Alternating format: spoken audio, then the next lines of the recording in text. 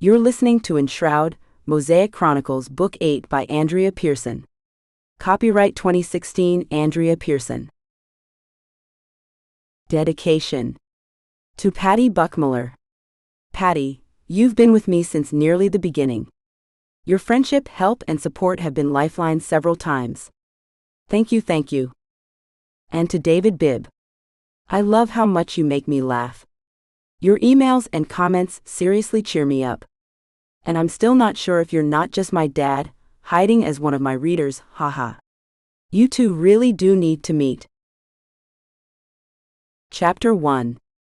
Nicole gasped, staring at the elderly man who just proclaimed that a talisman she'd spent months trying to get was a fake. What? How is that possible? Aldo's shoulders dropped. I'm sorry to have to tell you. It can't be good to hear. Coolidge grabbed the two halves of the talisman from Aldo's hand. No way. It worked for Nicole. How could it have worked if it wasn't the real thing? Aldo shrugged. There's a possibility that whoever made it granted it a portion of the original's power. Nicole looked at the rest of the group of people who'd searched with her for this talisman. They were completely discouraged. Did we waste our time then? She asked. The fat lady cleared her throat. Well, I hope not. I mean, you learned something, didn't you? Jacob glared at the stone floor of the castle. Yeah, that I suck at my job. No one said anything. Nicole knew she should probably reassure him, but after 4 days of being on a planet hotter than the hottest Earth summers, she was too exhausted, drained, and disappointed to think clearly. It wasn't a wasted trip, Dave said, his voice somewhat muffled. He was resting his head on his arms, which were crossed on the table in front of him. He looked up. Those Arates need to be rescued. If we hadn't gone there, we wouldn't have known about them. Austin shook his head. Dad, that doesn't help us now with finding Keitus. Yes it does, Elise said. It tells us Keitus is smart. Already knew that, Jacob muttered, only loud enough for those nearest him to hear. Nicole couldn't blame him for being bitter. She felt the same. And I agree with Dave, Elise said. The silver on that planet will be powerful, incredibly powerful when he restarts. If we rescue him, if we bring him to civilization and freedom and food, he'll be on our side. We're going to need a tight, focused and strong team when we go up against Keitus to take him down once and for all. We don't have the resources to pull together the same sort of group as last time, when the Great Ones came for a visit. She glanced at Nicole. I know we have access to your money, but everyone is exhausted. We lost a lot of lives. It's taking a long time for people to recover from the devastation we experienced last year. Nicole tilted her head. Had they already gone into the next year? Holy cow. They had. Judging by how much time they'd spent on the other planet, it was now the end of February or beginning of March. They'd missed her and Austin's birthdays. The most important question that arose from the forgery still hadn't been asked. She leaned forward. So, what about Lizzie's talisman? Is it also fake? Lizzie pulled the small metal object from her pocket and turned it over and over in her hand. She glanced at Nicole, a slight smile on her lips. Not exactly what you want to hear right now, but I'd love to know that I'm not a broken Arate. She handed the talisman to Aldo. What do you think? Aldo stared at it, then took the destroyed talisman from Coolidge and compared the two. He cleared his throat, swallowed, and looked at everyone. Also a fake. This time, the room erupted in voices, as everyone complained or asked questions. Nicole's mind swirled with her own questions, most of which wouldn't be answered unless she traveled back into the past and spoke to Anyev. Did the Makalo know about this? Where were the originals? How long had Keitus had them? Why hadn't Shanlin showed this to her? King Dmitri got to his feet, hushing everyone. What we need to know now is, where are the real ones? Everyone turned and looked at Nicole. She shook her head, her cheeks warming under the frustrated, impatient expressions directed at her. I don't know, Anyev. Anyev didn't. She looked at Jacob. Take me back to him. Now. She couldn't bear to be here anymore, with the judging, scrutinizing eyes on her. Needing answers was a welcome excuse to get away and not look or feel like a coward. Jacob nodded. They took each other's hands, and after a brief warming of her palm, their surroundings disappeared. Nicole released a breath of air she hadn't been aware she was holding.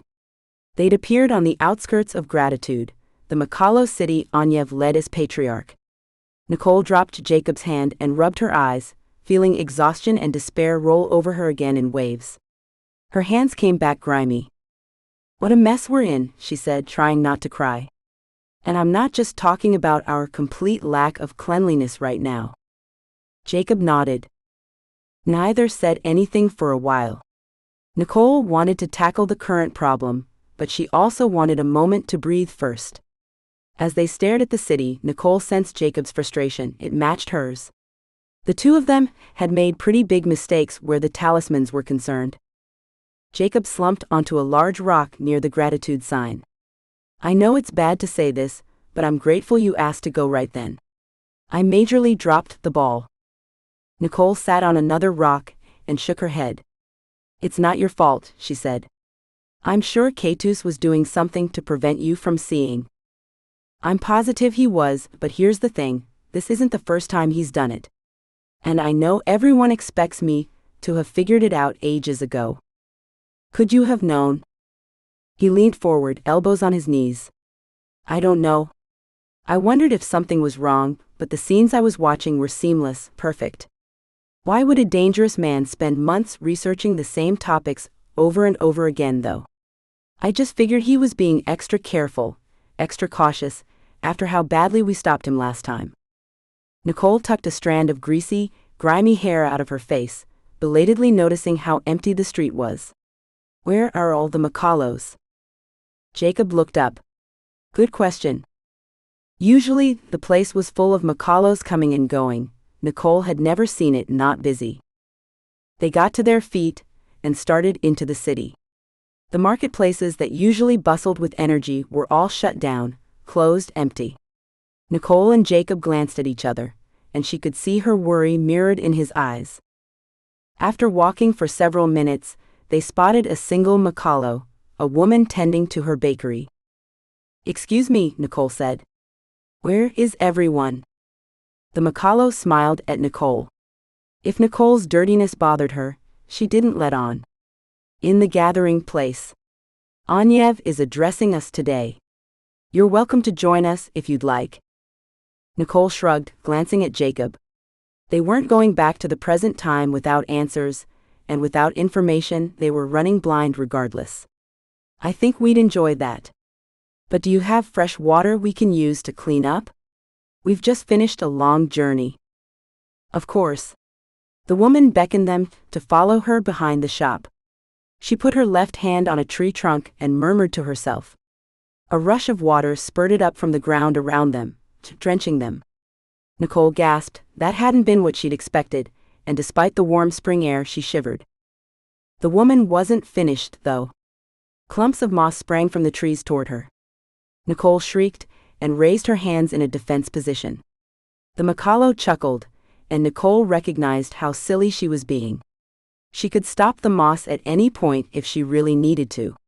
She relaxed and let the moss scrub the dirt away as more water splashed over her.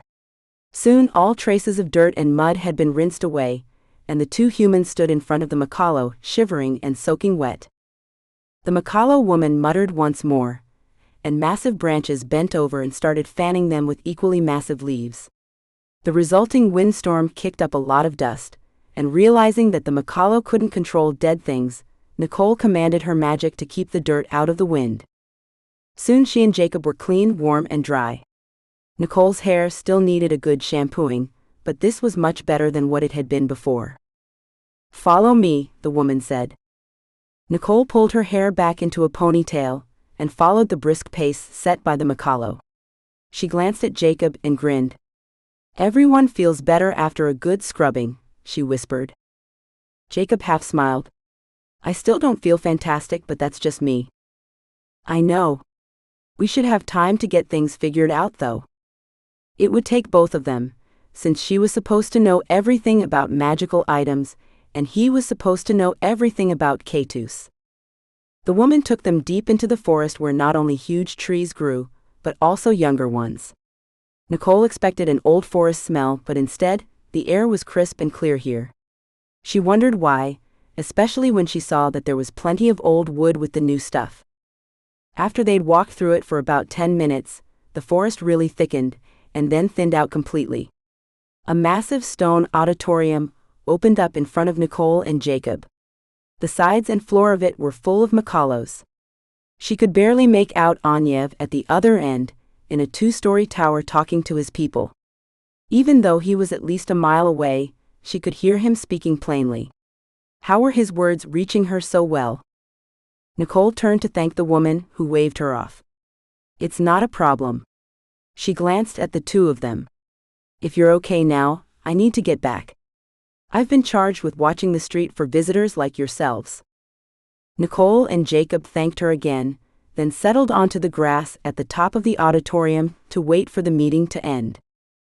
From what Nicole could tell, Onyev was giving his people an update on their situation, the progress of new construction projects, a few local tribes of what Nicole thought he'd said were bees, and a quest to help a few Minyas return to their homes. She tried to pay attention, but she was really struggling, and she could tell that Jacob was as well. Where had they gone wrong? Why hadn't Onyev warned them? Did he know it was going to happen? The Macalo had been amazingly perceptive so far. After 15 minutes, Onyev brought the meeting to a close. Nicole glanced at Jacob as Macalo streamed past them. "I want to get a Minya," she said. Jacob blew out his breath. "It's hard. I've never met anyone who was able to convince one to stick around. Minyas choose their owners." "I've heard that. How do I find one? I think my chances of convincing one to stay with me would be a lot higher if I actually knew one." He shrugged. "I honestly don't know. But I could ask my girlfriend if you could borrow hers." "I'd appreciate that. Thanks." By this point, enough Macalos had left that Nicole would be able to approach the patriarch without much problem. "I'll just talk to him now instead of back at his place, if that's okay," she said. "All right. I'll hang out here. Gotta figure out what happened with Keitus." Nicole started down the side of the deep bowl, stepping past adult Macalo and their families. Eventually, she reached Onyev's party in the middle. The elderly Macalo saw her immediately. "Bad news," he said when he was closer. "I can tell it is." He glanced around and motioned for her to sit on a cleared section of grass, while the others in his party dispersed.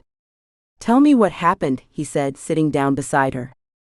Nicole started from the beginning, filling him in on her first trip to the other world when she'd found the talisman in the Agark compound, then ending with her return trip and how hard it had been to get out alive. "And we just found out the talismans we've spent months getting are fakes. They're forgeries. How is that even possible? The glowing lights in Shanlin gave me the locations of the talismans. Why did they lead me to fake ones?" Onyev stretched out on the grass, one hand behind him for support, and stared up at the bright sky above. "If I'd known there were fakes, I would have told you to ask for the real ones when you entered the forest. What concerns me is how close you might have come to overwhelming yourself. I created 4 talismans, and from what you're saying, there are at least 2 fakes. Concentrating on 6 magical items isn't a stretch for an experienced guardian of Shanlin, but for someone new like you, it can be very dangerous." He glanced at her, indecision on his face. He shook his head slowly. "Things are going to be interesting and difficult for you from here on out, if what I suspect is accurate." Nicole snorted. "It hasn't exactly been a walk in the park so far." "But what do you mean?" "I can't tell you, it'll destroy you if you knew. It will open your mind up too much to the influences of Shanlin. Never forget, Nicole, that going into that forest, not knowing exactly what you seek, can lead to a premature death." Nicole nodded. There was no way she'd forget that, it freaked her out. "Should I be nervous?" "You have loyal friends, and you are a smart young woman. Trust your instincts and trust your heart." You will not be led astray. Even though she didn't think that should have comforted her, oddly enough it did. She trusted her gut before and had been fine, even when things hadn't gone as planned. Hopefully, that luck wasn't about to change. Anyev's eyebrows drew together, and he bit his lip, studying Nicole for several moments before saying, "Return to Shanlin now. Seek the real talismans. Don't even think about forgeries.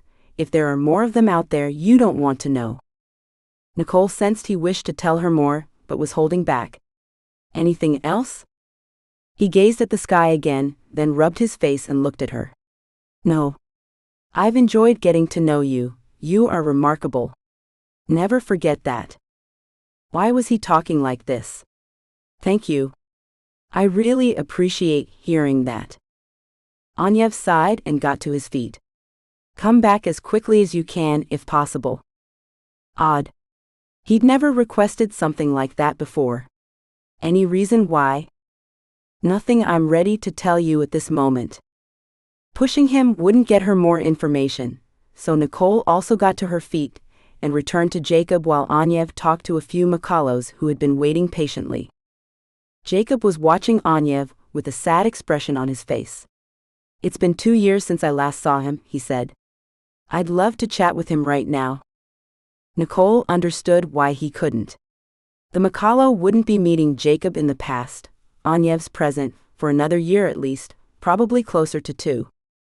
"He said to go to Shanlin immediately," Nicole said.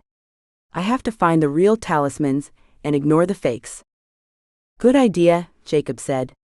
He took her hand and warmed her skin. The Makalo forest disappeared and was replaced by the interior of the Adana library. Nicole blinked, willing her eyes to adjust to the sudden darkness of the first floor. She tilted her head, an idea taking shape in her mind. "Hey, would it be possible for you to take me to the past and have us return to the library in the present time whenever I need to come?" Jacob thought that over for a moment. "I suppose it would be. It would definitely save us a lot of footwork. But I wouldn't be able to repeat the trip in reverse unless we wait for a while in between trips. My ability to jump between different times doesn't renew quickly enough anymore, now that I'm not doing it as often as I used to." "Makes sense," Nicole said. "Okay, I'll be back in a while." "Should I wait down here?" "Yeah, that's fine." Nicole started up the stairs, taking them 2 at a time. She was almost to the top floor when she hesitated. Something twisted in her gut, a sort of premonition, a warning. Maybe she should have Jacob wait on the 5th floor instead. She shook her head at herself. She was being silly. But the feeling persisted, and when Nicole reached the 5th floor she gave in to it. "Hey Jacob," she called over the balcony to where she could see him sitting on the bottom step of the 1st floor. He looked up. "Yeah? Why don't you wait up here? That way, we can start discussing what I figure out immediately." Her hesitation was misplaced, she was sure. Nothing ever happened once she got inside Shanlin, she was safe there. Still, her hands started sweating, and cold waves flooded over her. Nicole approached the door in the corner and greeted the guardian, pushing aside her nervousness. It wouldn't help her now. She needed to stay focused and protect her mind from wandering thoughts when she picked up the lantern. The guardian stood motionless, eyes shut, and didn't respond to Nicole's greeting. Nicole entered the room, then approached the lantern where it rested, already lit. She concentrated on the real talismans and picked it up, then stepped into Shanlin's forest.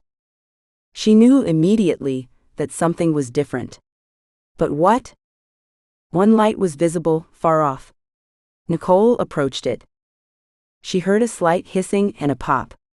The forest around her brightened considerably, and a massive fireball exploded right next to the glowing light. Nicole dropped to the forest floor and screamed as flames roared over her. Her back was in agony, the pain stabbing in deep. The fires stopped almost as quickly as they started. Nicole screamed again as she rolled, trying to put out the flames that seared her skin. Even after it was gone, the effect of the fire lingered, the heat licking at her nerves. She felt wind breezing across her back, and knew she had no clothes there anymore. How badly was she burned? She whimpered as she carefully, got to her knees and tried to turn to see. Blisters covered both shoulders, but she couldn't turn her head farther to see how bad they were. What had happened? Nicole looked the way she'd been headed, but the glowing light was still there. She'd thought it had exploded. She stumbled to her feet, unable to think clearly. What was going on? A darkened figure stepped into view, blocking the ball, and reached toward her. "You are not wanted here, Nicole." The feminine voice was grating, the accent weird. Nicole gasped as visions flooded her mind. Glowing trails, Keitus with 3 talismans, a single path leading to that last talisman, a snowy expanse over mountains and lakes, and a massive ocean from his current location. The visions disappeared. Nicole heard another hiss and pop. It came from the woman. Turning, clenching the lantern, Nicole scrambled, tripping, running as fast as she could through the charred trees back to the library. She felt and heard the fire roaring behind her and threw herself through the wall, landing hard on her stomach. The lantern was flung from her hand, but not before fire exploded over her, rushing into the room, eating up the oxygen there. Nicole screamed, shrieked, wishing Jacob could hear her through Shanlin's magic. Her entire body was in agony. She felt herself drifting, going unconscious. She had to fight it. The wall slammed shut and the fire died. Had to get to Jacob, had to survive. Fight. Live. Nicole crawled forward, barely able to move. The pain was too much, too raw. She wouldn't make it. The guardian stood near the large rose window, his face toward her, his eyes shut. "Help," she gasped. "You'll replace me soon," he said. "Please?" He shook his head. "It's my turn to move on." No, it wasn't. She wasn't going to die. She wouldn't allow herself to die. Nicole dug her toes into the cold stone, carefully reaching out, gripping it with her fingertips, and dragged herself an inch forward. She'd been burned twice across her back, but her chest, stomach, thighs, none of her front had been burned. She had a chance. She would make it. Blackness crept in at the edges of her vision. "No," Nicole said. She reached again, pushing with her toes, screaming in agony, and again scooted an inch. Only 20 feet to go. Feeling tears enter her eyes, wishing she'd taken the chance to say goodbye to Austin, Nicole forced herself forward again. She couldn't die. She wouldn't die. Nicole concentrated hard. She counted to 3. Then she bellowed as loud as she could and pulled herself forward again, this time moving several inches. She ignored the guardian. He hadn't moved from where he stood next to the rose window, his face turned toward her, a peaceful expression there. With another massive push, Nicole again pulled herself forward by several inches. It was exhausting, horrible. She roared again and pushed hard, then screamed when the skin on her back wrinkled and shifted with her efforts. How was she still alive? Didn't burns like these usually kill people? Realizing that following that train of thought would kill her, Nicole forced her focus back to the task of getting out of the library. She edged her way to the door that was now visible. The door that led to Jacob. It was open. Had she shut it? She thought she had. Then she saw that the guardian had moved, that he'd opened the door for her. Shame filled her when she realized she'd never asked him how long he'd been stuck here in this room, with rare visits from other people. Should she allow him to find peace and relief? To be released from this eternal calling? No. She couldn't, she wouldn't die. Austin's face entered her mind, his warm brown eyes. His beautiful lips as they formed the words, "I love you." A sense of warmth built, starting in her chest, and Nicole felt herself strengthening, even if only a little. Determined to survive, she thought about the people she cared so much about, starting again with Austin. Lizzie followed soon after, and Nicole pushed herself forward several more inches as she thought of her relationship with her best friend. Lizzie had been there for her through everything. She knew Nicole better than anyone else in the world, Austin included. She'd seen Nicole grow up, they'd been by each other's sides since grade school. Nicole inched forward, her arms aching, her leg muscles throbbing. She was reaching the edge of her physical limits. She'd exceeded her physical limits. She grasped at the threshold, thinking of Professor Coolidge and his belief in her, how he'd practically adopted her from the beginning. How he taught her, counseled her, trusted in her. Her thoughts returned to Austin again. The things they'd been through together. Their breakup, his devotion to her even through all of that. She pushed herself over the threshold. Was it far enough? Would Jacob be able to help her? She couldn't see him, and she couldn't feel her magic. Her magic always returned when she left Shanlin. A few feet more to go. It felt like 100 miles. Nicole allowed her thoughts to go to her parents. Her dad, who had always been so lovingly detached. Affectionate, but at a distance. Never caring enough to really get to know her. And Tiffany, oh Tiffany. The mom no girl wanted. Full of jealousy, full of envy. Tiffany had hated Nicole enough to actually go through with murder, though instead of killing Nicole, she'd killed another Arate. An evil Arate. Greg. For the first time, Nicole felt forgiveness flooding through her. She forgave her parents. She forgave Greg. With a final grunt, Nicole pushed herself fully beyond Shanlin. Jacob solidified, sitting against a shelf opposite her. She felt her magic appear, faint still but enough. She forced some of it to trickle to a table, shuffling the charred remains, trying to catch Jacob's attention. She prayed he wasn't time-seeing somewhere. The table shuffled, slid across the stone. It wasn't much, but it was enough. Jacob jerked, his head swiveling upward. "Nicole," he said. "Help?" It was only a whisper. He lurched to his feet as Nicole struggled to remain conscious. He bounded across the distance between them, then gasped when he neared her. Not asking what happened, Jacob pulled a small metal container out of his pocket and opened it. Out floated Early, his minya. "Get Akano. Bring him here immediately." "He can't." Nicole couldn't finish. Her vision started swimming. How was she still conscious? How was she still alive? Akano wouldn't be able to help. How could he even get here without Jacob's help? Early had already disappeared. She reappeared with a flash, holding something in her arms that was as big as she. "Take me to the other side of the library," a tiny voice said. Nicole couldn't keep her head up any longer. She let her face drop to the cold stone. A moment later, a sharp pinching around her shoulders made her scream as her burns were roughly handled.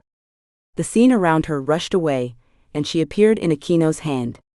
She recognized his face in the dim darkness that surrounded him. What had happened? Where had he come from? He didn't waste any time getting her into a minya container.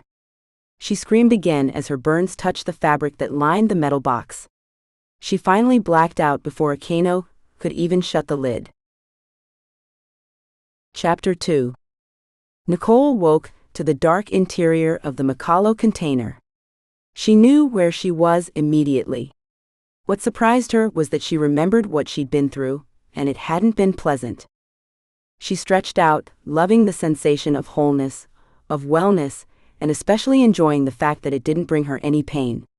Thank goodness for Makalo's minyas and Kaide sap. She reached up and pushed the lid open, squinting against the sudden light. "She's awake," Austin called out. "Akano, would you enlarge her?" "Austin?" Nicole asked, her heart warming. He turned to her. "You're in the castle in Myvoril City. Jacob and Akano brought you here while you were sleeping." Akano enlarged her and she ran straight to Austin, who was just getting to his feet, the minya container still in his hands. She held him tightly, so grateful to see him again. "You saved me," she whispered. "You and Lizzie and Coolidge.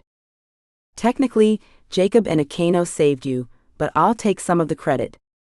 Nicole giggled, leaning her forehead against his chest. She was so relieved to see him again, so relieved to be out of pain. It made her giddy. She kissed him on the cheek. "I'll explain later." "How did Akano get there?" Sweet Pea made him little here so Early could carry him. "The library is big enough that he was able to get far enough away from you to successfully shrink you, even while shrunken himself." He kissed her forehead, tucking her hair behind her ear. You were so tiny, Nicole. Akeno was only 4 inches tall, and you were 1/4 of an inch. She gasped. Wow. Did you see me that size? He shook his head. We didn't want to open the container once you were in it. But Akeno showed us how big you were compared to him, and we figured it out. He showed her the container. When he got back here, after you'd spent several hours in this already, he made it normal sized so he wouldn't lose you. Nicole leaned against Austin's chest again, so grateful to be in his arms. I appreciate that. Austin made a rumbling noise. Do you realize we missed both our birthdays while we were on the other planet? Happy birthday, Nicole said, still unable to believe that February and 3 other months had come and gone during the 4 days they'd been away. I'll make it up to you. Are you hungry? Queen Arian called from across the throne room. Nicole glanced over. The regular table was packed with people, and Jacob was just shutting a link to what looked like Coolidge's house. The professor was making his way to the table where Dimitri, Arian, Aldo, Lizzie, Azariah the fat lady, and Akeno were already sitting. I'm starving, Nicole said. Arian motioned for her to come. We've got a feast for you. Austin led Nicole to their usual places, and Lizzie put her arms around her best friend. Jacob told us you'd been burned. Like really, really badly. Nicole nodded. I don't know how I got out alive. I shouldn't have. She looked at her friends. It was thinking about each of you, needing to say goodbye to warn you to be with you, that saved me. Ornas? Aldo asked. About the person in the forest, Nicole said after taking a drink of orange juice. I think Anyev knew what was going to happen. He made an offhand comment about things getting interesting and difficult, but he wouldn't say how. At the Queen's insistence, she pulled a large breakfast casserole toward herself and piled a huge serving on her plate, then passed the casserole to Austin. As she and the others ate, she explained what had happened. It took an hour to get through her meal, but she didn't mind. The information she shared was more important. Tell me more about this woman you saw in the forest, Dimitri said, leaning forward, hands clasped. Nicole shrugged. Well, she had some sort of bombs. At least that's what it seemed like. Huge blasts of fire exploded outward from her after a sort of ticking or popping sound. It has to be a fire pulsar, Dimitri said, looking at Aldo. Aldo nodded. It would seem so. What's a fire pulsar? Lizzie asked. A non-human creature that, well, pulses fire from every pore, Aldo said. On our world, they're regarded as dragons. They can't fly and they look more like humans than traditional dragons, but their mastery of fire is unmatched. If Shanlin has been taken over, can we even use it anymore? Jacob asked. Nicole cringed inwardly. She hadn't allowed herself to follow that train of thought. She had so many questions. I don't know, but how did the fire pulsar get access to that part of the library? And how was she there without the lantern? And why have I never seen her before? Not only that, but what am I going to do? She leaned forward, putting her head in her hands. She was a guardian of Shanlin, but she never wanted to go back again. Would it be bad if she didn't? The answer sprang into her mind immediately. All those magical items, they couldn't be left unguarded. Sure, there was someone there now, but he could only do so much without the help of a living guardian.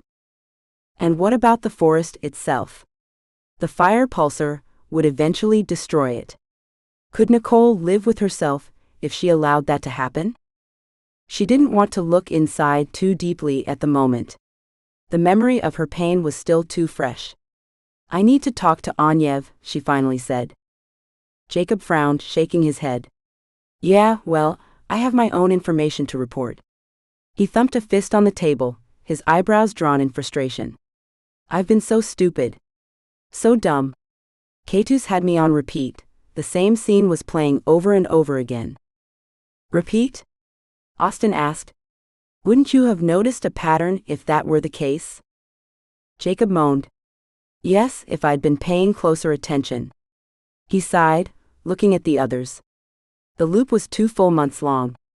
The only thing that clued me in was a book on the corner of Keitus's desk that flicked quickly between 2 locations after 2 months of staying in the same place. It took me forever to figure it out. Fast-forwarding, rewinding, fast-forwarding, rewinding through everything Keitus had given me to see. And yup, it was a loop. I've watched it 5 times now to be sure. What does this mean? Arian asked. How do we proceed? Dmitri got to his feet and started pacing.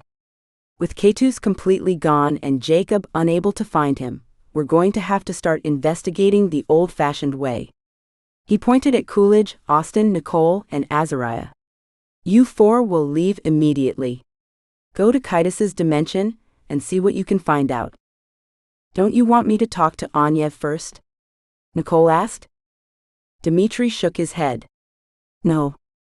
I'm not sure if Jacob has told you this already, but time passes the same when you're in the past as it does when you're here, and I don't want to wait even a moment longer, not when we have no idea what's going on with Keitus. At this point, information from Anyev will merely satisfy our curiosity. Knowing what Keitus is doing is far more imperative. Hopefully he's there still, just hiding from Jacob's sight. Dmitri looked at his son with an expression of pride. I know you've been stressed about this, but we really love and appreciate you.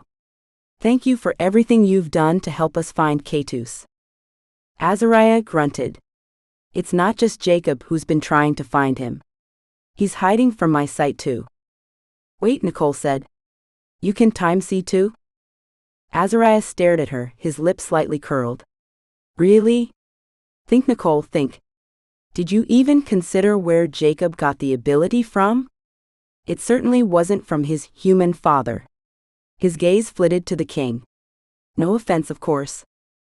A smile played at the corner of Dmitri's face. None taken.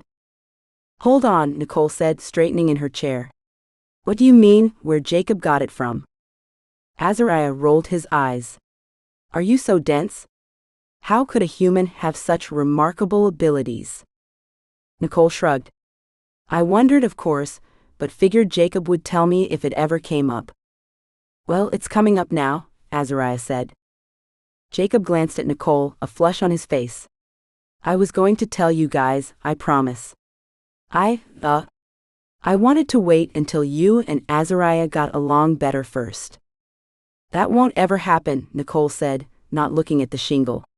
She didn't need to see his face to know he agreed. Well, Azariah is my great-uncle. He's my mom's uncle. I'm part shingle.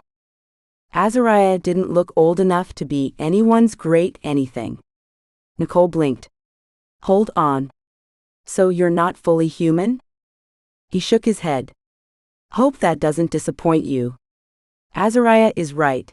Humans in my dimension of Earth don't have magical abilities. Nicole finally noticed Austin's expression. He was grinning. She stared at him. Why are you so happy about this? He shrugged. I was right. I knew there had to be a reason why Azariah was so involved, when none of the other shingles seemed to care. Besides, he continued, haven't you noticed that he and Jacob look alike? Nicole scoffed. No, they don't. Jacob is very human. Azariah is, well, how could she say long, angular, pinched, and scrawny without coming across as rude? Or making Azariah more mad at her than he always was. Incredibly attractive, Azariah said. Not the words I was looking for. She didn't dare supply her own. Austin linked his hands behind his head, a pleased expression on his face. Look at them. Jacob has Azariah's hair color and eye shape.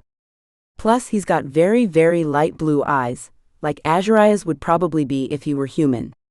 I don't usually pay attention to these sorts of things, but it's pretty obvious when you're looking at the two of them that they're related. Nicole snorted. Speak for yourself. It was hard to feign irritation with her boyfriend, though. She loved that he'd noticed something like that before she did. So, Jacob, which of your abilities did you inherit from your uncle? He shrugged. All of the ones dealing with time, plus a lot of my fighting skills and my ability to see emotions. He glanced at Akano. Others I got when Keitus tried to turn me into a Lorcan, and the Makalos had to save me. He took a breath. I'm still upset with myself. And my dad is right, you all need to visit Keitus's place as soon as possible. You're not coming too? Nicole asked. Jacob shook his head. I've grounded myself, until I can see if there's a glitch in what Keitus is showing me. If I go back far enough, I should catch something. I need to figure out how he's stopping me from seeing so I can get around it. He rushed to continue. Don't worry, I'll be keying you guys to and from the dimension. But other than that, my help isn't going to be available. After Dimitri agreed to Jacob's plan, he made sure everyone had what they needed, then excused them. The exploratory group would be leaving immediately. Nicole was eager to get on the move, especially after all the time they'd spent trying to find the fake talismans. She hoped it would be a quick trip though. She couldn't wait to talk to Anyev. She and the others accepted backpacks of food from Aryan. They have everything you may need in case you get stranded, Aryan said. Nicole shouldered her bag. Let's hope that doesn't happen. Aryan gave her a hug. Yes, let's.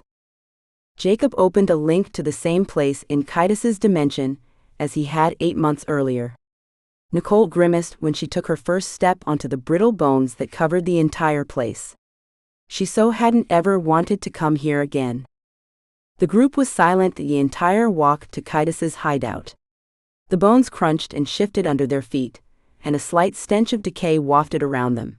Not strong enough to bother Nicole, but strong enough for her not to forget where they were. They knew as soon as they saw it, that the building had been empty for a while. It had a sense of vacancy to it that places get after enough time passes. A sort of deadness.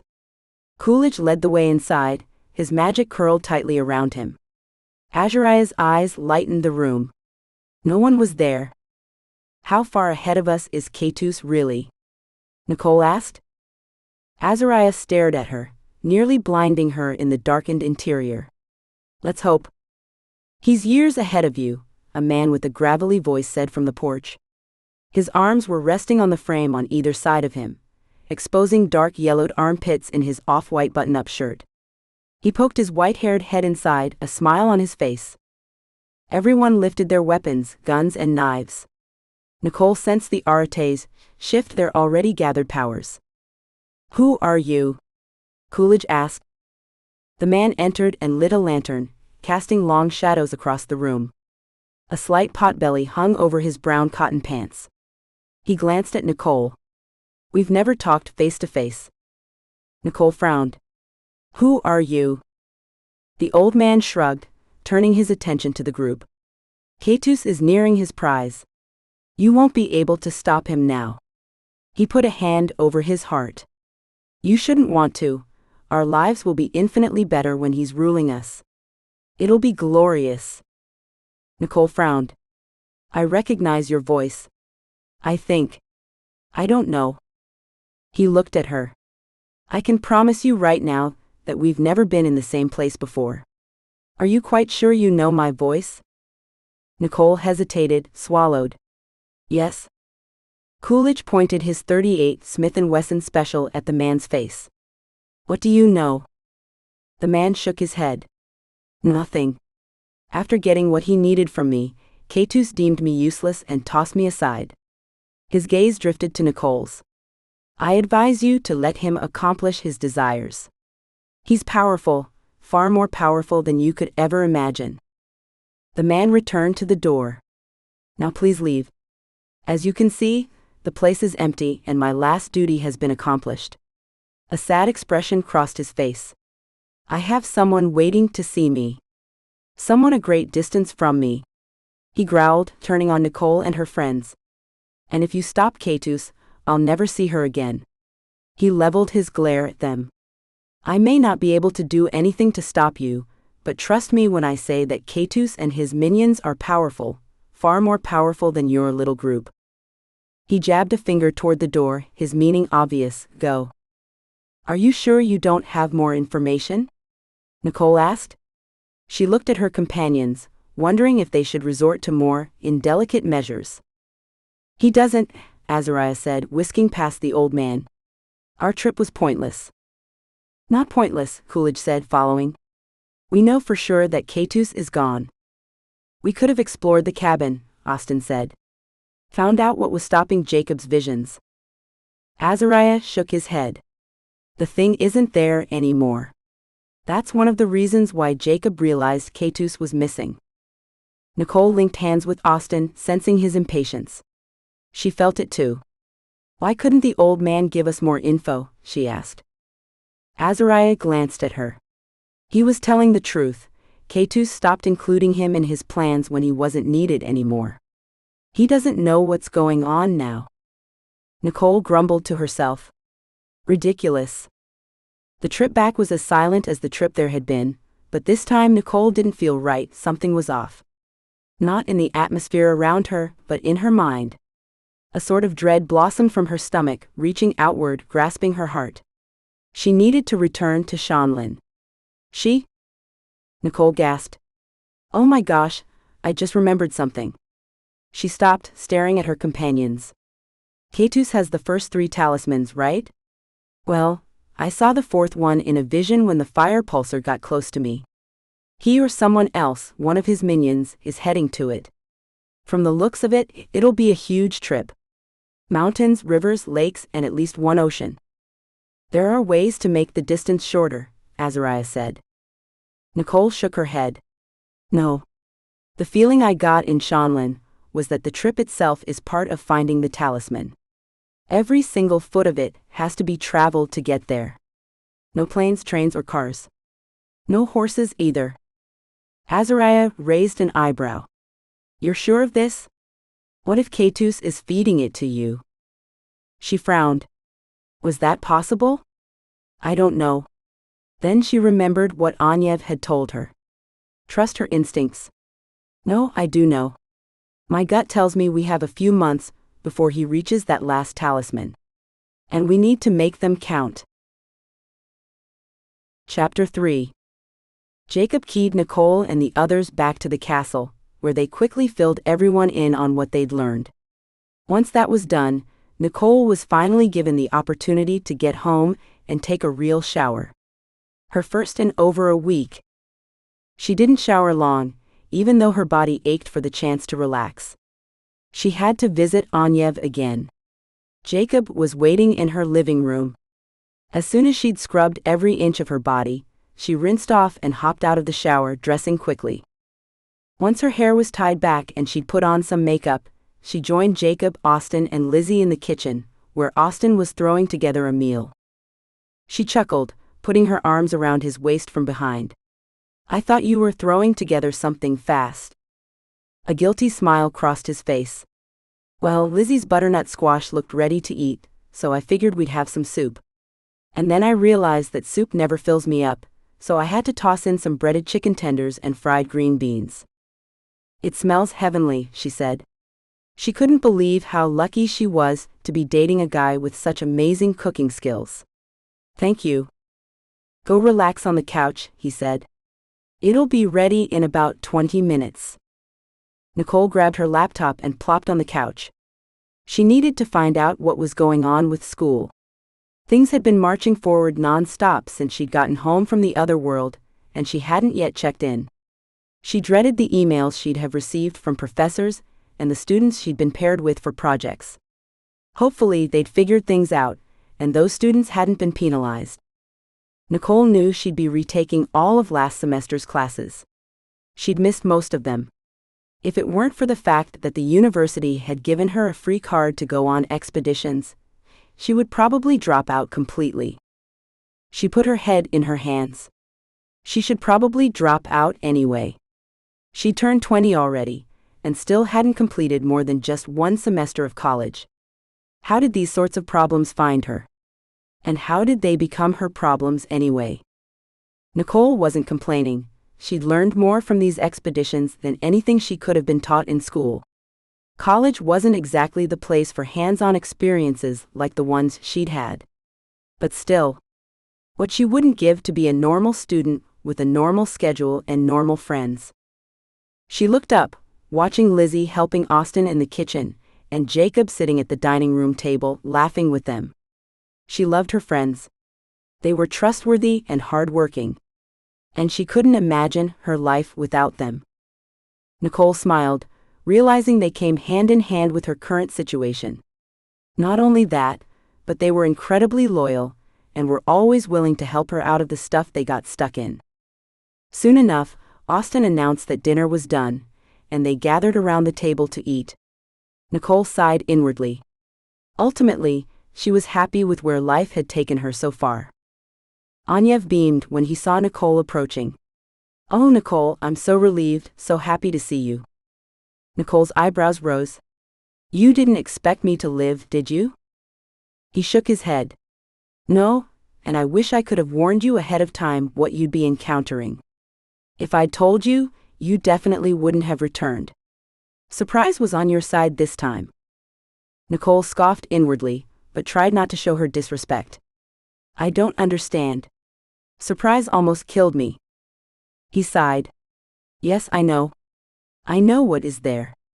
Lacia was one of my most loyal guardians in the past. Keitus is incredibly persuasive." Persuasive, as in he's great at forcing people, or persuasive, as in he actually convinces them? Anyev shrugged. "I'm not entirely sure. Either way, he successfully bribed Lacia to stay there. And she's preventing you and the other guardians from finding the talismans, right?" Nicole nodded. "I did see where they are, I just have no idea how to get to them." Anyev twisted his long silver beard, his thoughts far away. Nicole watched from the corner of her eye, not wanting to interrupt him. He finally looked at her. "You're probably still wondering why I didn't tell you more of what to expect." "Well, sort of. I've learned to trust you, though." Anyev didn't respond for another moment. Then he said, "If you know ahead of time, you'll enter the forest with the expectation that anything could happen. Your concentration changes. And that opens your mind to too many influences, which would overwhelm you and do permanent damage." Nicole frowned. "I go in there all the time knowing what to expect." Anyev nodded. "First-hand experience is different from second-hand.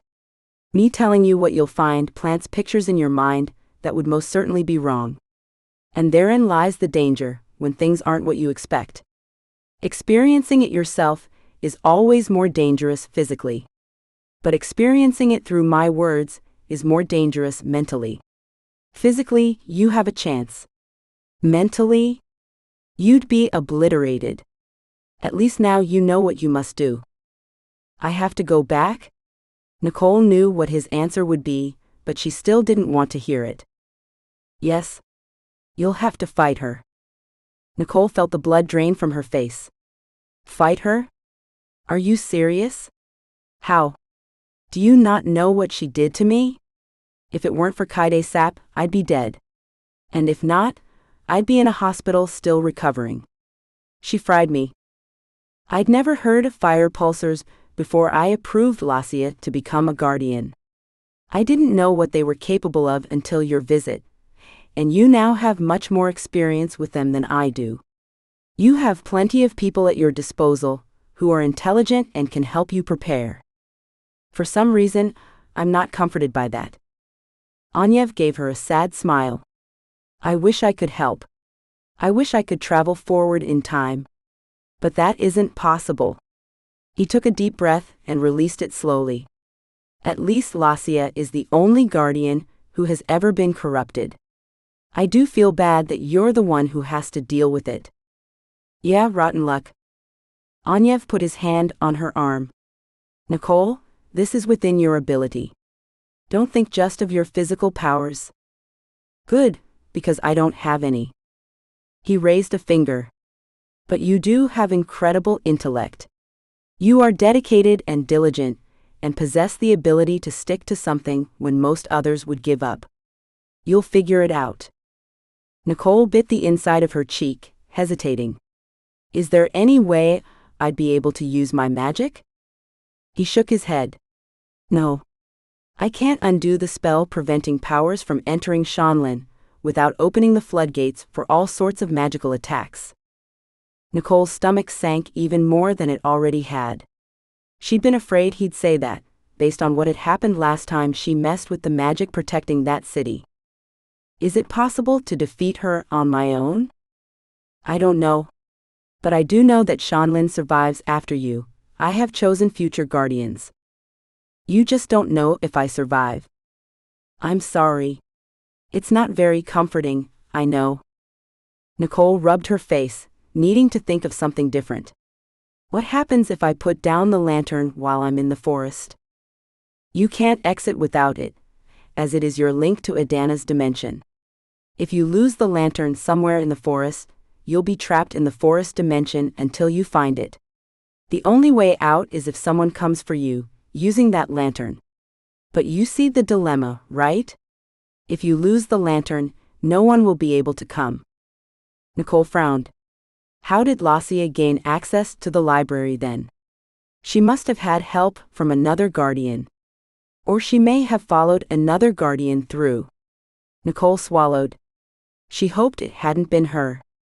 Will I still be able to function without the lantern in my hand? How could she otherwise fight? He nodded. Of course. You'll be able to see the glowing orbs, the lights. You'll be able to fight the fire pulsar. Anyev studied her for several seconds. She waited, sensing he had something to say. When the seconds stretched into a full minute, she started feeling a bit uncomfortable. She was about to start talking when Anyev opened his mouth. I'm breaking my own rules by telling you this, but I sense you need some good news. The talismans can't be joined without a certain amulet. And that amulet doesn't exist. I destroyed the last one. Of course, a new one could easily be fashioned, if the person has the book that contains the recipe. I sealed it in Shanlin. I'm not sure if it's still there in your time. If you can, Nicole, find it and destroy it. What is the amulet called? The Kioma amulet. Nicole nodded. That's something I can focus on while preparing to fight Lacia. Anyev patted her arm. Good thinking. Please come visit again, and keep me updated on your situation. I know you'd like to continue your life for a while before becoming the permanent Shanlin guardian. Nicole sighed. Yes, I would. They said goodbye, and Nicole left Anyev's leisure room to find Jacob. She had him take her to the library so she could look for the book, but even though they found record of it in the big book on the second floor, it wasn't on the corresponding shelf in Shanlin. When Nicole asked the guardian about it, he told her it hadn't been there for years. Nicole left, feeling a familiar sense of discouragement. She found Jacob pacing the first floor of the library. It's not there, Nicole said. Hasn't been for a long time, according to the guardian. Jacob led the way out of the library. I'll see if I can find it by time seeing, he said. Nicole nodded, feeling a bit bad for him. The poor guy had so much to do. Was he even able to attend school anymore? Jacob closed his eyes and leaned against the rough stone of the library's exterior wall. Nicole settled in to wait for a while, but it didn't take him long to return, and she jumped when he started talking. Keitus had it last, he said. Nicole frowned. Great. Yeah, I checked him first. No sense wasting time when we know he's our suspect. Nicole agreed with that. How did you find it when he's been duping you for the past few months? Jacob started walking, and Nicole quickened her pace to keep up. They had a lot of ground to cover before they got to the Myvril city castle. He had it years and years ago, before he was even a Lorcan, when he was still a regular king. He glanced at Nicole. He's known about the talismans since he was alive, apparently. He must have known there was a chance we'd defeat him while he was a Lorcan, so he came up with a backup plan. What happened with the book? It was destroyed. He destroyed it. So Anyev's given us a dead end to follow. No, there's still the chance we could prevent Keitus from concocting the amulet. Nicole glanced at Jacob. Wouldn't he have created it years ago? I would have seen it. At least I think I would have. He never mentioned it to me in all the conversations we've had, and I've never seen him do anything that would lead me to believe he had an amulet of this sort. I think he put together a backup plan and set it aside so he could focus on becoming a Lorcan. Once he was a Lorcan, he didn't need to do anything with the talismans and amulet. He was already immortal and powerful. Nicole didn't respond to that. What Jacob said made sense. So what happens now? We need to find out what the recipe in the book was, Jacob said. Nicole frowned. Didn't he just say the book had been destroyed? How? Easy. I take you back in the past so you can infiltrate Keitus's castle and copy the recipe. If we know what the ingredients are, we might be able to stop him from putting it together. Nicole snorted. Easy? How is that easy? Jacob stepped across a fallen log. I've already done it once. Then why don't you do it again? Nicole asked as she also crossed the log. Jacob waited for Nicole to catch up before talking again. Because he'd recognize me, pretty much anyone in the castle would. I was there long enough to gain friends and enemies. Plus, my magic would probably prevent me from going, since I was there at so many different times. He rubbed his hands together, a sparkle in his eye. Oh, I can't wait for you to go. You may even run into me there. I was visiting during the time the book was in Keitus's possession. Nicole concentrated on her feet for a few moments, not wanting to stumble on the jagged roots poking up through the road. So what needs to happen first? We have to get you contact lenses. Nicole frowned, staring at him as he pulled branches out of their way. Why? I have good eyesight. When traveling in the past, if you meet someone who knows the future you, it pulls you back to your present. Kind of convoluted, I know. But doing it can cause heart attacks for me, since it's using my magic. It's really dangerous. It will ruin everything, because we then need to find another place and time for you to appear at the castle. Contact lenses fix all of this. We figured out that they prevent others from recognizing you. Just contact lenses? That's not much of a disguise. It's not really a disguise, the contacts are special. Aldo invented them. Nicole still had questions about the lenses, but instead asked, how long do you think I'll need to be in the past? A couple of days, if not less. Long enough to get a job in the castle, and then stalk Keitus and the book. Get a job? In the castle? Nicole's stomach turned. This plan was sounding more and more complicated. Not to mention dangerous. Jacob nodded. There's no way you'd be able to wander the place aimlessly without working there. And how am I going to get a job? I have no experience acting like a medieval person. You've never role-played? Nicole stared at him, an eyebrow lifted, and he chuckled. Didn't think so, you're not the type. But Hala can help. She used to work there. Actually, that's how I met her.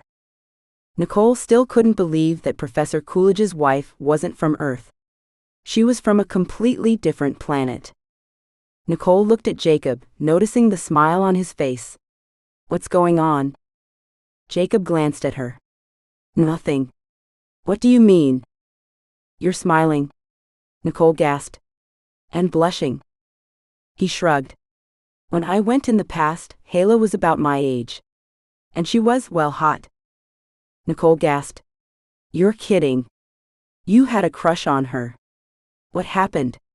She grabbed him. Spill. He laughed, holding his free hand up. Nicole released his arm and he said, nothing. She flirted with all the footmen. It ended up being a bit awkward in the end, actually. His eyes glazed over as he thought about the past. She wasn't in a great situation when I found her later. She'd gotten stuck in a Lorcan trap, and it took a long time to get her to come around. She's definitely happy now, though, Nicole said. He grinned. And I'm so glad about that. They didn't talk much the rest of the way. Nicole knew Jacob was probably curious about her visit with Anyev, but she wanted to wait until she was with the others before talking about it. As soon as they were back in the castle, she sat down with Dmitri, Jacob, and Arian to discuss the fire pulsar. Her name is Lasia, Nicole said, and she's been corrupted by Keitus. Dmitri and Jacob looked at each other with incredulous expressions. Lasia? Jacob said. Are you sure? Yes, of course. Jacob shook his head. I don't believe it, he said, his lip curled. Anyev must have told you the wrong name. How? And why?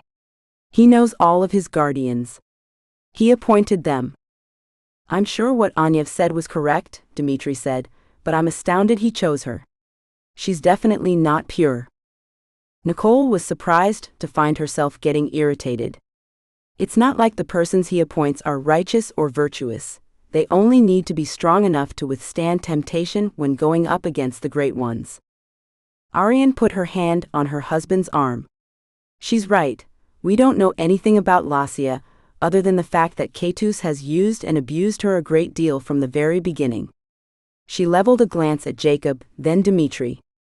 And we all know what Keitus is like when he's trying to persuade someone. He may have threatened her and her loved ones extensively. Jacob muttered something about Lasia not having anyone who loved her, but he didn't argue with his mom. Dmitri pinched the bridge of his nose, studying Nicole. Anyev gave you more than usual to do this time. Nicole nodded. Tell me about it. Find the ancient book, read it, figure out where the Kioma amulet ingredients are, fight Lasia free Shanlin. Not to mention the fact that I still need to figure out where the last talisman is. At least we have an idea, Dmitri said. Keitus has a long walk ahead of him. And thank goodness for that, Arian said. After discussing a few more less important topics, Dmitri closed the meeting. Nicole was under strict orders to go home and get some rest before she went back in the past. Jacob keyed Nicole to her apartment. As soon as she was there, she dumped her things on the kitchen counter, then flopped on her bed. She couldn't believe how tired she still was from the week's activities. Lizzie wasn't home.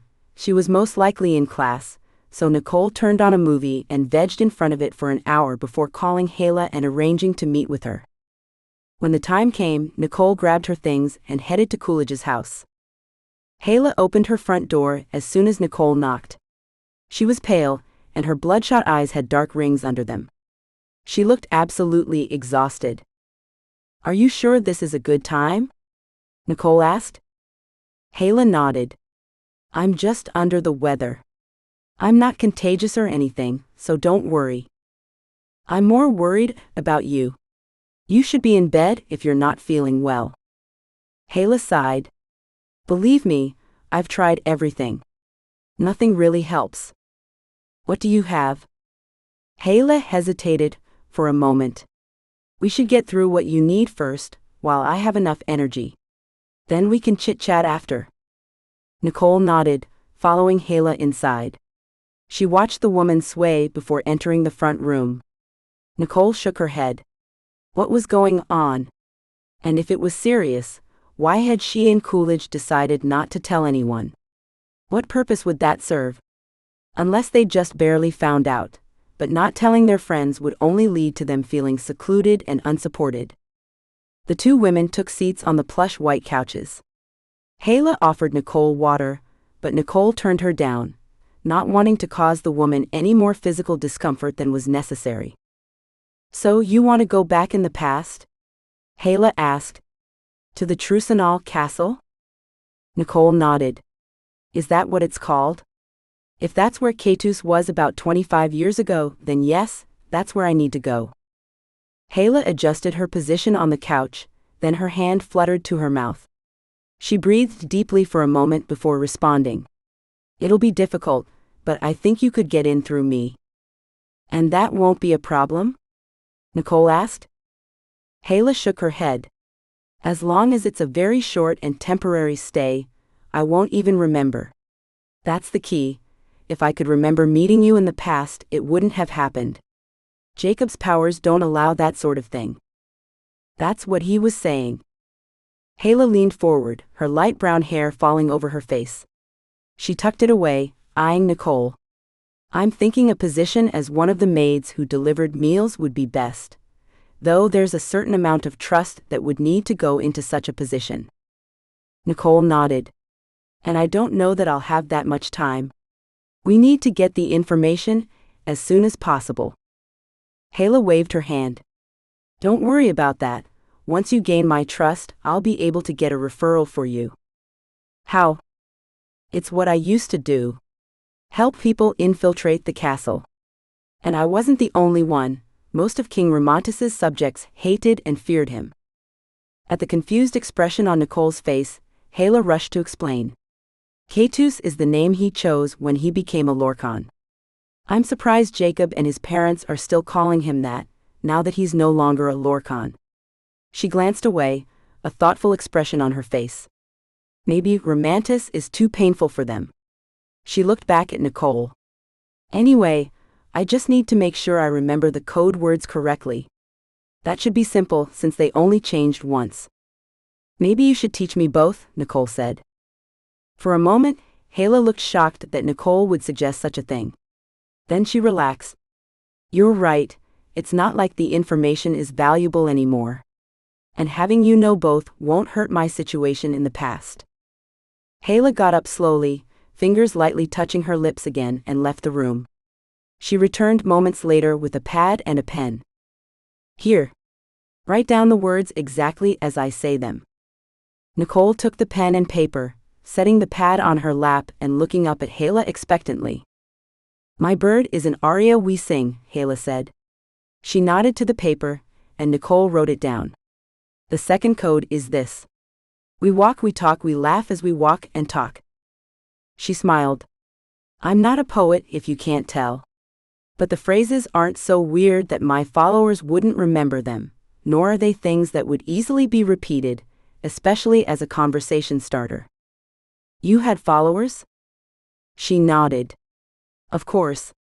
I alluded to it earlier, but half of us wanted to get rid of the king, and the other half wanted to back him up.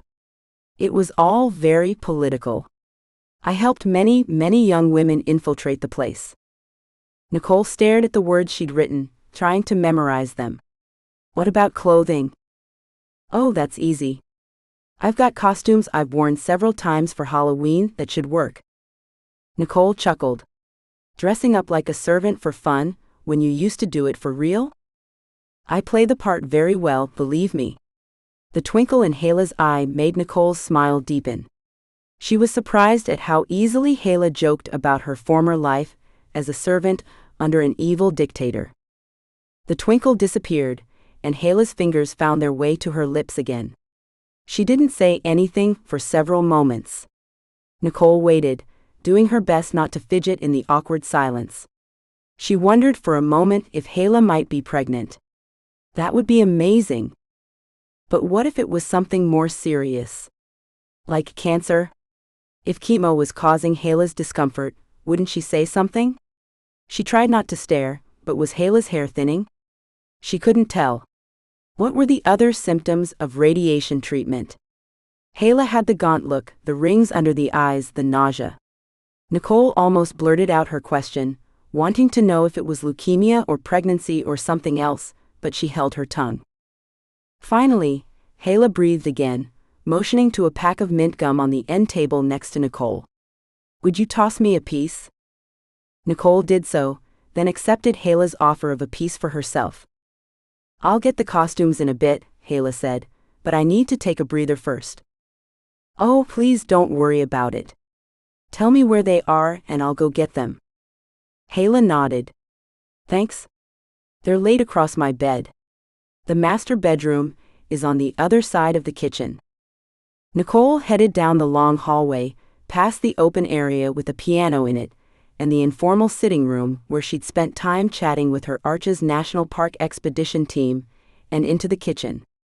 She smiled when her eyes landed on the apron sink.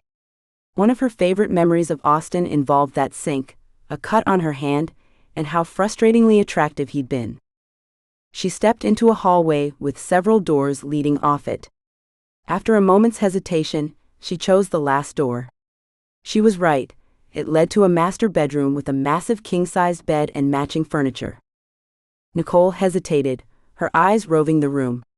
Professor Coolidge's house never ceased to surprise her.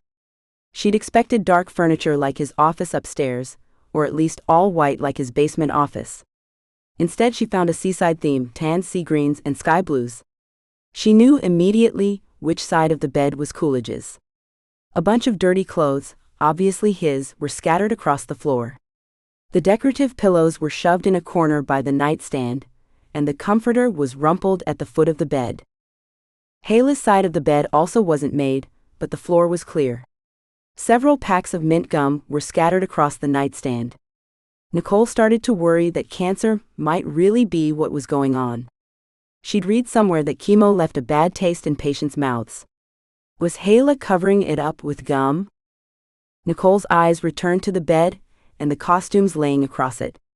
She gathered them up and carried them back to Haley. Haley had her try on several of the dresses before choosing one that fit and matched Nicole's adopted situation the best. She picked out an apron and shawl. These clothes will make you look upper-lower class. We can't have you looking wealthier than a servant should, but you do need to have a little more standing than a mere kitchen maid if you'll be around the royal family. She glanced at Nicole. Do you know yet what time in the past Jacob will be taking you to? Nicole shook her head. We haven't talked much about it. I started working against the king at a very young age, so you should be okay, as long as it isn't very far in time from when Jacob was there.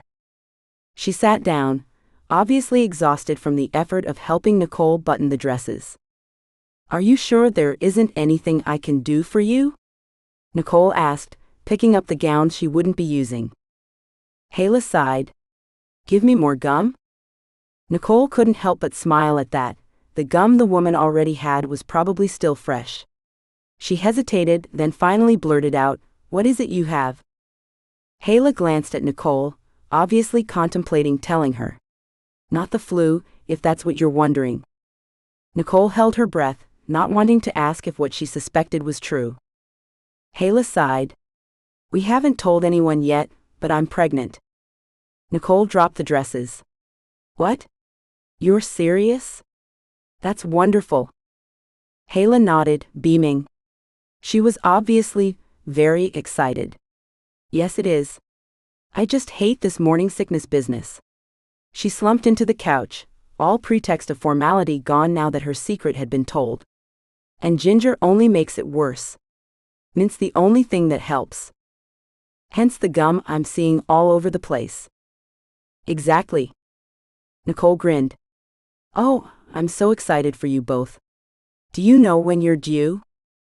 Sometime in the fall. Haley's eyes filled with tears. I have you to thank, you know. The curse you broke wasn't mine but my husband's.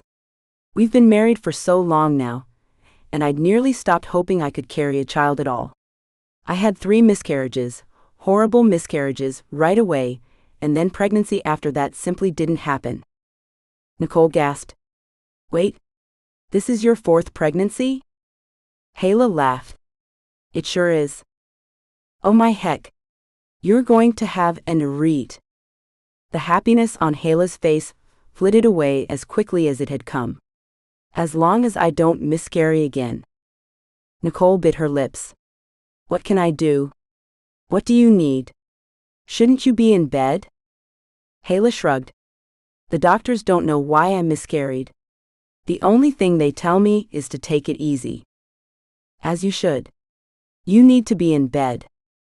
Nicole gathered up the costumes, taking them back to the bedroom. Then she made a cup of peppermint tea for Haley and ordered the woman under the covers. Thanks, Nicole, Haley said.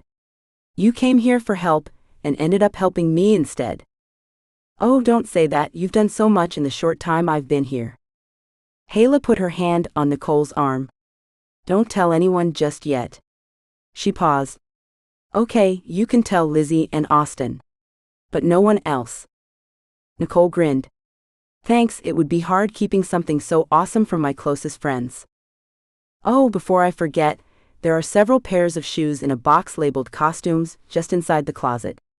I couldn't get it much farther than it is.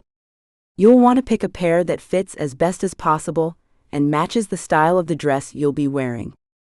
Nicole stepped into the closet and found the box. She hefted it, bringing it back to the bed, and started rummaging through the shoes inside it.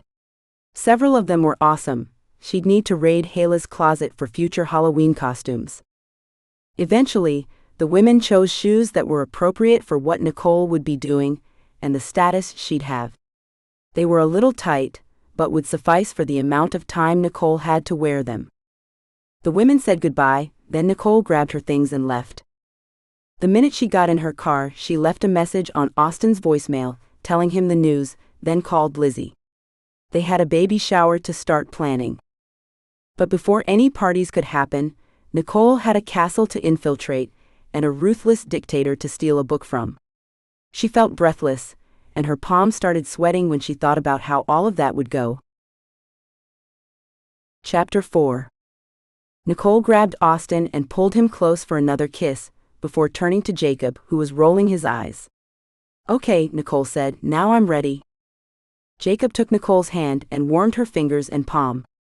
The last thing she saw before her surroundings disappeared were her boyfriend's eyes, full of concern. He had a reason to be concerned. Jacob was taking her to a medieval kingdom where women weren't treated with respect, and people in general followed very different rules. She hadn't had much time to learn or practice before Dimitri told her it was time to go. Nicole tried to breathe deeply to calm the butterflies in her stomach, but the pungent smell of rancid food and sewage filled her nostrils, making her choke. Jacob grimaced. "Thank goodness for modern technology and knowledge, huh?" Nicole dropped her head, pulled the collar of her dress over her nose, and nodded. Jacob glanced at her. For a servant, you sure are acting weird about smells you're around all the time." Nicole caught the hint. A servant wouldn't be so offended by these smells. Or at least, a servant would be used to them. She dropped her hand and raised her head, blinking through the tears caused by both the smell and the weird contacts in her eyes. The only other time she'd worn contacts had been when she'd been a tiger for Halloween. Those lenses had only lasted about 20 minutes before she'd removed them. She hoped this time would go better. "Where to?" Jacob looked around, then motioned for her to follow. "This way." He took her through a winding maze of dirty, crowded streets. Nicole really had to resist the urge not to cover her nose. She couldn't believe anyone lived in such disgusting conditions. Her heart dropped when she realized that she might be living in similar conditions soon. Everyone hoped she'd be able to get in and out of the castle quickly, but if anything happened, she could get stuck here for a while. The thought of that made her nauseated with fear. After walking through the streets for at least 20 minutes, Jacob stopped just outside a little run-down house. "I need to tell you something before we go inside," he said, pulling her back. "What's that?" "Hayla's stepfather is seriously abusive. And her mom is missing both legs and one arm. I'd definitely stay away from him, and probably the mom too." Nicole nodded. "How am I supposed to do that?" Jacob shrugged. "I don't know. I only know that Hayla is here right now. I time-saw ahead to make sure." He motioned for her to knock on the door. "I can't be seen by her." He dropped his voice even more. "Take care of yourself. These aren't exactly happy times for Trusanol." "What do I do if something dangerous happens?" she hissed at him as he stepped away. "Run? Hide alone somewhere near a door. I'll be here in the past as much as I can, and will be watching you constantly in case anything happens. When I'm not in the past, I'll be watching from the future." Nicole nodded. Hearing those words under any other circumstances would have creeped her out and led to her calling the cops. But now? They brought her comfort. "Wish me luck," she murmured. "Luck?" Jacob's light blue eyes were full of concern. He shook himself, visibly pushing the emotion away, and blinked. A grin split across his face. "Hey, you'll be okay. You're smart and powerful. As long as it doesn't screw up the future, you'll be able to defend yourself." "Good. I think." She looked at him. "You're sure these contacts will keep Hayla from recognizing me?" She knew by now that if someone in her future recognized her in the past, it would probably kill her and Jacob. She was glad Jacob had figured out this aspect of his powers well before she came along. I'm positive. They're awful on the eyes. You should have tried the earlier models. Nicole cringed. She was about to ask him what had happened when someone inside the house stirred. Jacob disappeared around the corner of the neighboring building, and realizing she was about to be discovered anyway, Nicole knocked on Halah's door. She surveyed what she could see of the city and surrounding landscape while waiting for the door to be answered. The sun was an hour or two away from setting, and it cast a rosy glow on the tall, distant mountains to her left. She and the others had chosen Sunday for her to come, because this was the only day of the week when Halah was mostly at her home and not in the castle. Nicole didn't know where Halah's mom and stepfather were, and she hoped she wouldn't need to find out. A blonde girl of 10 or 11 answered the door. Nicole felt her mouth pop open. Halah?" she asked, shocked to see the older woman's face on such a little thing. One of Halah's eyebrows quirked. "Yes," she answered curtly. No smiles for Nicole. Maybe the girl's friendly nature was hidden behind her stress over current events. Nicole would be stressed if she had an evil dictator controlling her kingdom and forcing his subjects to do horrible things. She took a quick breath, then recited the first phrase she'd learned from the older version of Halah. The girl swallowed, and her eyes flitted over Nicole, then up and down the dirty street. "Come inside." She stepped back, holding the door open. Nicole ducked to enter, her eyes adjusting fairly quickly to the dim interior. It smelled marginally better indoors than out. She was grateful for that. Halah rounded on her, arms folded. "What can I do for you?" You're a lot younger than I expected." Nicole couldn't help it. She didn't mean to come across as rude, but it popped out. Halah glowered. "Age doesn't mean anything when you've got all the necessary experience and abilities." "Good point." Nicole looked Halah over again. Her hands were calloused, her hair neat, her clothes clean. Judging by the lines of her body, she was already used to being in charge. The girl was holding her ground. She was smart, quick, and commanding. If she ever got out of this city, she'd go places. Nicole had to hide a smile at the direction her thoughts had automatically taken. She knew exactly where Halah would end up in the next 20 or so years. She pushed her thoughts aside. "I need to get into the castle. The king has a..." Halah held up a hand. "I don't want to know specifics. What sort of work are you looking for?" "Something that will get me close to the king and queen, without needing to be in their direct presence." "For how long?" "Long enough to find what I'm looking for. A few hours, a day at most." Halah's eyes narrowed as she studied Nicole. "You're too pretty. A girl like you will run into problems in the castle." Nicole felt a flush cross her cheeks. She wasn't sure why Halah's comment embarrassed her, but it did. "I could dirty up a bit." Halah shook her head. "Not if you want to be anywhere near the king and queen." She studied Nicole's face, frowning even more. "What is on your eyes?" Nicole groaned inwardly. She'd forgotten to remove her makeup. Make paint. She had no idea if they had the word makeup back then or not. "Remove it. It makes you look like a whore." Nicole blinked. Whoa. Definitely not what she'd expected. She would have laughed if she hadn't realized Halah was absolutely serious. "Do you have water and a cloth?" Halah's eyebrow quirked. "Use your apron." She gestured to a wash basin of murky water in the corner of the room.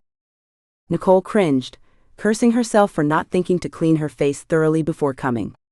She did not want that liquid to touch her skin. Rather than appear prissy though, she quickly dipped a corner of her apron in the water, then scrubbed her eyes and face, being careful not to dislodge the contacts, until the apron came away clean. Halah watched, arms still folded. "Better," the girl said. She took a breath. "Most everyone ends up working as a maid in some sort of capacity. I'll see if I can help you get a position working with the queen or her daughter. It would be very temporary." The moment they realize you're underqualified, they'll have you in the kitchens, scrubbing pots. You'll get one chance. Nicole didn't ask how Hala knew she was underqualified, and she didn't feel indignant about it. She really was out of her league. She hadn't had time to learn how to be a servant. "All right, let's get this going," Hala said. She put a purple ribbon on the doorstep, then took a seat at the small table near a window, her face turned to the murky sunlight. Nicole wasn't sure what to do, so she sat at the other chair and looked out the window as well. The glass distorted everything on the street, and she wondered how Hala and her family had even gotten their hands on it anyway. She'd been under the impression that glass was rare in the old days. Of course, this was a completely different world, not a medieval version of Earth, regardless of how much it felt like it. After about 10 minutes, someone rapped on the door. Hala got to her feet and opened without hesitation. A young man waited on the other side. "Where to?" "Kalamia at the castle." The guy jerked his head at the horse behind him, eyes on Nicole. "Get on? I'll take you now." Nicole scrambled out of her chair and approached the horse cautiously. She'd grown up riding horses, but not this one, and not usually ones that weren't saddled. She wasn't sure what the guy wanted her to do. He didn't give her the option to choose. "I'll ride behind you." Nicole had only ridden bareback a couple times in her life. She wasn't sure she'd be able to do it now. This creature was huge. At least 18 hands tall, if not more. She didn't need to worry, though. The guy grabbed the reins and pulled the gelding's head down. The horse lowered to its knees and Nicole climbed up, holding the mane tightly. The guy got behind her, then clicked his tongue. The gelding got to its feet and started forward. Their ride was quiet and awkward. Nicole felt the guy's every move behind her. He was pressed closely to her back. She held her breath, trying to minimize herself as much as possible, keeping her magic close and ready. Its familiar pulses were comforting. If the guy tried anything, if anyone tried anything, they'd regret it. 30 minutes later, they arrived at the castle. Instead of going to the front doors, Nicole was mildly surprised when the guy took her around to a servant's door. She realized belatedly that she shouldn't be surprised. Of course, she wouldn't be allowed to enter the castle through the front door. The guy didn't say anything. He only handed off his horse to a blonde stable boy who flashed a quick smile at Nicole before leading the horse to some stables not far away. Nicole followed the guy through the servant's door and into a huge, smoke-stained kitchen, where a stern-looking woman towered over several maids around Hala's age. "Madame Kalamia," the guy said. "A new maid sent from Hala." The woman glanced at Nicole, her eyes roving Nicole's body, then meeting her gaze. "What experience do you have?" Nicole swallowed. What should she say? Should she make something up? Better say something, anything. Hala said I should work under the queen or her daughter. Kalamia turned away. "Fine. Don't expect it to last long." Nicole felt butterflies in her stomach. Wow. The woman hadn't questioned her. Why? Were they that unconcerned with security? Maybe everyone really did hate Keitus. She wasn't too surprised by this revelation. "In fact, let's have you start now. The family is in the drawing room playing games. You'll help serve them their evening tea." Kalamia grabbed the nearest girl. "Mahises, the new girl will help you," she said, nodding at Nicole. "Be sure she doesn't drop anything." Mahises looked at Nicole, dismay and frustration in her eyes. "Yes, ma'am." She glared at Nicole, then gave her a tray that contained several teacups, saucers, and a pile of wafers. Nicole didn't need a degree in psychology to tell that Mahises resented her already. Fine. Their time together would be short anyway. Mahises picked up a tray that had a teapot, cream, and sugar on it. She left the kitchen, not looking back at Nicole, who quietly rushed to follow. They walked dark halls and climbed several narrow staircases until they entered a brightly lit room with a pool table, plush couches and chairs, and several bookcases. A woman Nicole assumed was the queen glanced up. "There you are, Mahises," she said, setting aside a book. Please serve the tea quickly, King Romantis is on his way. Mehisis stiffened, stumbling and almost spilling the tea as she approached the queen. Her eyes darted to the elaborate door, opposite the one she and Nicole had entered, as she set her tray on a table near the queen. She took a few teacups off Nicole's tray, setting them upright on their saucers, and poured tea into them. Nicole noticed her hand shake a bit, and she wondered what had frightened the girl so much. Another new maid, a guy said behind Nicole. She turned, half expecting to see a younger version of Keitus, but instead was met with someone she absolutely did not expect to see. Her mouth popped open, and the wind rushed from her lungs. Dimitri, fetch your brothers please, the queen said. Holy cow, holy cow. Why hadn't anyone told Nicole? King Dimitri was standing before her. A much younger, thinner, full-haired, and attractive Dimitri. He was like a young Ben Barnes, minus the British accent. His deep brown hair brushed across his shoulders, and his dark eyes pondered Nicole for a moment. He winked at her, then strode across the room to the elaborate door and poked his head out into the hall. Het? Isan? Get in here. Where's your sister? The queen called to him. I'm here, mother, a soft voice said from a corner of the room. Nicole turned toward the voice, but noticed that Mehisis had stepped back until she was nearly invisible against the wall. She was standing there, glaring at Nicole. Nicole resisted the urge to growl at herself, realizing she'd already messed up. She quickly joined Mehisis, watching as the princess set aside her needlework, stretched, and approached the tea set. Her dark hair was unpinned and cascaded down her back in kinks and waves. Her dark eyes sparkled, perhaps at an unspoken joke. She looked so much like Dimitri that it caught Nicole off guard. Nicole still couldn't believe no one had told her that Dimitri was Keitus's son. Had they hidden the information from her, on purpose? If so, why? The other two princes sauntered into the room, taking their time. The shorter of the two kissed the princess on the head, and the other kissed the queen's face. Their actions made them out to be good young men, but one glimpse at their eyes told Nicole all she needed to know. These men were calculating and dangerous. She wondered who they were putting on the show for, their mother? Or perhaps the princess. She hoped she wouldn't be around to find out. She didn't care to learn more about them. The taller of the two looked at her.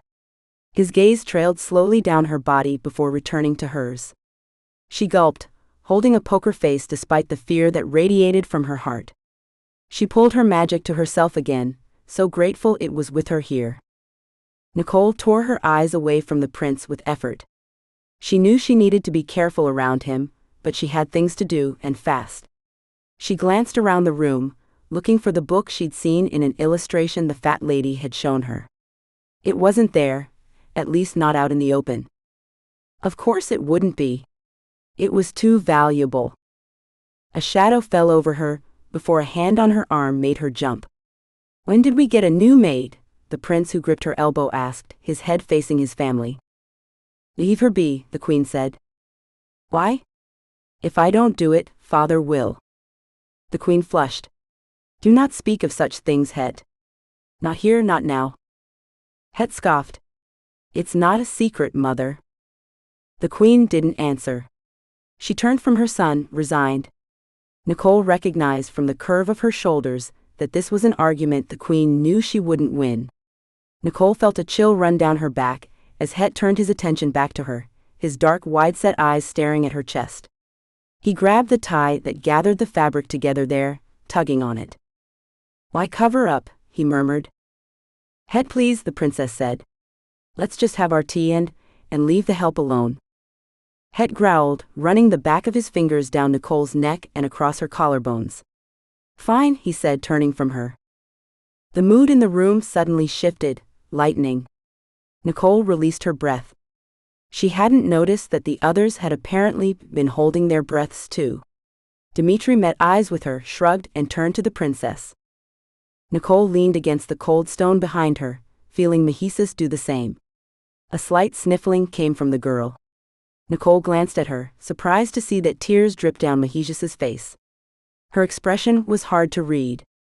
Nicole couldn't tell if the girl was in love with Het, or if she was experiencing a flashback of some sort. Mhisis was probably used to Het's behavior. It made Nicole's stomach churn. The family chatted, sipping tea and lounging in their chairs. The mood was relaxed, calm. The princess and Dmitri laughed quietly together about something. The expression on Dmitri's face was one of love and pride. He said something, his sister laughed, and his eyes lit up, a strong warmth radiating from them. Nicole's heart was warmed too just watching them interact. The princess was adorable. She feigned surprise when Het and Isan began playfully competing with Dmitri for her attention. The queen smiled on, quietly sipping her tea. They'd nearly finished their wafers when a footman rushed into the room. King Romantis approaches. The princess's face transformed even more. Nicole was surprised to see her glowing, beaming in anticipation. She slowly rose to her feet, her cheeks pink and her eyes even brighter now. Het and Isan laughed at her. Dmitri hesitated, his eyes on the doorway the footman had just vacated. He leaned forward in his chair. Only the queen looked dismayed by the news, even though she'd obviously known Romantis was coming. Seconds later, King Keitus entered the room. Nicole shrank against the stone wall behind her. She couldn't help it. His anger was almost palatable. It coiled and sprang off him as his body jerked to a stop. His eyes narrowed in on the queen. His arms shook, and a vessel popped out on his forehead. "Why did you do it?" he shrieked at her, spittle flying from his mouth. He strode into the room, stopping just in front of her. The queen faced him fully, obviously refusing to be cowed by her husband. Nicole felt a rush of pride for the woman who would probably face severe consequences for her actions later. If I didn't, no one would. The brothers looked at each other, confused. Nicole was glad she wasn't the only one who had no idea what was going on. The princess was still glowing with happiness. She bounced on her toes, her eyes on her father's face, seemingly unaware of his mood. "Father, I have the best. Adida, I am through." Keitus yelled at the queen, his arms shaking even more, his neck and face bright red. "I am through with your meddling and inferior ways. They're peasants. Peasants, Adida, and my subjects. They only have one purpose. Each life is valuable, Romantis," she said quietly. "And there isn't anything you can do to stop it now." Keitus grabbed her by the shoulders and yanked her out of her seat, holding her face level with his. "Your efforts will come to a halt when I toss you in the dungeon." She didn't respond, and Keitus threw her to the floor and kicked her in the stomach. She doubled over, arms tight across herself. Nicole gasped, backing up even more against the stone wall. Dmitri glowered at his father, his own anger rolling off him in waves. Nicole was sickened to see that Het and Isan looked bored. The princess's mouth dropped, confusion on her face. "Father? Stop. What?" "Shut your mouth, wench." The king whirled on her, backhanding her so hard, she was flung across the room. Her head smacked against the stone wall next to Nicole with a sickening sound, and she crumpled to the floor. "No," the queen screamed. "My baby." Nicole tried to bend to check on the princess, but a pain in her chest forced her to stop. She fought against it, but nearly threw up. It wasn't until then that she remembered Jacob saying his magic wouldn't allow her to do anything that would change the outcome of the past. The princess began convulsing. Het and Isan rushed as one to her side, dropping to their knees and holding her so she didn't injure herself. Neither paid any attention to Nicole. Dmitri's jaw hardened, his face purple with anger. He hadn't moved an inch. He stared at his father first, then his mother, and finally his sister. An internal war played across his face. What was his deal? Why wasn't he helping them? Nicole glanced at Mhisis. Her eyes were screwed tight, her hand clutching the front of her dress. It occurred to Nicole that what she'd just witnessed happened regularly. "How dare you lay a hand on my daughter?" the queen whispered, a sob hitching. "Shut up, woman," Keitus said quietly. His eyes were narrow, the hatred on his face so strong it freaked Nicole out. But he seemed to be under control now. "If you meddle in my affairs again, I will kill you." He whirled, striding from the room, and grabbing a book that had been set on top of a shelf near the door on his way out. Nicole recognized it immediately. The light purple leather cover was unmistakable. She glanced around. The queen's eyes were shut, pain etched into her features. Dmitri was on the floor next to his mother, holding her hand, his gaze on his sister, whose convulsions had finally stopped. Het was brushing the princess's hair with his hand while Isan fanned her face. Mahijus's eyes were still screwed tightly shut, and Nicole realized she needed to follow Keitus to get the book. She stepped from the room, relief rolling over her that she wouldn't ever have to go into that place again, if she found the book now. She looked to the right and saw the king's receding back. She quickly followed him, grateful for Hela's quiet peasant slippers. Knowing she probably wouldn't be able to use it very much, Nicole still gathered her magic and kept it at the ready around her. She stayed in the shadows as much as possible, but in the end it didn't matter. No one saw her, no one was even around, and the king didn't look back. It was as if the entire castle knew to stay away from him. He entered a room with doors 2 stories high, pushing them back, not even caring that one didn't close completely. Nicole edged it open enough to slip in behind him. After a quick glance around, she stepped into a corner made dark by heavy curtains that hung over the windows. Carefully, cautiously, she edged behind the thick fabric. Keitus set the book on a nightstand and pulled a cord near the fireplace. A narrow door next to the bed opened, and a male servant entered the room and helped Keitus disrobe. Nicole averted her eyes, having no desire to see Keitus naked or even close to it. A white fluff caught her eye, and Nicole couldn't help but glance over as the servant helped the king into a white, frilly-looking outfit that Nicole assumed was nightclothes. He looked absolutely ridiculous. Keitus then dismissed the servant. Nicole was astounded at how quiet and calm he was now, how indifferent he was about what had just taken place in the game room. The evil, vile man. He lit a candle and sat at a desk not far from Nicole to write. Nicole's heart pounded, and the desire to wipe her palms on her apron nearly overwhelmed her. She didn't dare move, though, and risk drawing the king's attention. After standing still for so long, Nicole started feeling like she was floating. Her legs were completely sensationless, and the temptation to check to make sure they were still there was nearly unbearable. Finally, after what felt like 45 minutes, Keitus left the desk and got into bed, blowing out the candle on the nightstand. He didn't seem to care about the one still burning on the desk. Nicole closed her eyes, leaning against the wall behind her, the curtain covering only half her body.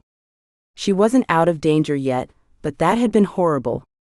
She breathed quietly, focusing on stilling her heart as much as possible. The king's own breaths finally turned heavy.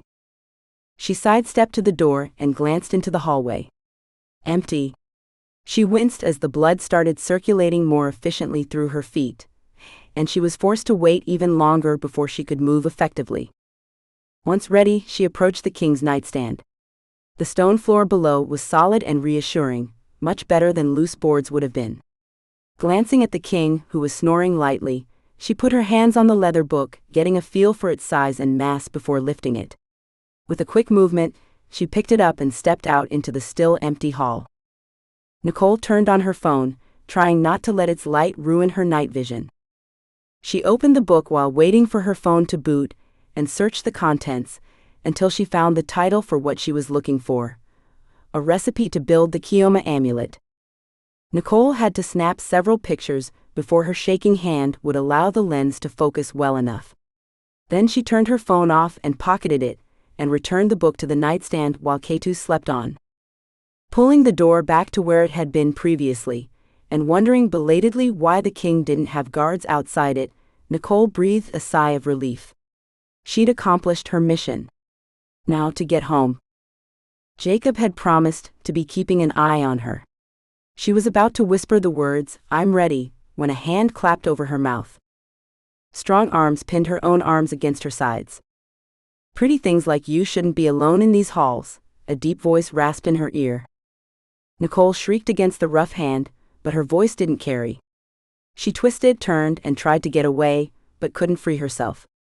Het, she thought it was him, dragged her down the hall and into a large bedroom at the other end. Where was Jacob? Why hadn't he come yet? Het threw her to the floor.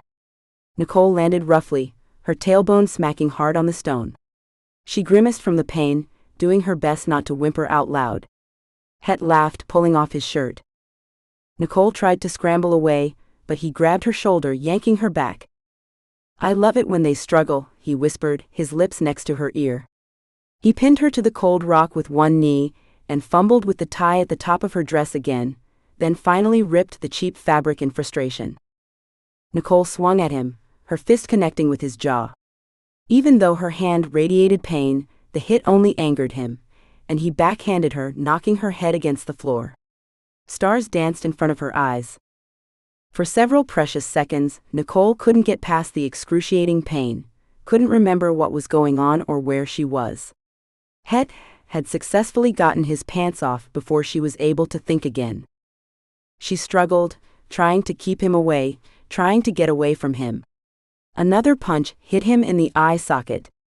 Let me go, she shrieked, or I swear you'll regret every moment you've touched me. Het growled, pressing her into the stone, his body heavy on top of hers. Only her underclothes were between them. Oh? And what could you possibly do to stop me? He pried at the slip-like garment she still wore. Nicole was through trying to do things according to the rules. She no longer cared if killing this man would also kill Jacob, and force her to stay in the past for the rest of her life. She pushed her powers outward and grabbed the nearest wooden thing, a desk. The desk flew through the air, barely visible in the moonlight that filtered through the window. Het only saw it a moment before it struck him in the head, knocking him over. He gasped in shock, staring at her from where he lay beside her, all evidence of lust gone from his eyes.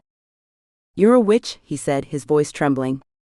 Nicole picked up her dress and held it in front of her as she got to her feet, glaring down at him. Oh, I'm much worse than a witch. Not waiting for a response, she commanded the air to rush and roar around them. The desk glowed momentarily, before bursting into little pieces of wood that pelted the man. He screamed, shielding his face. Papers streamed into the air, whirling around the edges of the room. Nicole pulled water to herself, dousing the candles and the flames in the fireplace. Het screamed again. Leave me alone, he shrieked. Then he passed out. Nicole didn't waste any time. She quickly put the dress back on as best she could, her fingers fumbling with the ties. Please come, Jacob, she said, her voice quavering. Please come. Nothing happened. Had she ruined their mission? Had she killed him? Was she stuck here forever? Nicole held her torn dress together with one hand and stepped into the hall, pulling the door shut behind her with the other hand. Someone was crawling along the floor toward her. Nicole jumped before realizing it was Jacob. You're alive, she exclaimed. He looked up at her, and she gasped. His face was pale, gaunt. His eyes were bloodshot. He gripped his chest with the hand that wasn't pulling him forward. Nicole knelt beside him, not sure if she should touch him. Would that make it worse? Oh no. I'm so sorry. Gotta go home, take you home, he breathed, reaching for her. Hold tight. Instead of the usual slight warmth, a roaring flame ripped across her skin, painfully igniting her nerves and scorching her fingers. She screamed, instinctively pulling her hand from him. Nicole felt her connection with Jacob rip away. She started falling, spinning. Lights flashed around her. Colors blended, swirled, rushing and circling around her. Her blood pounded in her ears and her heart squeezed in her chest, making her feel like she was suffocating. Just as she felt herself blacking out, someone grabbed her hand and the roaring and spinning stopped. Nicole and Jacob collapsed on the floor of Dimitri and Arian's throne room. He moaned, and she started dry heaving. She felt eyes on her and groaned, trying to sit up, still clutching the edges of her dress at her throat. What happened? Queen Arian asked, rushing to Jacob's side. Jacob shook his head, and Nicole rolled over to her back as a servant started attending to the burns on her hand. How close to death had Jacob been when he'd fried her? He was always so careful. As soon as Nicole's wounds had been taken care of, and she'd changed her clothes, they were escorted to the table where warm bowls of chicken noodle soup waited. Nicole couldn't help but wonder if the castle had a constant supply of it on hand, warmed and waiting to be eaten. It had been served with hardly any advance notice. Jacob breathed deeply, head in his hands, not touching his soup. He glanced at Nicole. "I'm sorry I couldn't get there sooner. I should have worn my own contact lenses. My magic wouldn't allow me to enter the room with Het still conscious, and Isan was waiting in the hall. I had to deal with him before I could get to you." "Deal with him?" Nicole asked, not wanting to consider what Isan had been doing outside Het's door. "Those evil, disgusting men. What did you do?" He rubbed his fist. "Punched him in the back of his head before he could recognize me." Nicole hadn't even remembered seeing Isan out there. "What did you do with his body?" "Dragged it around the corner to buy us time in case he woke up. By then, you'd started using your magic, and I almost didn't make it back to the door." Dimitri and Aryan joined them at the table, each digging into bowls of chicken noodle soup. Nicole stared at the king, sipping another spoon of soup before talking. "So, why didn't anyone tell me Keitus is your father?" She looked at Jacob. "And your grandfather?" Jacob glowered at his soup bowl. "He's only my relative by blood. He's never done anything to actually earn that title." Nicole nodded. "I could see that. The guy was horrible. I can't believe how he treated his daughter and wife."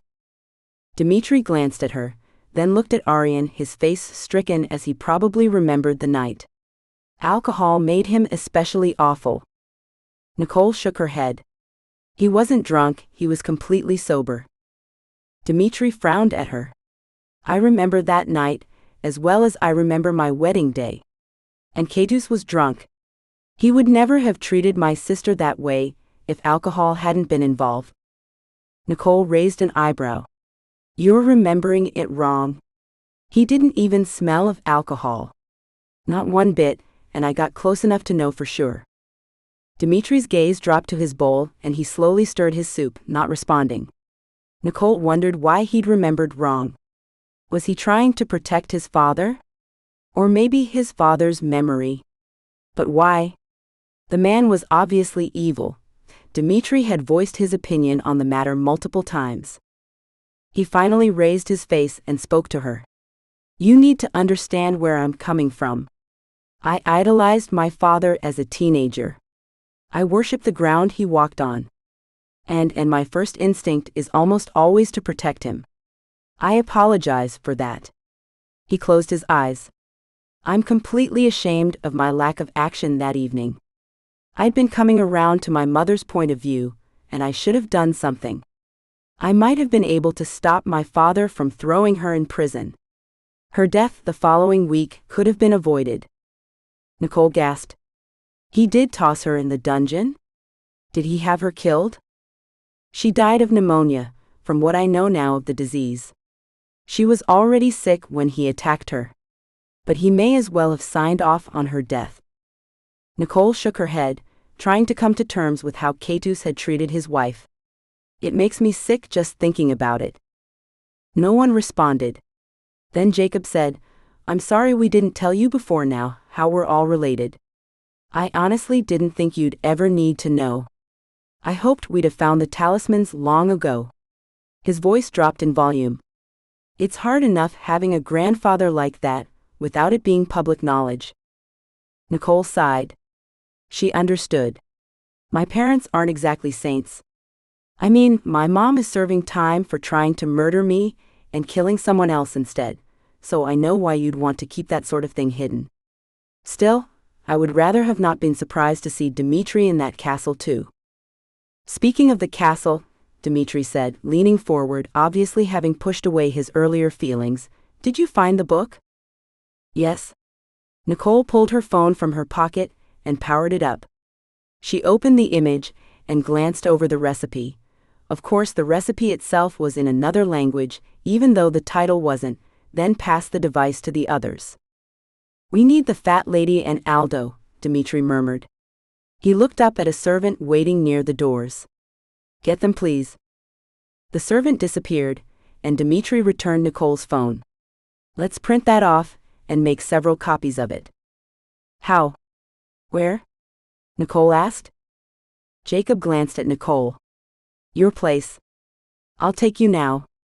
Shouldn't you rest first? Nicole asked. Jacob shook his head. This is more important. I can sleep when we know what we're dealing with here. He tipped his bowl back and finished off the last of his soup, then got to his feet, pulling the key from his pocket. Nicole followed him through the link he created to her apartment. Lizzie was sleeping. It was pretty late, and Nicole decided not to wake her just yet. She printed off several copies of the picture after emailing it to herself. Then she and Jacob returned to the castle. The fat lady and Aldo were already there. Give me, the fat lady said, snatching the papers from Nicole's hand, then scrutinizing the writing on the picture. This is English.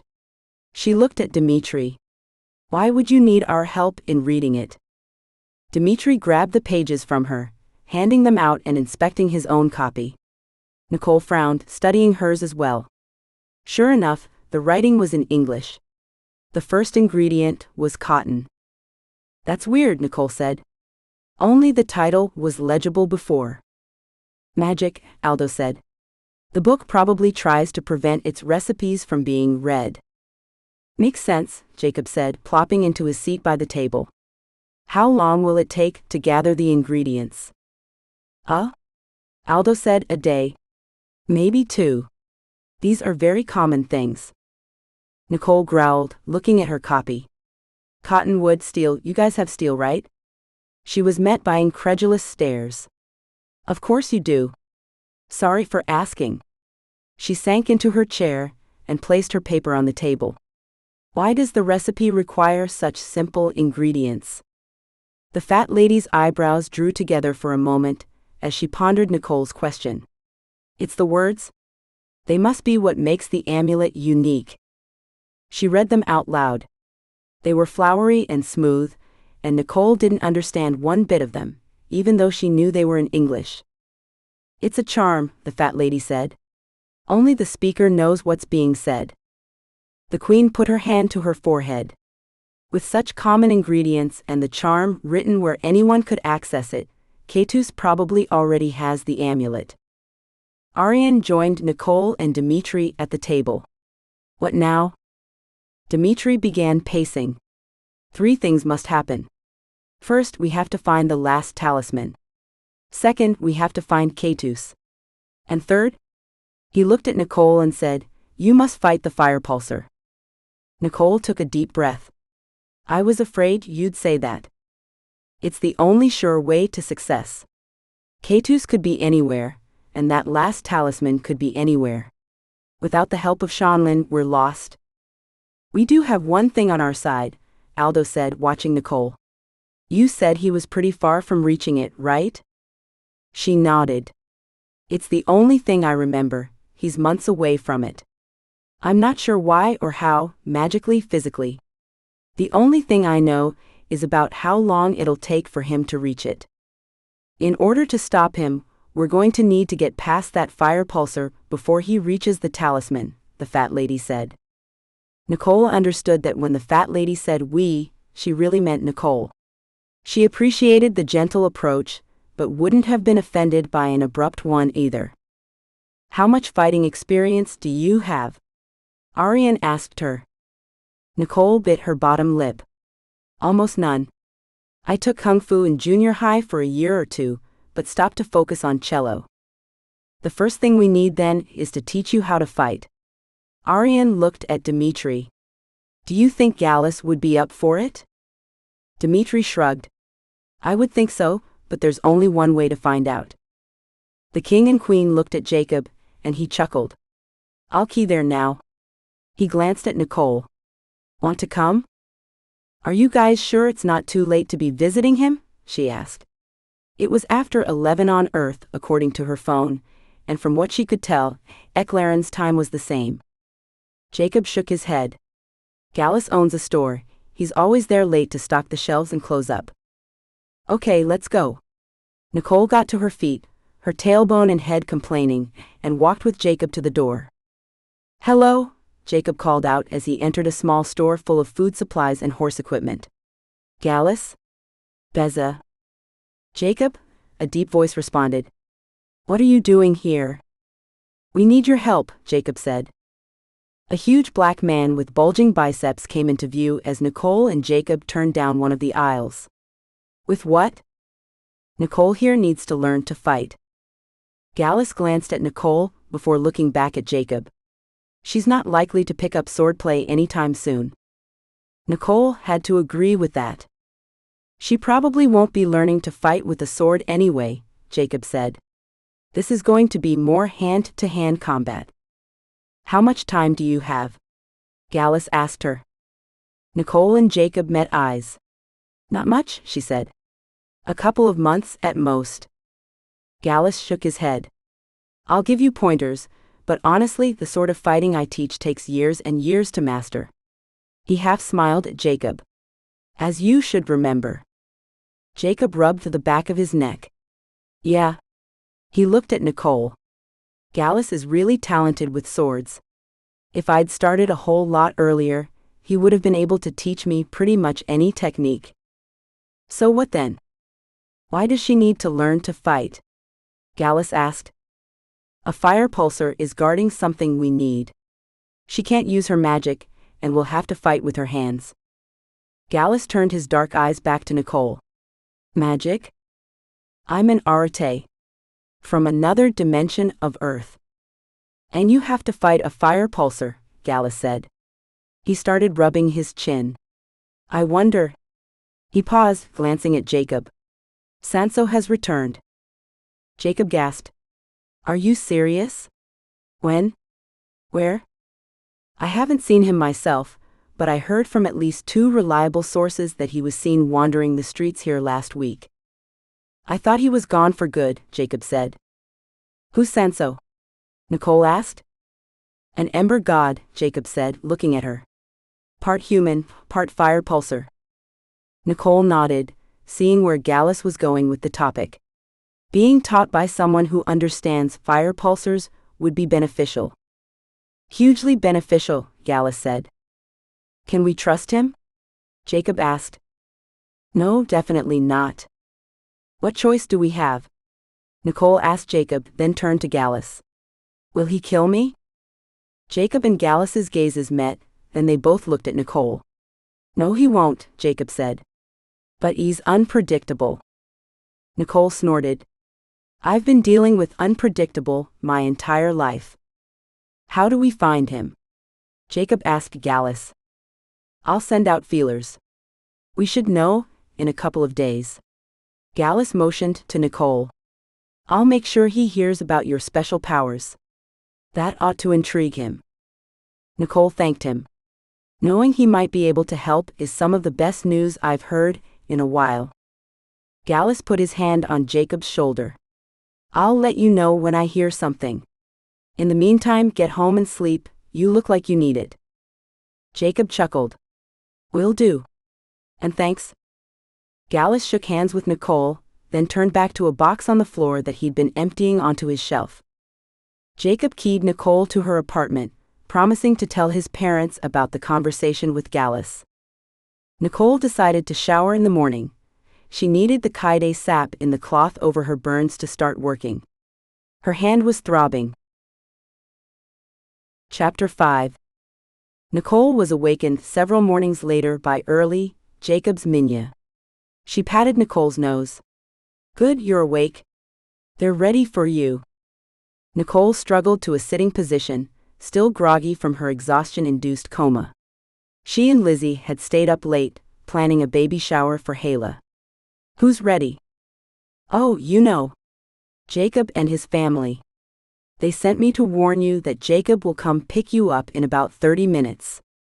Nicole looked at her clock. It was 7 in the morning. Okay, thanks. The Minya disappeared with a flash of light, and Nicole quickly texted an update to Austin, then hopped in the shower. How long had it been since they'd seen each other? Austin was in the middle of catching up on tests in school, and since she'd gone back to the past, their only conversations had happened over the phone. She knew it hadn't been that long ago, but it still felt like weeks. Nicole was just finishing a quick bowl of cereal when Jacob entered the apartment, the key of Kilenya in his hand. "Ready?" he asked. She nodded, said goodbye to Lizzie, who was doing her hair, then followed Jacob through a link to Eclaron. She looked around, surprised that the usual throne room didn't greet her. Jacob had taken her to what looked like an abandoned building. "Where are we?" she asked. "The outskirts of Myvril City. Gallus got in contact with Sanso and made arrangements for him to teach you. And Sanso wants to work with you in a forest, since that's where you'll be fighting Lassia." That seemed like a good idea. "Early said your family was waiting for me." Jacob shrugged. "Sanso changed his mind a couple of times about where he wanted to meet you." The two stepped out the door of the abandoned building.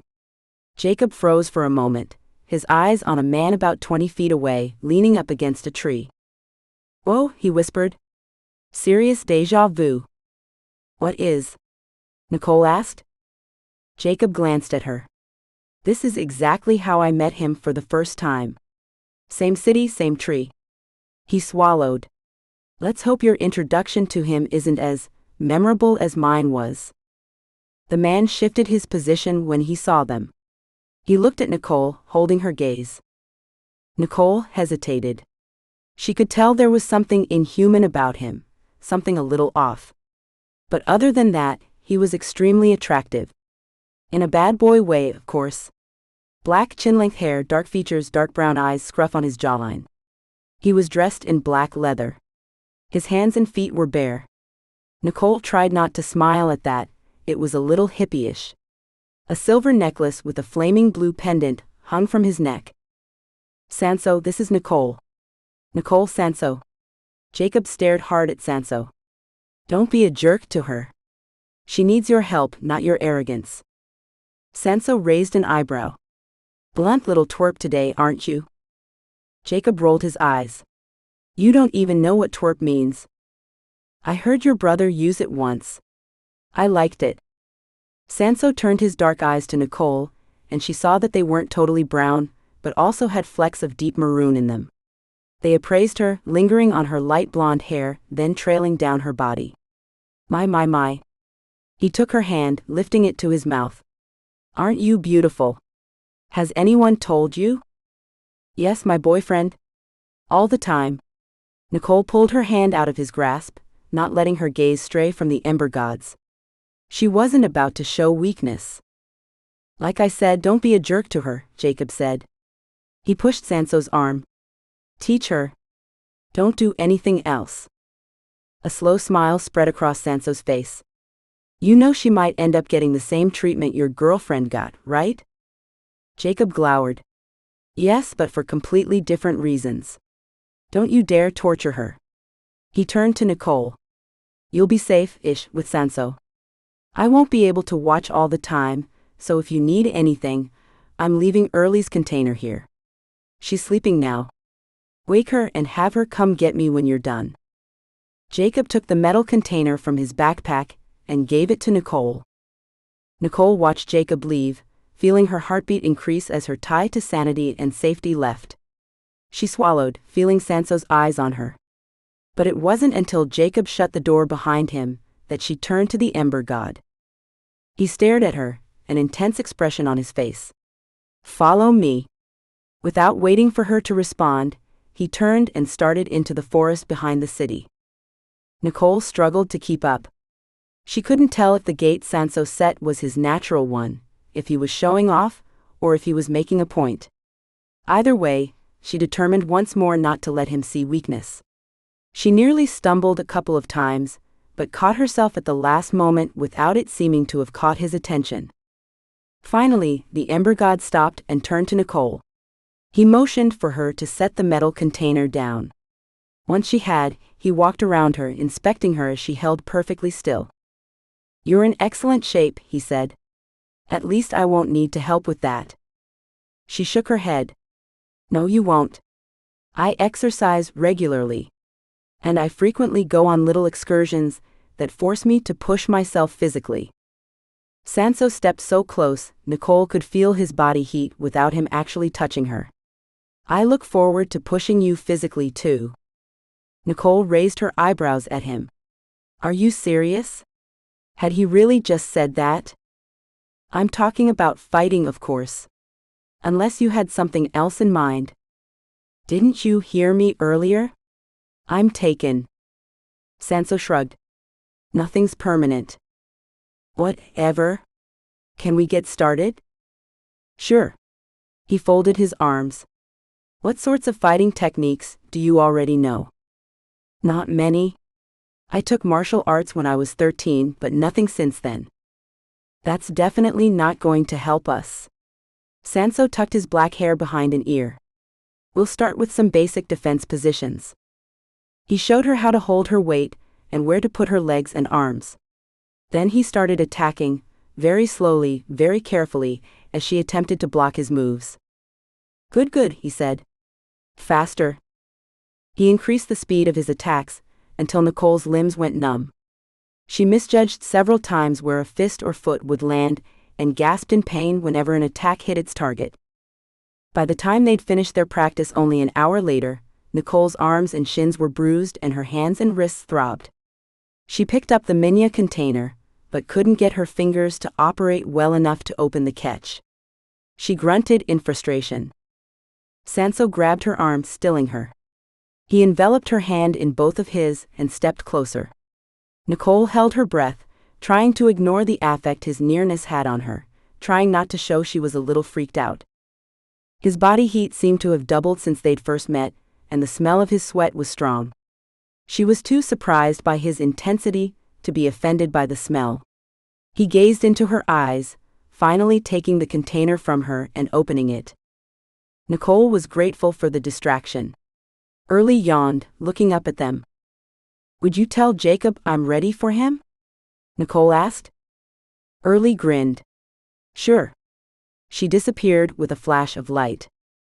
Sanso hadn't stepped back, so Nicole did, shutting the container again, aware of his eyes on her. She couldn't wait to get away from him. He was so intense, so arrogant and powerful. Well, whatever he was, she needed a break. Make sure you use that Macalo stuff and get some good sleep tonight, Sanso said. I'll see you again tomorrow. They walked to the abandoned building. When they reached it, Jacob was just stepping through the door. He stared back and forth between Nicole and Sanso. How was it? He asked. Fine, Nicole said. He actually taught me things. Sanso snorted. Of course I did. The Ember God strode around the corner of the building, and Jacob let Nicole through the link ahead of him. Seriously, how did it go? He asked. He's weird. Insane. Intense. Nicole held up her hands, showing the bruises that were forming. And really good at fighting. Yes, he is, Jacob said. The same servant from before helped Nicole with Keitus sap bandages, then Jacob took her home.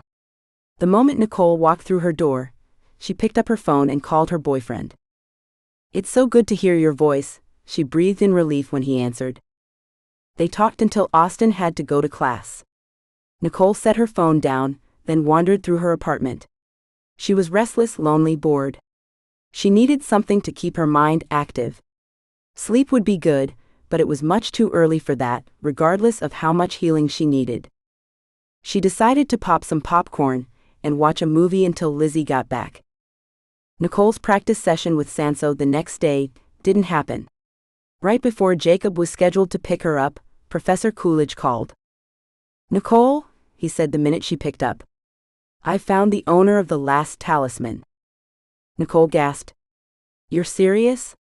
That's fantastic. Coolidge agreed, then said, John, is living in Alaska. Our dimension. We're heading there immediately, Jacob is on his way. They ended the call and Nicole raced around, gathering things she might need for a trip to the coldest state in the U.S. during spring. Lizzie, she called out. Get your stuff, you're coming. Lizzie only had one class on Friday, and Nicole knew she'd be okay with missing it. Nicole hesitated near her closet. Her phone said it was currently 35 degrees in Anchorage. She had no idea where they'd end up, but if their visit went overnight, it would be absolutely freezing. Did she even have the proper winter clothes? She knew better than to assume that the man lived in an igloo, but how much time would they all be spending outside? Nicole ended up wearing 3 shirts, 2 sweaters, 2 pairs of pants, and a thick pair of tights. With Lizzie's help, she stuffed herself into a long, heavy coat. She pulled a hat over her ears and tucked her scarf around her mouth, then waited for Jacob to arrive while Lizzie tugged on a coat. She refused to wear triple layers. Nicole hoped she wouldn't regret it.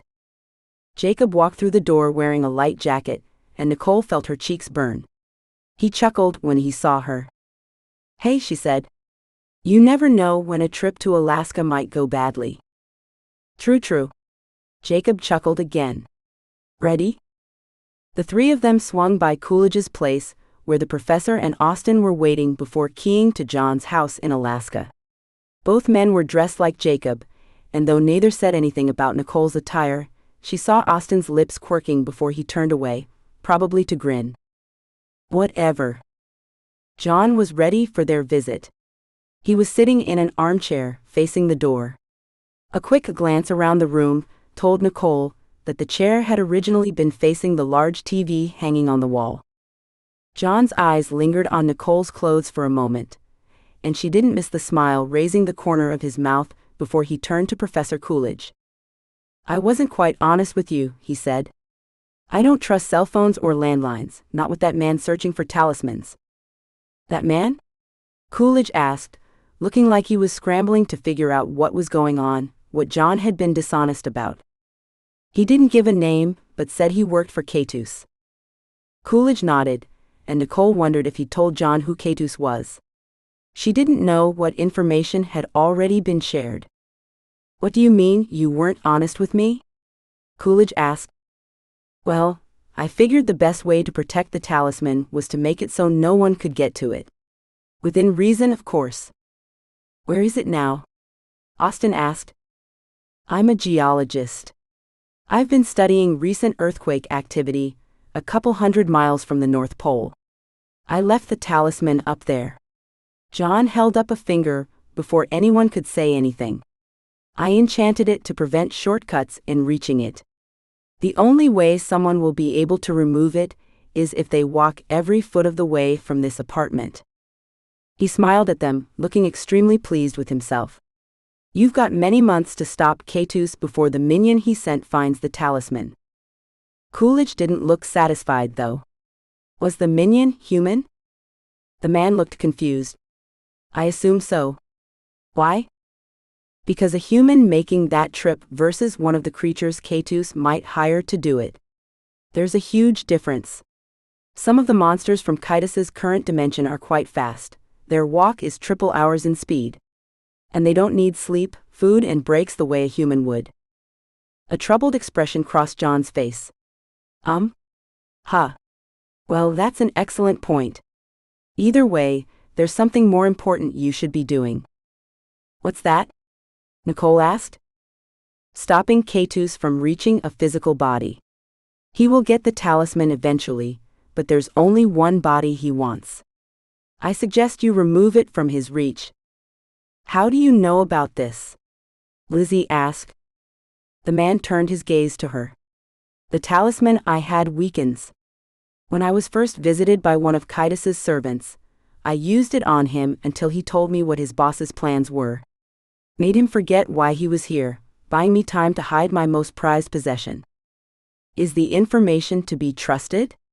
Austin asked. The man shrugged. "I haven't found that people lie when I use my talisman on them. They are generally distracted enough to tell the truth." "So which body is he wanting to use?" Nicole asked. "One from an ancient Arete named Helen." Lizzie's jaw dropped and she and Nicole met eyes. "Could it be?" "No way." "Helen?" Lizzie asked. "Do you know anything about her?" John shrugged again. "Well, she's insane. And from what I've heard, she got slighted by a man a long time ago." Lizzie leaned forward. "Anything else?" "I mean, that's not a lot to go off of, you know. Lots of women get slighted." The man glanced at her. "Sure, there are all sorts of legends about her. After trying to convince him to go with her, she went mad and possessed a statue." It said that storms in the northwest are her way of trying to bring him back to her. Lizzie squeaked. "It's my Helen," she said. "Oh my gosh, oh my gosh." She started shaking, her eyes wide, her face pale. But when she spoke, her voice was strong and clear. "I finally got my chance. I'm going to meet her in person. I'm going to make her pay for what she did to me." Coolidge started shaking his head before Lizzie had even finished talking. "It's not a good idea," he said. "She's insane, she's dangerous." Lizzie glared at him. "Don't you dare think about stopping me or telling me I can't go. We all know the only way we're going to put an end to this madness with Keitus is by preventing him from getting what he wants. He wants Helen's body, and I'm going to be there to stop it from happening. After all, I'm the one she nearly killed." Nicole's mouth had popped open sometime during Lizzie's outburst. She'd never ever seen Lizzie so determined or forceful. "I agree with her," Nicole said. "She needs to be there, she needs the closure." Lizzie flashed Nicole a grateful smile, then turned her glare back on Coolidge until he held up his hands in surrender. Satisfied, Lizzie relaxed again. Everyone thanked John for his information, and Jacob keyed the group to their respective places. "Can John be trusted?" Nicole asked Jacob when he opened the link to her apartment after dropping Coolidge and Austin off. Jacob nodded. "I'm afraid so," he said. He was telling the truth. Nicole closed her eyes. "So I have to find a way to get past that fire pulsar regardless." "Why?" Lizzie asked. "If we can stop Keitus from reaching Helen, you won't ever need to face Lassia." Nicole and Jacob were both shaking their heads. "No," Jacob said. "Part of stopping Keitus is getting all of the talismans, especially since knowing their location means knowing his." "Why can't we approach Helen first?" Lizzie asked. "We probably could," Jacob said, "but it's only putting a band-aid on the situation. He'll just find another body. For all we know, he's contacted multiple people who are all willing and ready to give him control." Nicole sighed. "Besides, I'm a guardian of Shanlin. I'm the only one who can protect it from Lassia. And I'm not about to slack off on that." She felt her heart warm with her conviction. She'd fully accepted her responsibility. A brief vision entered her mind of the current guardian, and a connection to him warmed her heart even more as he witnessed her internal declaration and matched it with a promise of his own to help her as much as he could. Nicole would protect Shanlin, and he would protect her. She breathed deeply, relieved. When Lassia had first attacked, she hadn't realized the guardian could help at all. She'd been surprised he'd opened that door, thereby saving her life. He wouldn't be able to accompany her into the forest, but she was sure he'd do everything he could to make her task easier somehow. Lizzie slumped into the couch in their living room. "Hey, I tried to get you off the hook." Nicole smiled, sitting next to her best friend. "And I appreciate it. Really, I do." Jacob glanced at his watch. "Nicole, are you ready for your next training session with Sanso?"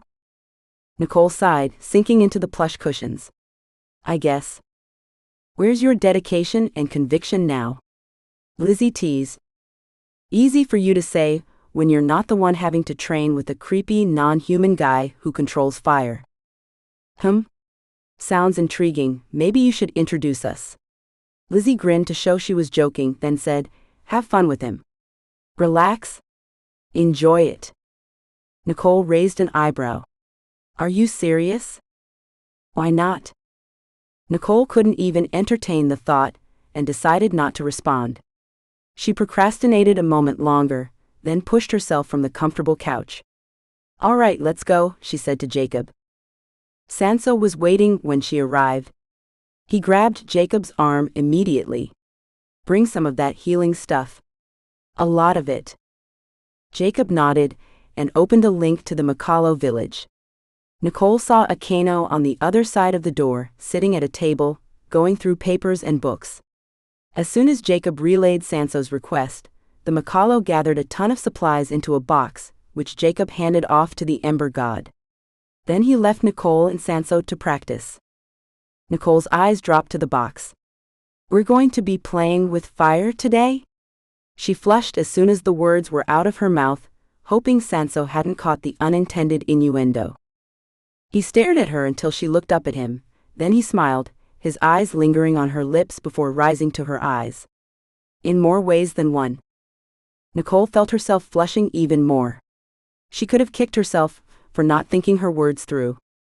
He did not need encouragement. Sanso shifted the box to his other arm and casually took Nicole by the hand, leading her into the forest. Nicole cringed, her arm stiffening at his touch. Should she bring up Austin again? Would Sanso even get the hint? She was taken. She wasn't interested in returning any affections of his whatsoever.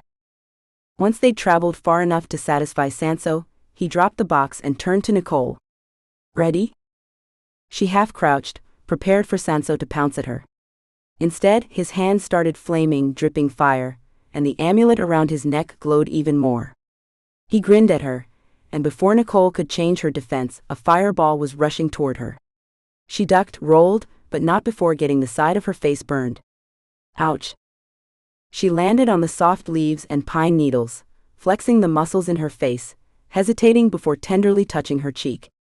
It must have scared her more than anything, because it didn't hurt more than a sunburn. Sensing Sanso approaching, Nicole rolled over, jumping to her feet. She blocked his attack at the last second. Very good, Sanso growled, his face only inches from hers. He grabbed her by the waist and pulled her close. Very, very good, he breathed, pressing his forehead against hers. Nicole struggled out of his embrace. Knock it off, Sanso, she said. Just to show she was serious, she punched him in the gut. The wind rushed from his lungs, and he doubled over. Point taken, he gasped. Good. The next couple of hours went quickly, as Sanso continued showing Nicole more defensive moves. This practice was even more painful than the last, due to the addition of his fire. She soon had burns everywhere. Her clothing was charred and her skin stung and throbbed. Nicole held up her hand when he came again for another attack right after a rough and fierce skirmish. I can't, she gasped, dropping to the ground. I'm done for today. Sanso slowed, leaning against a tree. She was satisfied to see that he was panting too. His eyes didn't leave her, as she gingerly put her head in her hands. It doesn't matter what I do, she said. I'm never going to be able to fight Lassia. I simply don't have the skills to fight someone who practically explodes every 30 seconds. And I don't have the time to learn them, even if it is possible to defeat her. Not with an attitude like that, you won't. Nicole glared at him. I'd like to see you fight her. He shrugged, pushing off the tree with his shoulder and joining her on the forest carpet. I've already fought and beat a fire pulsar. I don't need to do it again. Nicole didn't respond. She stared at a little tree, just starting to grow a few feet in front of her. Sanso reached over and tucked her hair behind her ear. Why are you doing this, anyway? Nicole pulled away from him, not liking that his touch didn't creep her out this time. She hoped she wasn't getting used to him. Because no one else can. So? Nicole glanced at him, surprised for a moment before remembering who she was talking to. Obviously, you're not going to understand my need to protect those I care about. Sanso jerked away from her. You don't know anything about me, he snarled. Nicole held her breath, trying not to show her fear over his sudden temper. The Ember God blinked several times, then his anger melted away as quickly as it had come. That isn't your fault. His voice trailed off, and he stared out toward the city. I've learned the hard way that some battles aren't worth fighting. Yeah, and so have I. This one is worth fighting. Sanso stared at her for several moments. We should get you home. You're done fighting for today. Nicole agreed with that. She had Early take a message to Jacob. He was stuck taking a test, and promised to come as soon as he could. Sanso didn't wait around to make sure Nicole made it back okay. He pushed the box of Keitus sap toward her, then left. She had no idea where he went, but she was grateful to be alone. Too tired to care any longer, Nicole rubbed Keitus sap over the more tender parts of her body, hoping sleep would heal the rest. She took her time getting back to the city, careful not to further injure herself. By the time she reached the abandoned building, Jacob was already there. The moment Nicole woke up the next morning, she realized how stupid she'd been for not using more Keitus sap the night before. She was stiff and sore and bruised, and her burns, though not serious, weren't in any better shape. Vowing not to make the same mistake twice, Nicole requested extra Keitus sap before meeting Sanso. And need it she did. He fought even harder and nastier than he had the day before. Only 20 minutes passed before Nicole was in so much pain, she couldn't move anymore. She gasped, clutching her thigh where a horrible burn had developed when her pants caught fire. Sanso took one look at the burn, then grabbed Nicole's purse, rummaging through it. "Where's that Macalo juice?" he asked. Nicole moaned, unable to think over the screaming pain in her leg. Sanso shook Nicole. "Where is it?" "Backpack, over there." She pointed in the rough direction of the tree she'd leaned the bag against. Sanso disappeared, then reappeared seconds later, dumping items all over the forest floor next to Nicole. He quickly mixed the appropriate things together. Nicole wasn't sure how he knew what he was doing but was grateful he did, then applied soaked cloths to her leg. She whimpered when the cold material touched the sensitive skin. Apparently, her leg wasn't the only thing burned, because Sanso didn't stop when he'd finished with her thigh. He put the cloths over her foot, left arm and forehead too. Soon, waves of exhaustion started rolling over Nicole. The pain began fading to the background, and she struggled to keep her eyes open. "Let go, Nicole," Sanso said, "let go. The sooner you sleep, the sooner you'll be healed." "Need to?" She couldn't finish her sentence. She drifted away. What felt like moments later, she woke up to Sanso lying next to her, propped up on one elbow, brushing his fingers across her cheek. "Jacob is on his way," he breathed in her ear. Judging by the light in the forest, several hours had passed, but Nicole felt like she needed to sleep for much longer than that. She felt herself drifting away again. The second Sanso's lips were on hers though, her eyes shot open. She pushed him away with arms weak from exhaustion. "What are you doing?" He easily resisted her efforts, and only scooted closer, gently placing his finger on her lips. "Shush, you're safe with me." He lowered his face to hers again. Nicole turned away, then tried to roll over. She didn't care about her burns. She wasn't about to let the creep kiss her. Sanso must have heard someone approaching, because he jerked back, looking away from her. "Good, you brought a Macalo," he said. Nicole sighed in relief. Jacob and Akeno were there. They'd keep the Ember God off her. Then a third figure stepped into the small clearing, and she relaxed even more. "Who is this?" Sanso asked. "Get your freaking hands off my girlfriend," Austin said, his voice deep with anger. Sanso jumped to his feet. "She wanted my hands on her. Just ask." "He's lying," Nicole whispered. She smiled up at Austin. "You're exactly what my tired eyes need to see right now." He got to his knees next to her, eyeing her body. "You're in bad shape." He glanced back at Jacob. "And this is better than earlier?" "Wow." He turned to Nicole again. "You still need to sleep it off?" Nicole nodded. She tried to reach for him, but pushing Sanso away had sapped all of her energy, and her arms didn't want to raise themselves. Austin noticed her struggling, and gently scooped her off the forest floor, getting to his feet. She leaned her cheek against his chest, gratitude rushing over her, warming every inch. She had the best boyfriend ever. "I can shrink her," Akeno said. "We'll do it back at the castle," Austin said, pulling her closer. She sensed his protectiveness. He wanted her away from the Ember God. The trip through the forest and to the castle was a blur, as was Akeno shrinking her and putting her in a minya container, where she gratefully drifted into sleep again. Chapter 6. Loud voices woke Nicole. She pushed the top of the container aside and got to her knees. Austin was arguing with Dimitri. The sun was about to rise, light filtered in through the huge stained glass windows. Austin looked exhausted and haggard. King Dmitri looked refreshed and cheerful. Had Austin stayed up all night watching over Nicole's container? Her heart warmed at the thought. He was such a great guy. Why can't someone else train her? Austin was saying. Dmitri watched the younger man pace. I understand your concern, Austin, but Sanso is the only ember god we've ever had contact with. Austin glared at the king. I don't care, go find another one. Find a fire pulsar, for crying out loud.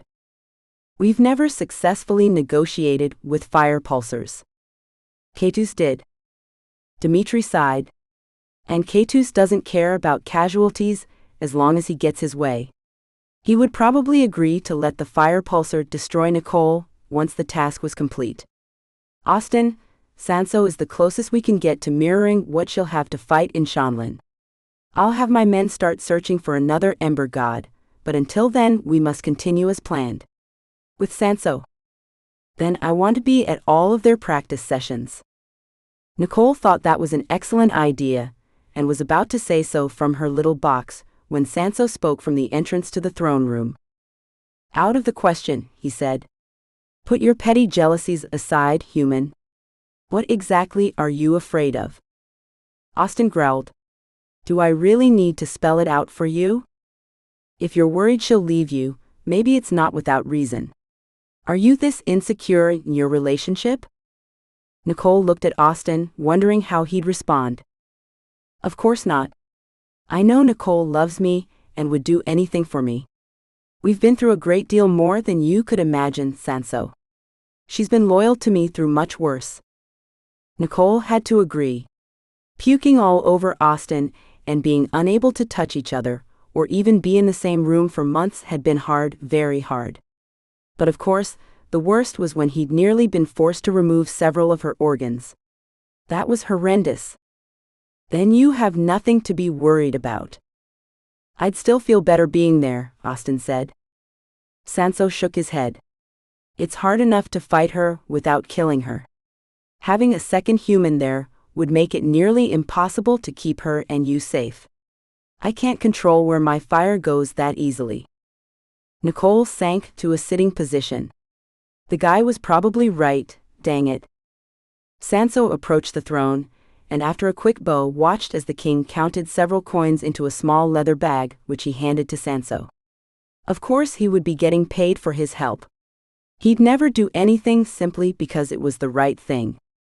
The Ember God left, and not wanting Austin and Dmitri to know she'd overheard their conversation, Nicole lay back down in the container, pulling the lid shut.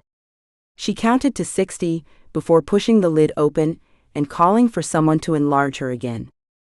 Austin insisted that Jacob key them to his apartment so he could drive her home. She assumed he wanted to talk, but instead, he gripped the steering wheel and stared at the road the whole time, not saying a thing. She smiled to herself, recognizing he'd talk when he was good and ready. Knowing Austin, it might be a while. The next several weeks flew by, as Nicole continued practicing with Sanso. Austin didn't bring up whatever had been on his mind, but he did relax, probably because the Ember God had backed off considerably with his physical overtures. He still flirted with her as much as he'd done before, but it was harmless compared to him trying to kiss her when she was nearly unconscious. She and Sanso quickly found the best way to protect her against his fire attacks. It involved coating her with Keitus sap before every fight. It took a lot of trial and error, but they eventually figured out the perfect amount. Too much of it, and she would fall asleep while fighting. Not enough, and she'd get severely injured. Once that was taken care of, Nicole began improving. She became faster at predicting where he'd shoot his flames, and better at getting out of the way on time. She still couldn't see how she'd ever be able to fight the fire pulsar, hand to hand. There was no way. Unless Lacia had less fighting experience than she, and Nicole seriously doubted that would be the case. Lacia's dead, you know, Jacob said one day after picking her up. How is she using her flames then? Nicole asked. He shrugged. It must be something totally ingrained in her, a full part of her. Like her red hair. Nicole groaned inwardly. How was she supposed to defeat someone who was already dead. The more she thought about the upcoming battle with Lassia, the more positive she became that she'd need to outsmart the demon and leave hand-to-hand combat as a very last resort. Professor Coolidge told Nicole about fireproof clothes he and Azariah were designing specifically for her. Knowing that people had devoted so much time and attention to her success made her heart tingle with warmth and happiness. Even considering that Azariah still disliked her a great deal, he invited her to his fortress for the first time the day he and Coolidge planned to give her the clothes. Azariah is adamant that the clothes not go anywhere but to your practice sessions, Shanlin and here, Coolidge said when they reached the fortress with Jacob, Lizzie, and Austin. Why? Nicole asked. Jacob knocked on the Sheengol's door. If they're anything like the robes he gave me, they're going to be really special to him. Austin raised an eyebrow. They were made from materials from Earth, our dimension of Earth. How special to him could they be? No one responded, and Azariah opened the door, inviting them in. Nicole entered, not sure what to expect from the Sheengol's fortress. The inside was pristine and not lighted well enough for her taste. Of course, not many places were, and she probably shouldn't have expected a fortress to have a lot of light. Azariah took them past a few closed doors and into a huge library with a large old-fashioned chandelier hanging from the ceiling. Nicole stopped in the doorway. A woman, a Sheengol, got to her feet from a plush couch and smiled at the visitors, keeping her gaze averted. The bright light shining from her eyes stayed on the rugs or walls as she approached, taking Nicole by the hand. I've heard a great deal about you, she said. I'm Pambry, Azariah's wife. She had a soft air about her, a femininity that was very attractive. Nicole found herself wishing she were that feminine. She glanced at Azariah, then back to Pambry. I apologize for any offense you might have received through my insults to your husband. The Sheengol smiled demurely. I assure you, I wasn't offended by anything you have said. I believe Azariah needs some humbling occasionally. Nicole grinned, avoiding looking at Azariah. She was positive the Sheengol wouldn't be thrilled with this conversation, which of course only made her want to continue it. In the interest of time, though, she thanked Pambry for her graciousness and turned when Coolidge cleared his throat. The clothing we've fashioned for you isn't actively magical, of course, he said, but it'll still help immensely. The Arate who created most of it just finalized the formula a few weeks ago. You're the first person to use it in a combat situation. What part did Azariah play in their creation? Nicole asked. He designed it, the actual cut. He also supplied a couple of the key ingredients. Nicole nodded. She wanted to ask what those ingredients were, but Azariah grabbed some black clothing from the back of one of the couches and approached her. She reached for it, but hesitated for a moment. She really hoped it wouldn't look like the robes the Sheengol wore. She didn't want to have to adjust to that much of a difference from what she wore on a regular basis. Apparently, though, Azariah knew what he was doing, because when Pambry helped Nicole hold up the separate articles of clothing, they weren't so different from something she would have picked out herself. Azariah seemed to know what she was thinking. I matched your usual daily attire as much as possible. You don't have time to learn to wear something completely new. Nicole nodded. Good thinking. She glanced at Coolidge. Haven't fireproof clothes been invented before? Yes. But these are different. They were created with magic, both Arate and Sheengol. Magic always beats technology. Every material known to repel fire was fused together into what you're holding. Nicole looked down at the black material. It was much softer than she'd thought it would be. Should I try it on? Coolidge shrugged, but Lizzie jumped up and down. Yes, of course, she said. I'll help.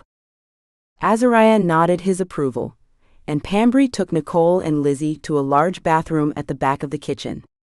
The fortress was much smaller on the inside than it appeared on the outside, and Nicole made that comment to Pambry. Azariah likes appearing more than he is, she said with a smile. I'm fine with wherever we live, as long as it keeps the bugs out. Nicole chuckled. She and Lizzie stepped into the bathroom, and Lizzie helped Nicole get everything on. It included underclothing, a tight top, and very tight pants. She wasn't able to close them on her own and needed Lizzie's help. "Suck it in, girl," Lizzie said, tightening the closure. "Why do they do up in the back anyway?" Nicole asked. "I'm never going to be able to get these on myself." "You'd think men would know better, huh?" Lizzie said, finishing with the snaps and buckles. "I don't mind helping though." Nicole turned and hugged her friend. "I'm so grateful for that, you have to know." Lizzie sighed exaggeratedly. "Someone's gotta be around to pick up the pieces." Nicole chuckled. Sure. Dreading what she'd see, she turned to look in the mirror. She gasped. Instead of the severe muffin top she'd been expecting, a completely smooth waist greeted her. She ran her hands down her stomach. With how tight the pants were, she should have had a little bit of loose skin around the top, but the tightness of the shirt held it in. "Holy Hannah," Lizzie said, "you're totally hot." She circled Nicole slowly.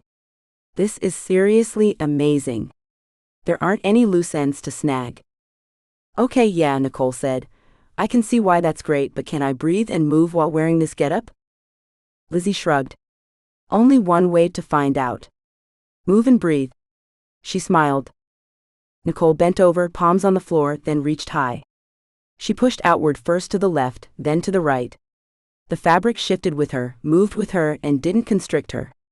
It was like a second skin. The shirt was long and flexible. It never went above the tops of her pants to expose skin. Nicole took another glance at herself in the mirror. Obviously, magic had been involved. The fabric clung perfectly without making her feel claustrophobic, or like she needed a spray of fabric softener. She grinned. It was fantastic. Not wanting to make the others wait any longer, Nicole and Lizzie returned to the library, Nicole feeling more excited than she had in a while. "Check it out," she said, turning around for them. "They're amazing." Austin grinned appreciatively, Azariah rolled his eyes, and Jacob only glanced at her for a moment before turning back to a book. Coolidge got down to business. "It has pockets to hold Keitus sap packages," he said. "Did you notice them?" Nicole frowned. "No, I didn't." "I'll show you," Pambry said, approaching. She showed Nicole all of the pockets everywhere, represented by little slices in the fabric that Nicole had assumed were there for ventilation. "When you fight both the Ember God and Lassia, we'll fill all of these with cloths soaked in Keitus sap. It'll protect you the same as when you spread the liquid on your skin." She glanced at Nicole briefly, the light from her eyes making Nicole squint. "The cloths will last longer than straight Keitus sap, but they'll require higher concentrations. Keep that in mind so you don't run out when you face Lassia." Nicole nodded. "I'm assuming Coolidge told you that these shouldn't go anywhere but your practice sessions and your actual fight with Lassia," she asked. "Yes, and that they need to be stored here." Pambry nodded. "We'll be charging them with as much power as we can in between your uses of them. The magic itself will drain immediately, but we hope that its benefits will stay for a while. Regardless, it would be wise of you to end any fight as soon as you can." Nicole hesitated. "I'm not sure how it'll go with Lassia, but I'll practice with Sanso accordingly."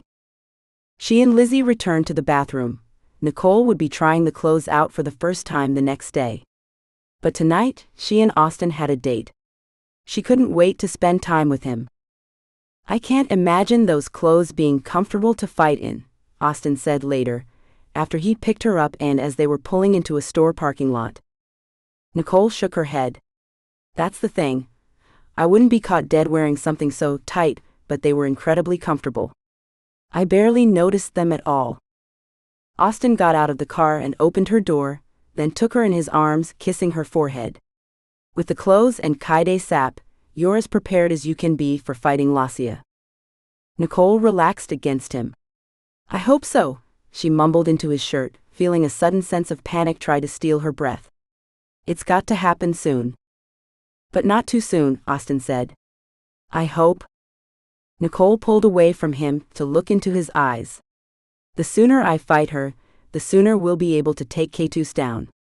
You know that." He didn't respond, but his shoulders sagged. Austen took her hand, and the two of them walked into the store and bought as much water as they could find. Nicole had a debt to repay to a certain group of natives who'd saved her life back on Eclaron. They emptied the store's supply in the back, buying spring, distilled, filtered, bottled, and every other kind of water available. Jacob was waiting near Austen's car when Nicole and Austen started wheeling carts full of water out of the store. He used the card to create a link to Sweet Pea's cabin, opening the front door out to the field.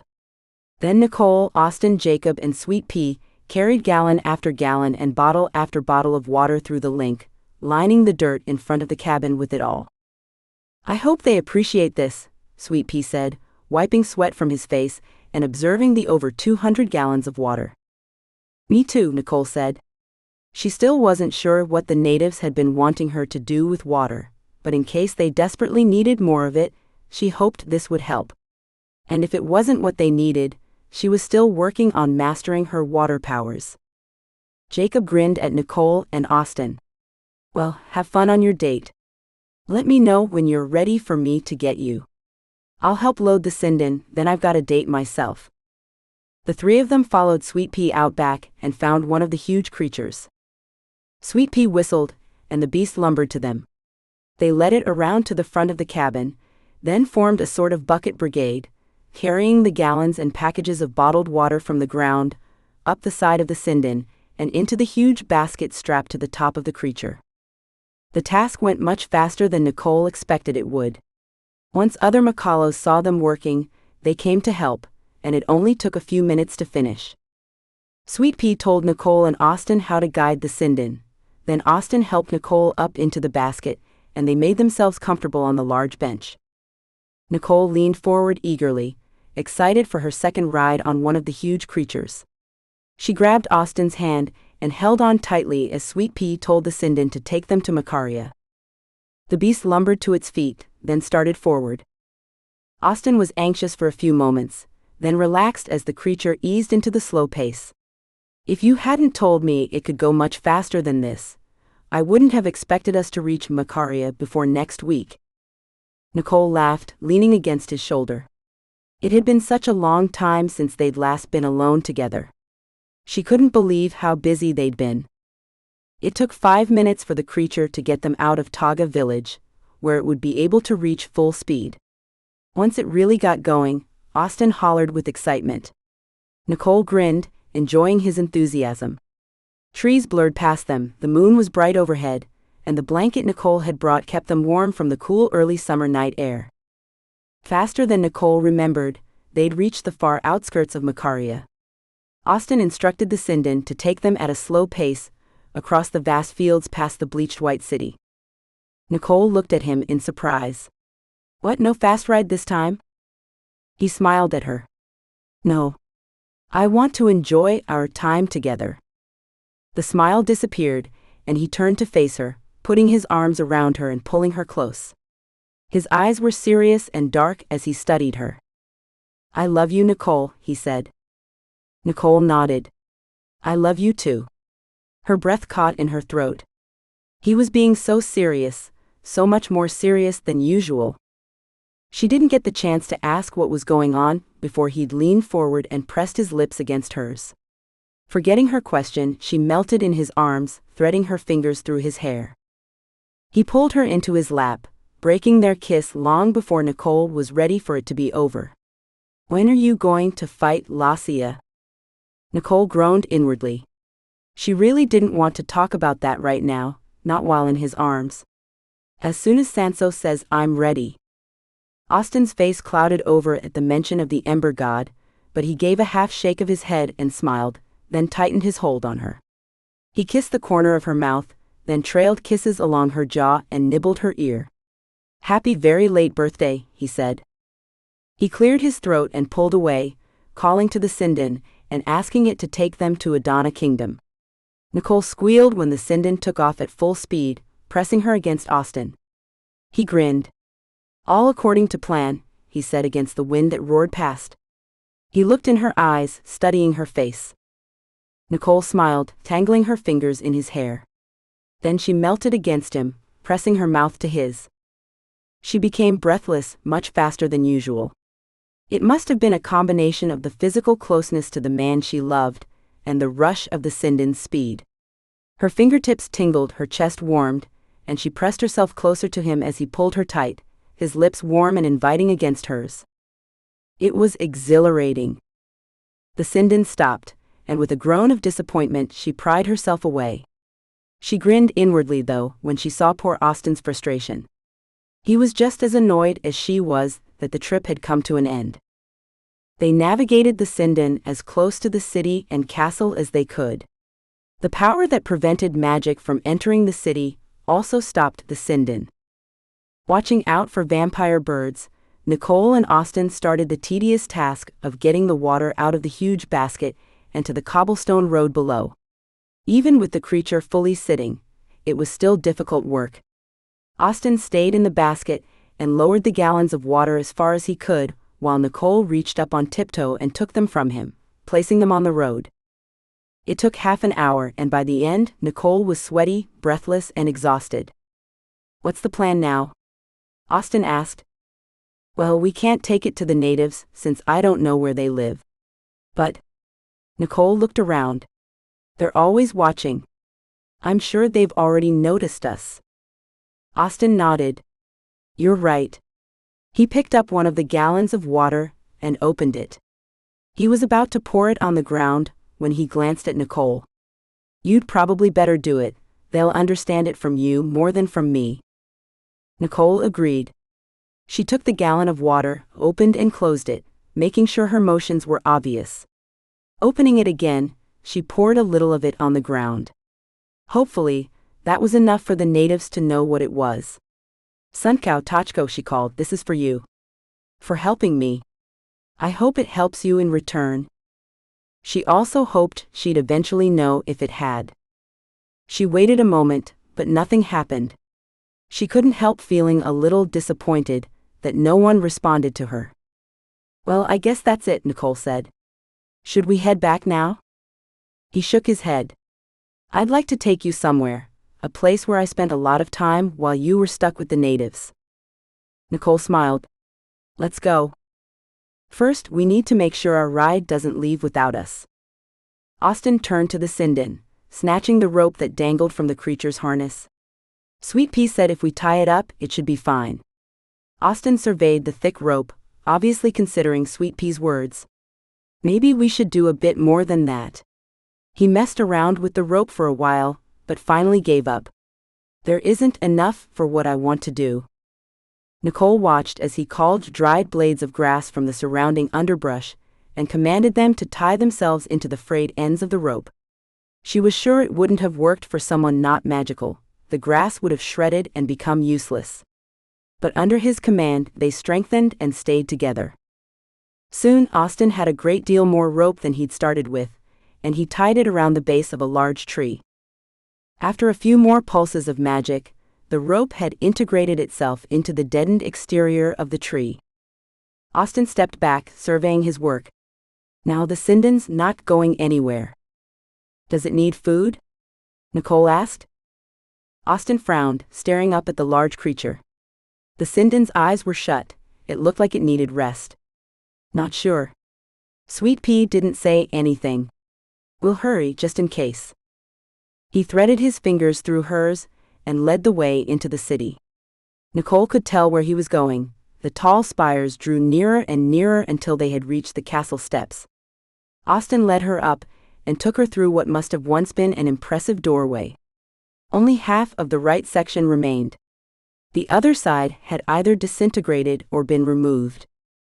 Most of the ceiling had caved in over the 100 years since the place had been deserted, and the crescent moon and several stars peeked in, casting a glow on the building's interior. Austin headed to a large torch fixed against the wall nearest the door. He muttered some words, and a fire started. He surprised Nicole by leaving the torch there, taking her instead through the massive entry hall, lighting torches, candles, and lanterns along the way. Soon the whole place was ablaze with light. Careful not to stumble over the loose rock on the floor, Nicole looked back the way they'd come. The castle was beautiful, but also creepy. It had fallen apart just enough to mask the gorgeousness it once had, but with the moon and stars, the dark stone, and the light dotting the hall, it was still impressive. She sighed to herself, content to be with her favorite person in her world while exploring the vast ruins of another world. Austen took her to a large library. It wasn't as amazing as the actual Adana library, since it was just one room, but it was still impressive. Bookshelves lined 5 stories. Chairs, their stuffing torn away, were positioned in clusters throughout the place. It wasn't very wide or long, but those 5 stories made Nicole's insides melt. She could get lost there without ever leaving the room. Unlike the rest of the castle, the ceiling in this room was fully intact. Noticing Nicole staring up, Austen grinned. "I consider us lucky. Most of the books are still in pretty good condition considering. This place is amazing. I thought you'd like it." She carefully pulled out a tall volume, letting its pages fall open. She gasped. It was an illustrated bestiary. "So incredible," she whispered. She looked at Austen. "I wish we had time to dig into these." He nodded. "Even with the 2 months I spent here, I barely scratched the surface. Most of them are written in other languages, but a couple are in English. One in particular will interest you a great deal." Nicole replaced the book and followed him to the other side of the room. A small bookcase was nestled in the corner next to a huge stone fireplace. Nicole hadn't noticed it. It was easily overlooked. "I think this is where they kept their most important books," he said, crouching in front of it. "It's the only place where English ones are kept, from what I could tell. I wasn't able to explore the top levels very much, they're too unstable." Nicole glanced up. There weren't ladders in the room. "How did you even get to the next level?" He pointed at the door they'd come through. "There are stone stairs just out there." He turned back to the bookshelf and hefted a huge one with a red leather cover. Getting up, he turned and walked to a large table in the middle of the room, setting the book on it with a slight thump. "Come see this," he said. Nicole bent over the book and started flipping through the pages. It seemed like a dictionary of magical people, foods, recipes for spells, and the legends that went along with all of these. There were tons of illustrations. "Hey," she said, gasping. "It talks about arates." Austen nodded. "Yup. That's amazing." She scanned through a few of the entries on arates, including one that mentioned arates who were fully gray when they got their magic. The entry said only one had ever survived restarting. "It's like that silver on the other planet," Nicole said. She looked at Austen. "Your dad was right to be worried about him. If this is true, he probably won't live through his restart." "I know," Austen said. He pulled the book toward himself and started flipping through the pages, obviously not as distracted by that entry as Nicole was. "What I wanted to show you was this section here." He pointed, then shifted the book back to her. Nicole glanced over the description. "The art of reanimating corpses." The author of the book obviously felt like it was a practice that wasn't used often enough on enemies after they died. She looked at Austen, then back to the book to read more. After performing the charm, the body came alive for several seconds and shared the spirit's greatest secret. Is it referring to the spirit's greatest secret before death, or the spirit's current greatest secret? "Its current greatest secret," Austen said. He pointed to a paragraph on the opposite page that said as much. Nicole straightened, staring at her boyfriend. "What would Keitus's greatest secret be?" Austen nodded. "Your thoughts went where mine did. Why didn't you bring this up earlier?" Austen leveled a look at her. "Do you really want to go back to Renforth's world?" Nicole groaned. Heavens no. She never wanted to see the stupid shingle ever again.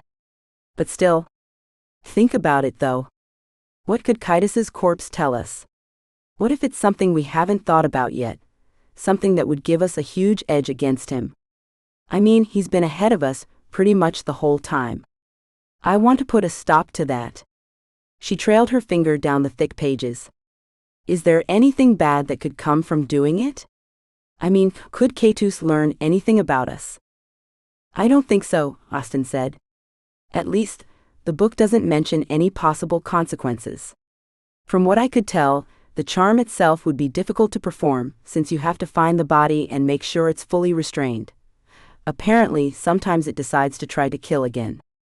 Well, Keitus is pretty stuck where he is. Yes, he is. Austin shut the book and prepared to return it to the shelf. Wait, let's take that with us.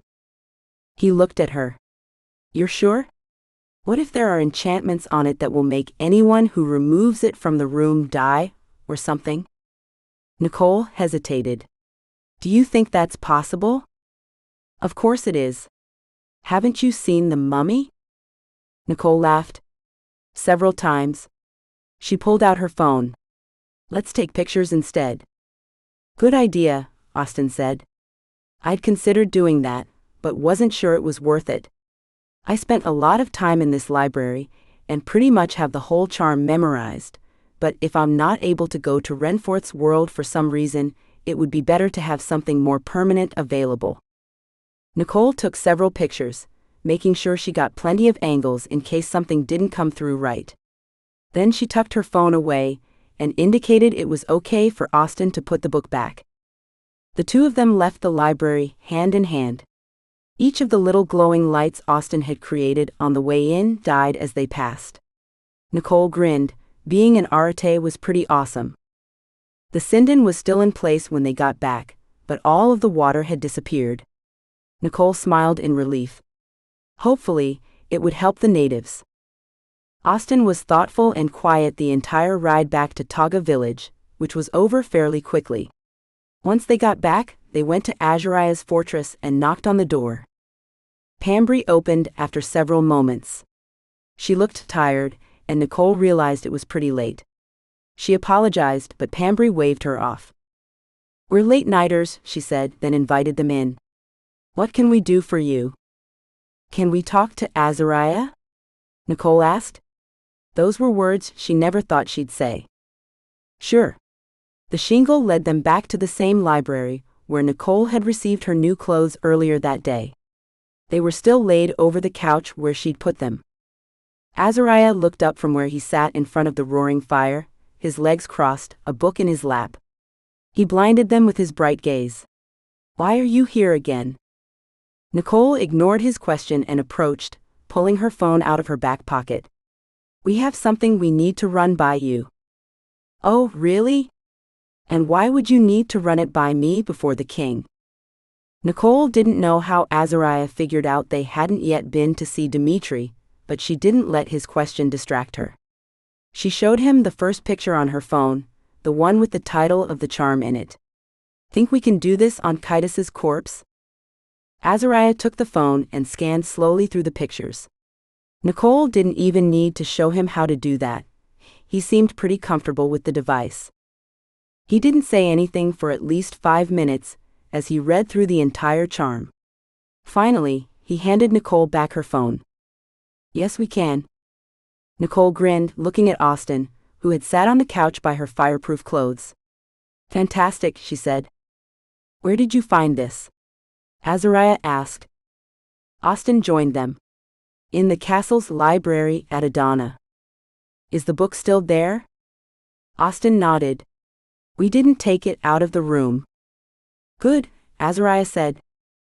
Austin grinned at Nicole. Told you. It would have been stealing, Azuraya said. Those books belong in the library. They aren't yours even if you did find them. Nicole hid a smile behind her hand, not wanting Azuraya to think she was laughing at him. But she couldn't help tease Austin a little more. Wait a second.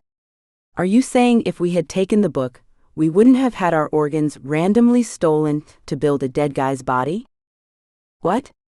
That's ridiculous. Nicole chuckled, meeting Austin's exasperated gaze. One can never be too careful, Austin said, ignoring her amusement. He turned back to Azuraya. Anyway, what are the chances of us getting back to Renforth's world?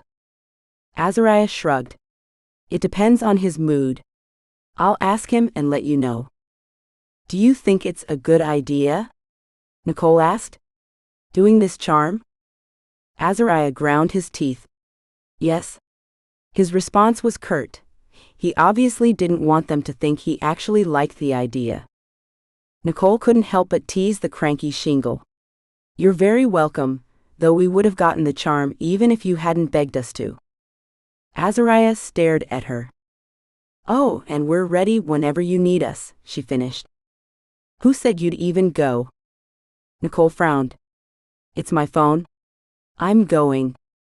I have to be there in case the corpse says something important. And you're the only one who would remember something important? Nicole's frown deepened. Oh, come on. I've been able to help a great deal. I've noticed that everything has been about you, Azariah said. I'm surprised Shanlin claimed you as one of her own after seeing how selfish and self-centered you are. You're calling me self-centered? Whatever. Azariah scoffed. What a surprising display of emotion you've presented me with this evening. First, humility. Then giddiness, triumph, and anger, and now arrogance and obtuseness.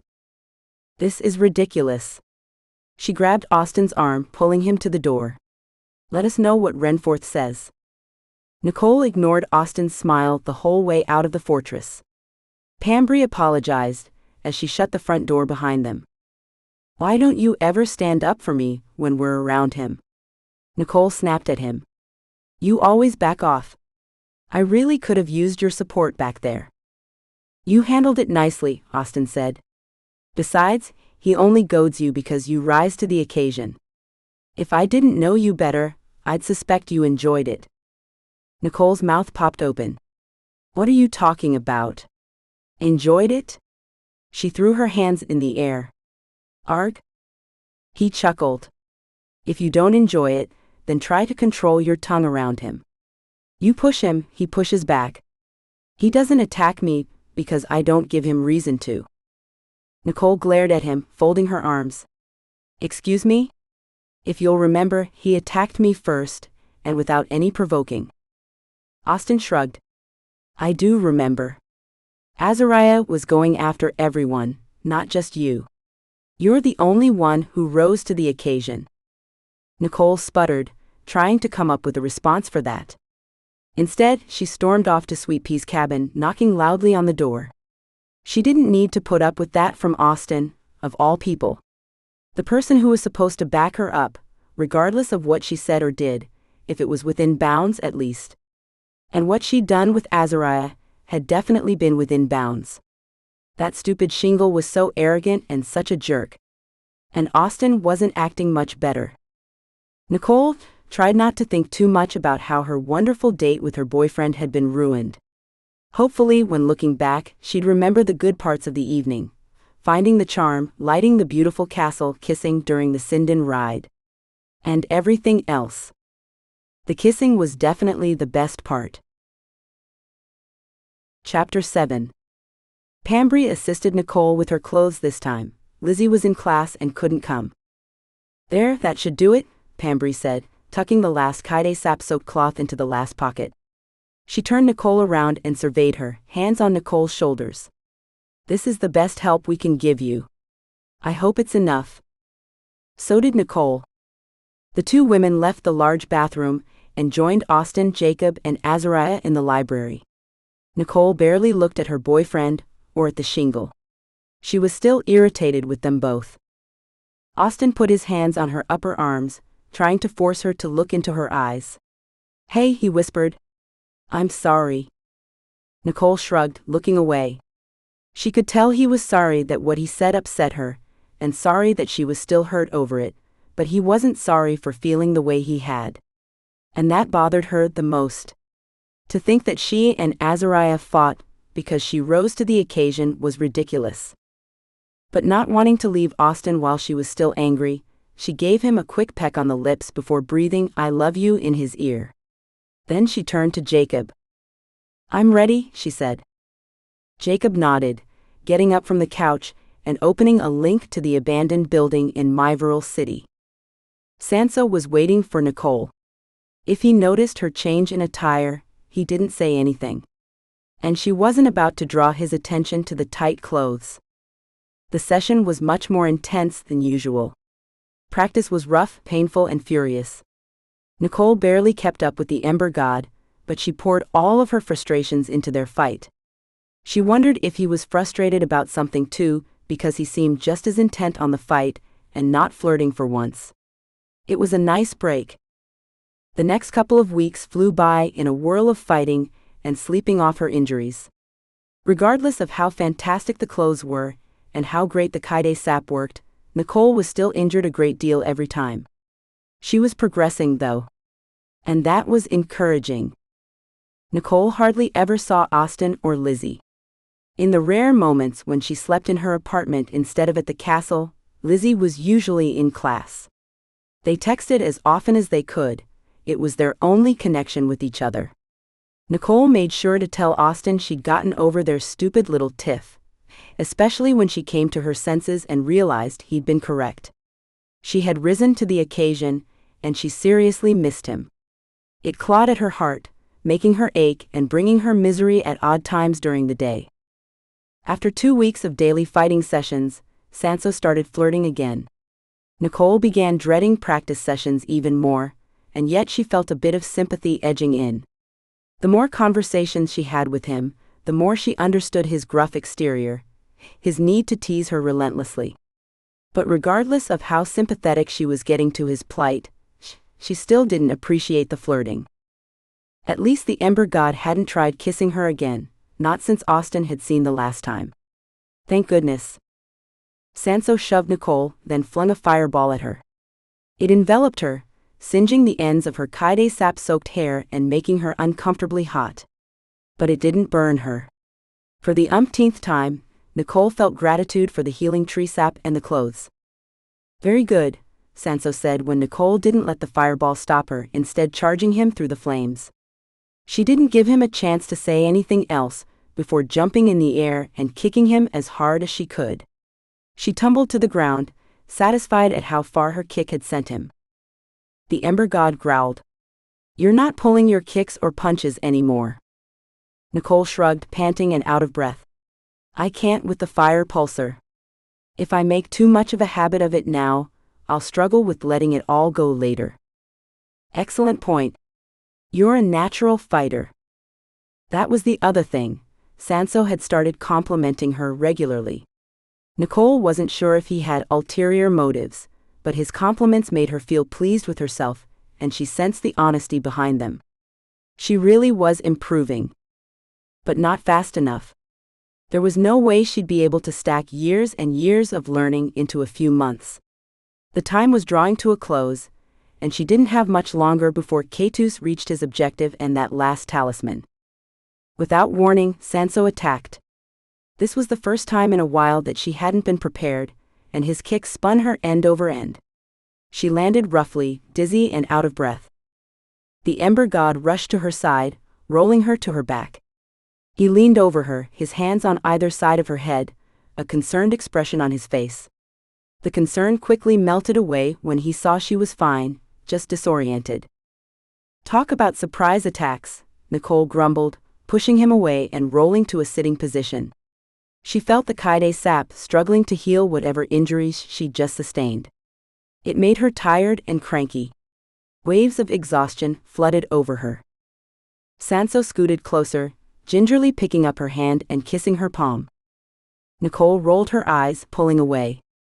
Do you have to start doing that again? She asked. Sanso didn't respond.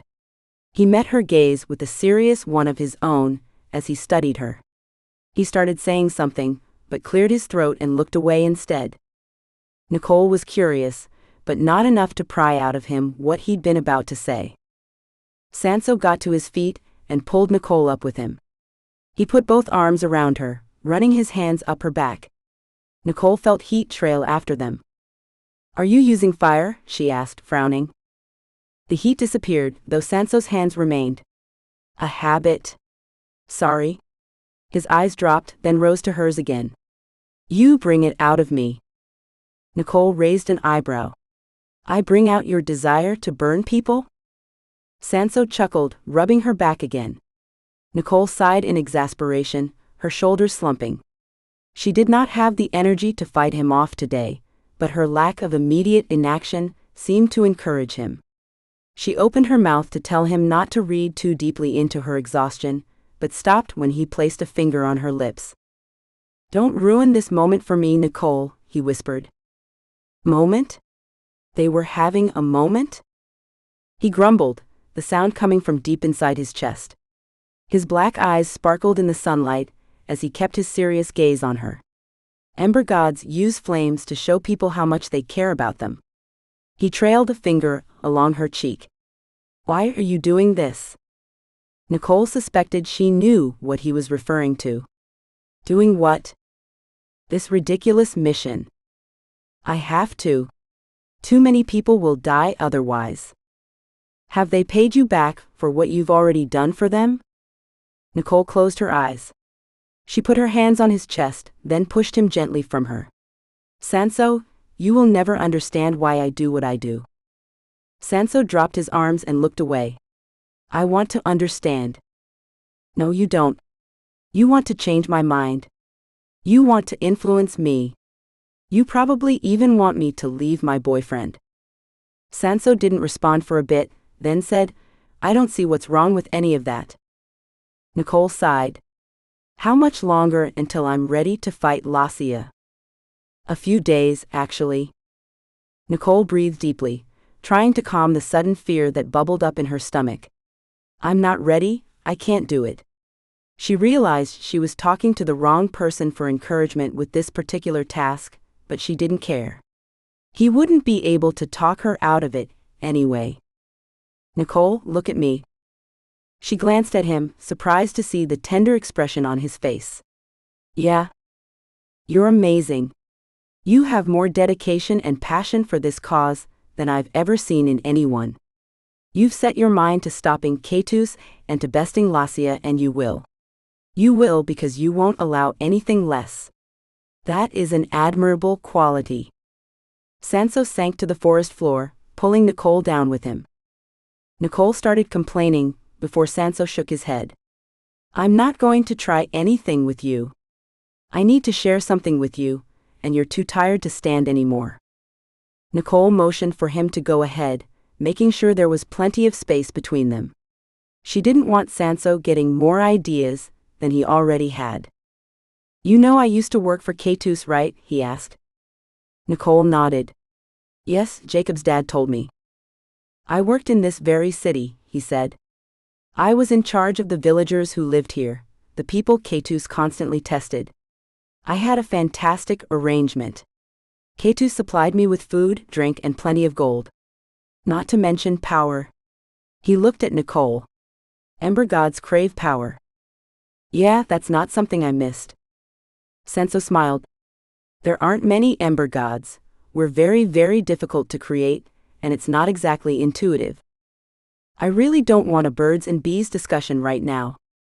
Sanso's eyebrows creased. He didn't understand what she was getting at. "Never mind," she said with a sigh. "Anyway, we're born at the age of 10, through an incredibly complex and excruciatingly painful process." Nicole waited for Sanso to explain what that process was, but he didn't. Then she caught hold of the age he'd mentioned. 10, she said incredulously. "How is that possible?" "It's not the same as a human birth," he said. "We don't need to talk about how it works. Suffice to say, there aren't many ember gods." He quieted before saying, "And Keitus drastically dropped our numbers." Nicole sensed this was the whole point of the conversation. "What did he do?" "He asked us to accomplish something important. We failed. As punishment, he commanded his wolves to tear us apart." Nicole frowned. "Wolves? I'd think a wolf wouldn't be a match for an ember god."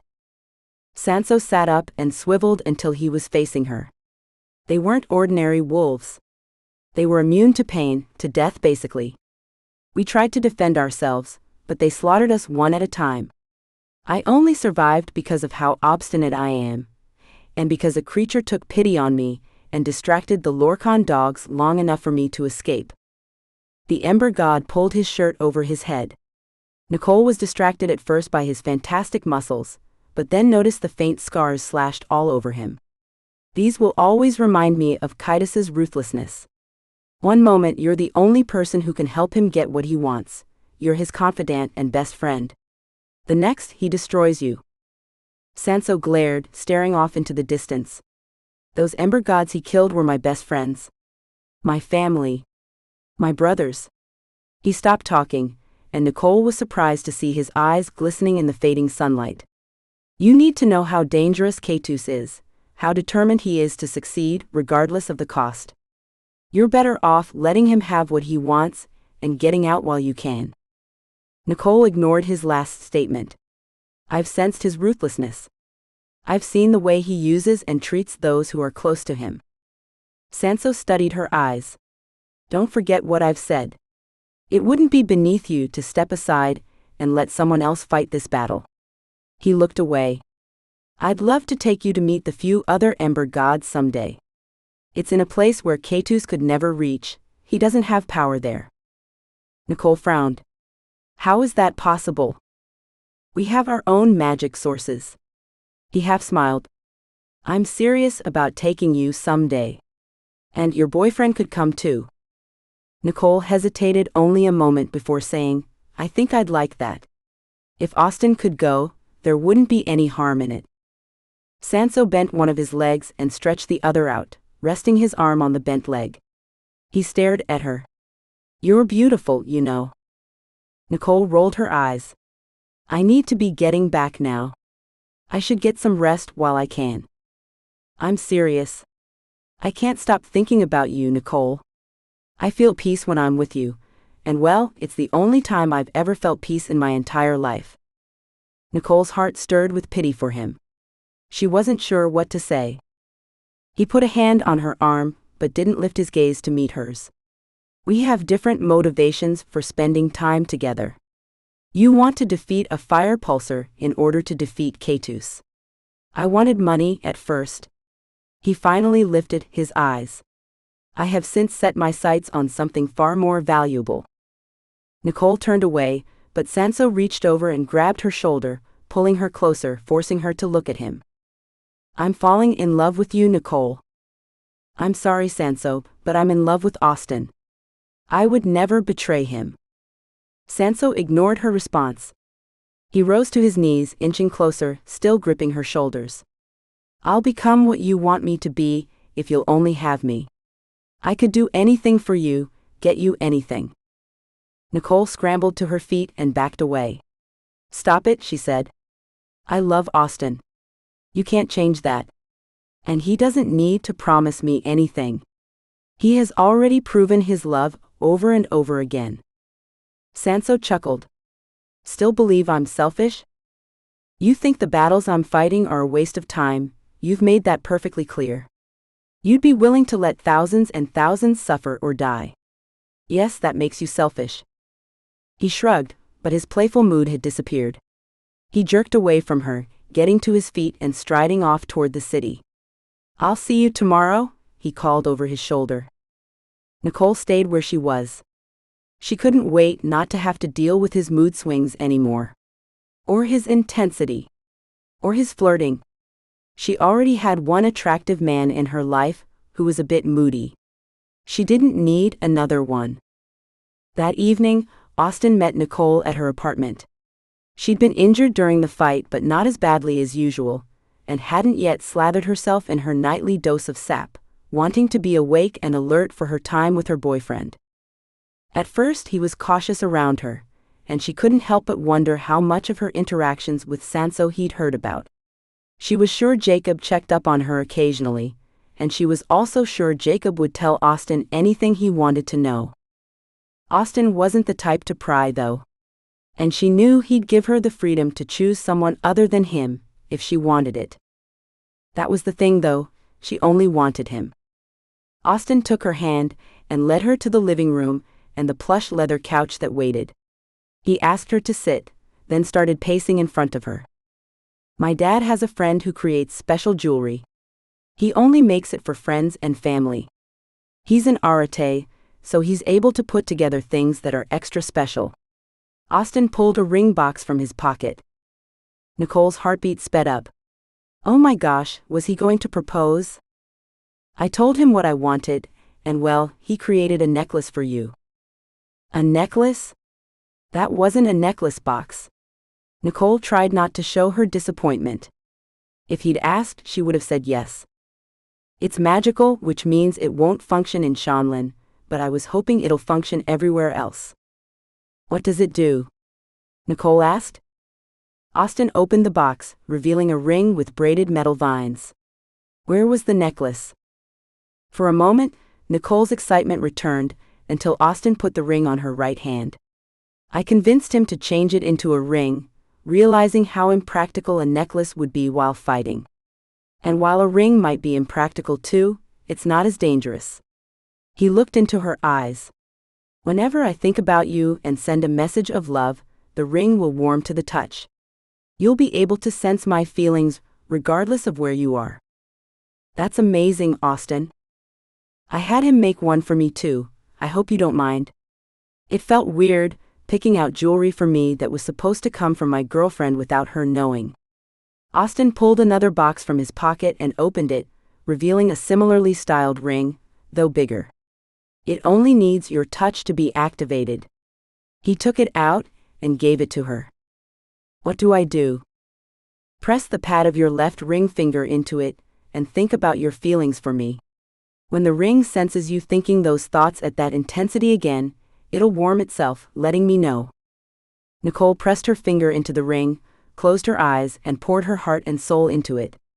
All of the love she felt for Austen, for his care, for his help and intelligence and humility and pride, and everything that made him an amazing man.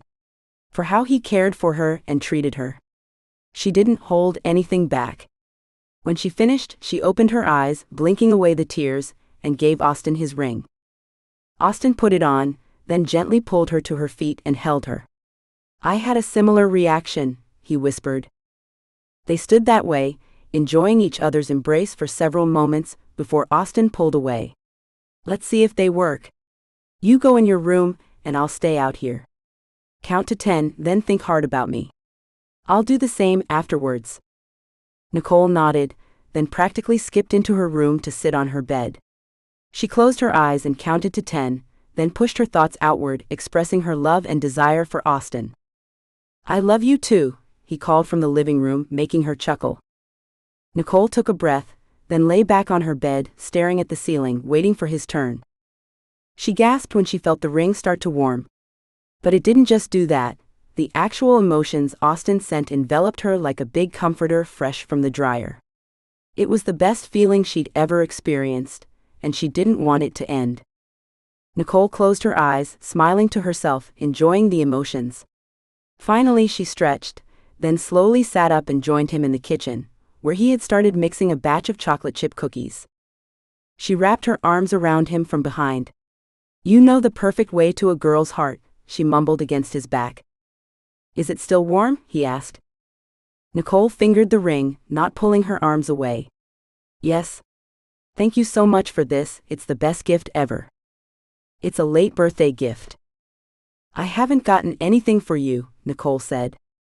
Austen turned in her arms, holding her tightly. Yes, you did. A ring. His warm brown eyes sparkled with humor as he studied her face. Before she could argue, he kissed her slowly and thoroughly, only stopping when the front door opened. He cleared his throat. Well, I suppose these cookies aren't going to make themselves. Did someone say something about cookies? Lizzie asked, dumping her backpack on the counter. She squealed when she saw the chocolate chips on the counter. Fantastic. I was daydreaming about this all day. She grinned impishly at Nicole. And that's about as close to dreaming about your boyfriend as I'm going to get. Nicole and Austen laughed, then Nicole helped him finish mixing the dough. When the cookies were done, Lizzie poured tall glasses of milk, and they ate while watching a movie. Sanso was really moody during their next practice session, and Nicole couldn't figure out why. Maybe it was because of their conversation yesterday. Regardless of what caused it, it was frustrating. She fought carefully, not wanting to trigger an outburst of anger. Toward the end of the bewildering practice session, she grew tired of the mood games. Sanso had yet again bounced back to his smoldering. He grabbed her and kissed her full on the mouth. She shoved him as hard as she could, then backhanded him for good measure. He growled, his hands and feet flaming. Just as he was about to push his fire at her, Nicole decided to cheat. She pulled enough water from the air around them to douse Sanso's flames completely. His reaction shocked her. He freaked out. He screamed at her, wiping his hands on his pants repeatedly, trying to dry them off. "Fine," Nicole said. "Sorry. I won't do it again." She stirred up some air and directed it to him, drying him while pulling the water away. It wasn't enough to make Sanso happy, though. He snarled and lunged at her, throwing her across the forest. Nicole landed roughly, the wind knocked from her. She gasped for air, trying to force it back into her lungs magically. She sucked in the air she needed right as Sanso pounced on top of her, pinning her arms and legs down. His dark eyes were only inches from hers. He breathed heavily, obviously trying to calm down. Nicole held as still as she could. She sensed just how deeply she'd pushed him, and realized he could destroy her if he wanted. She tried not to show her fear as she stared back at him. "Apologize," he demanded. "I already did." "Do it again," he screamed. Nicole flinched. "I'm sorry, Sanso. I had no idea water would affect you like that." He scoffed. "You can't be serious. A person whose entire life is surrounded by fire, and you're shocked he would panic when covered in water? Well, when you put it that way." Sanso glared at her. "You owe me." His gaze drifted to her lips. "Don't you dare." His lips cut her words off. He pressed her body into the ground, urgent, forceful. It took Nicole several seconds to detach her face from his. She spat when she did, trying to get the taste of him out of her mouth. "You vile, disgusting beast." Sanso jumped off her and scrambled away. As suddenly as it had come, the fight left him. "Come back to my world with me, Nicole." "After that? You think that's how to win a girl over? I'll have you know, most women prefer the nice guy." Sanso snorted. "Austin's a nice guy. He's never forced himself on me, not once. He's considerate. He actually cares how I'm feeling. And when we started dating, he took things slow. He was cautious and hesitant. And yes, that bothered me a couple of times, but you know what? I'd much prefer that over someone who makes me feel constantly on edge." Sanso took a deep breath. "I'm sorry." He stared at the forest for several minutes. "You're too young to realize what you're getting into where this battle is concerned." Nicole scoffed. "I'm too young? And how old are you?" He glanced at her. 30. "You're barely 10 years older than me. Regardless, I've seen more than you'll see in your entire life." "I doubt that." He frowned at her. "You can't possibly win against Keitus, not with the powers he has. Nothing will stop him now that he has nearly everything he needs. We've had this conversation before. I'm not deserting my friends or my mission." "Come with me," he repeated. "Not a chance." He stared at his feet for several moments before responding. "You didn't need to be so honest." Nicole realized she'd hurt his feelings, but she didn't care. After this last practice session, he deserved it.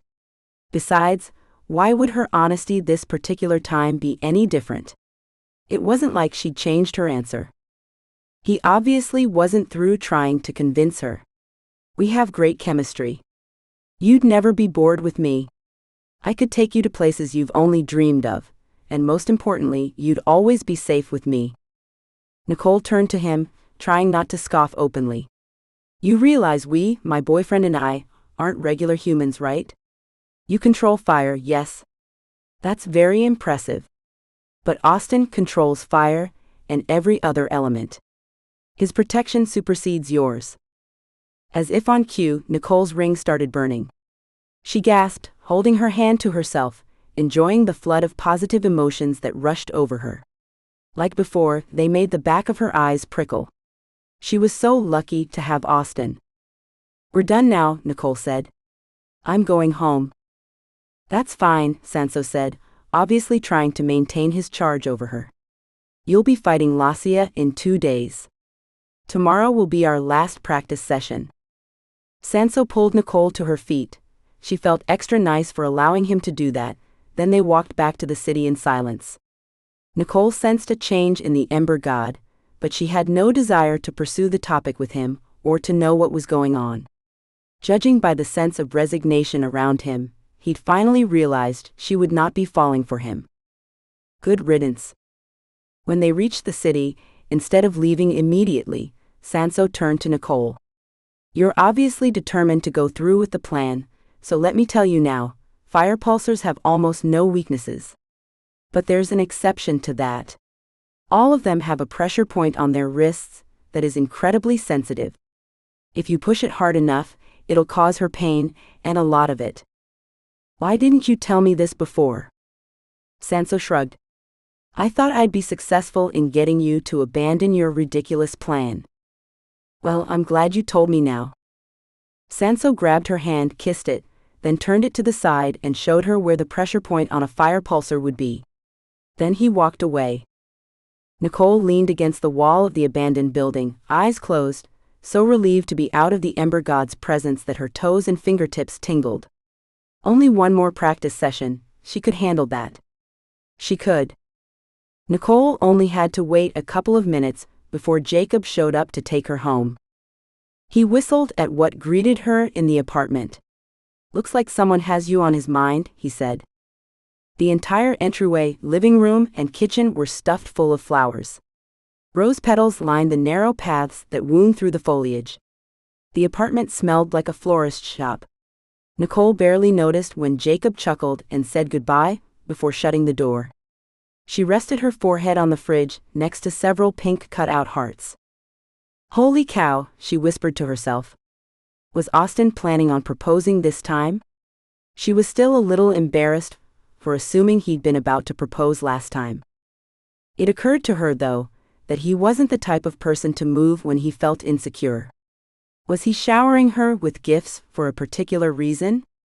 Was he worried she'd choose Sanso over him, and this was his last-ditch effort to convince her to stay with him? She picked up a rose and breathed its aroma deeply, realizing she needed to be more persuasive if he was worried. The doorbell rang, and Nicole turned and peeked through the peephole. Austin was on the other side. She opened with excitement, grinning, and threw her arms around him. It's beautiful, she exclaimed. He half smiled, ducking his head. I thought you'd like it. He pulled tickets from his pocket. Care to catch a musical? Nicole jumped up and down, clapping her hands. Oh heavens, yes. I definitely could use that. The evening was fantastic, but Austin didn't propose. Maybe he was warming up to it. She just hoped he'd do it sooner rather than later. With how Sanso had been talking, she'd started worrying that Keitus would destroy everything and everyone. Would she and Austin get the chance to turn their relationship into something more permanent first? She hoped so. Nicole arrived at her last practice with Sanso prepared to find him in all sorts of annoying and dramatic moods. Instead, she found a note from him on the porch of the abandoned building. Under it was the necklace he always wore. She ignored that and read the note. You're ready to face Lascia, Nicole. Today's practice would only prolong the pain your decision has caused me. If you change your mind, this necklace will help you find me. Keep it, it reminds me too much of you. Nicole rolled her eyes. He was so dramatic. According to Jacob, Sanso had worn that necklace back when the two of them had met at least 4 years earlier. How could 2 months of practice make Sanso think of Nicole when he looked at a necklace they'd maybe had 1, possibly 2 conversations about? The note had been propped on top of the necklace with a rock, the paper hiding the necklace, the rock keeping the paper from blowing away. Nicole sat on the porch and picked up the necklace. The minute her fingers were on it, she had a vision of him. He'd left this world completely and gone to a tiny world who knew how far away. It was so small and insignificant, Nicole could totally believe Sanso was right about Keitus overlooking it. Sanso was sitting at a table in a small cabin, fingering a bracelet. Nicole gasped. She recognized that bracelet. How had Sanso gotten his hands on it? The thief? It was the one she wore that zapped her constantly, letting her know when she'd overdone it magically. Nicole had half a mind to storm to that world and demand he return it. Of course, that was probably what he expected her to do. And if she did it, she'd never be able to convince him she wasn't madly in love with him. Sighing with resignation, Nicole pulled the minya container from her purse. She felt a little sad about having to give the minya back to her proper owner, but realized it would mark the end of a very stressful period of her life. She couldn't wait for Lassia to be defeated and for the next few days to be over. She hoped she'd survive. Jacob came and picked Nicole up immediately. "Would you take me to Shanlin?" she asked when he wondered what she'd do with the time she had. "What for?" She lifted the necklace. "I want to put this there. I'm not going to keep it, and I doubt he'll come looking for it. And if he does, it's only one ceiling away." Jacob nodded. He took her hand, warmed it, and everything flashed around them. The landscape outside of Gratitude, the Makalo city, greeted them for a brief moment before her hand warmed and the lights flashed again. Then the 5th floor of the library in Adana surrounded them. Nicole thanked Jacob and walked to the corner, greeting the guardian. She handed him the necklace. He inspected it, gave it back, and told her to go ahead and seal it in the room. Nicole entered that room and faced the empty shelf. The necessary words flowed into her mind and she repeated them, sealing the necklace in place. She made an entry in the book by the door, then joined Jacob outside the room. "That was fast," he said. She shrugged. "I know what to do now." And she was glad to be rid of the necklace. "My magic hasn't been able to replenish itself yet. It'll be a couple of hours before I can time travel again. We might as well walk." Nicole nodded. She was fine with that. As they started down the cobblestone road, Jacob began talking out loud, musing through what he'd learned since watching Keitus. "I'm not entirely sure if it's important, but when I go back far enough, I catch a glimpse of an object hidden in the corner of the room. I didn't pay it much attention before, because I assumed it was a plant." He laughed. I know, never assume anything. Stupid of me, right? Well, in the particular scene I've been studying, Keitus is sitting at his desk reading when a maid enters the room. She gives him his breakfast before pouring something into the object. I thought she was watering a plant and totally dismissed it until I realized that not long after this, the cycle starts. I'd been so focused on Keitus's actions and the actions of his minions that I ignored a simple maid. Jacob looked at Nicole. "So I zoom in on the thing and find it's not a plant at all. It's roundish, like a core, and has a funnel attached to it and gears. What I'd originally assumed to be light reflecting off shiny flower petals is actually a glow barely visible through the piece of cloth that covers it." Nicole narrowed her eyes. "A funnel? Tell me more about it. What color was it glowing?" "Red." "About how old would you say it is?" He shrugged. It looked pretty old. The funnel definitely wasn't a modern plastic one. It was rough metal. She turned to face him, stopping him with a hand on his arm. "Could it have come from the 1800s? Jacob hesitated. "It definitely isn't from this century." Nicole started walking again, breathing heavily. "Oh my gosh. It has to be him." "Him who?" She glanced at Jacob. "Remember when we went to see Keitus and found an old guy who wouldn't answer questions?" Jacob nodded. "And he remembered me, he knew my name?" He nodded again. His voice was super familiar. "I've been trying to figure it out since, and you just gave me the key I needed." "Who was it?" "Captain Christopher Price." "Oh, I know that name." Nicole frowned. "How?" "It was on one of the papers Keitus was studying. I told you about him, back when I mentioned the names he was researching." Nicole's frown deepened. "There's no way you said Christopher Price. I would have recognized it immediately." He shrugged. I did give you a list of names, so maybe he got lost in them. Nicole shook her head. Doesn't matter, he's my great-great-grandfather. There's no way I wouldn't have recognized his name if I'd heard it. She scowled to herself, thinking back to the conversation they were talking about. Her eyes widened and she turned to Jacob. You said Christian Price, not Christopher. Whatever. Does it matter now? Nicole opened her mouth, about to say that yes it did, when she realized he was right. She sighed, forcing herself to calm down. No, it doesn't. What now? Well, obviously my ancestors are teaming up with yours and making life hard for us. Stupid family. Nicole chuckled. Seriously? I wonder how he found out about Christopher Price. Jacob raised his hand. I know how. Christopher Price was a famous inventor. No, he wasn't. Okay, not like Thomas Edison or someone like that, but apparently all sorts of his inventions were circling around back while he was alive. A few of them even survived. Nicole stepped over a tree trunk that had fallen across the cobblestone road. That's crazy. How did Keitus find out about him? Probably word of mouth. I don't know if you've noticed or not, but our world is practically the only one with lots of advanced technology. I mean, even Renforth can be bribed with it, because his world doesn't have any. Nicole paused, turning to Jacob. Are you serious? Renforth can be bribed? Why hadn't anyone told her this before? Jacob nodded. And Makalo magic makes it so something can function without electricity, right? Well, not really, they still use electricity. But the thing doesn't need to be plugged in to work. It depends. Usually, they store a lot of power into something, then plug into that. Where are you going with this?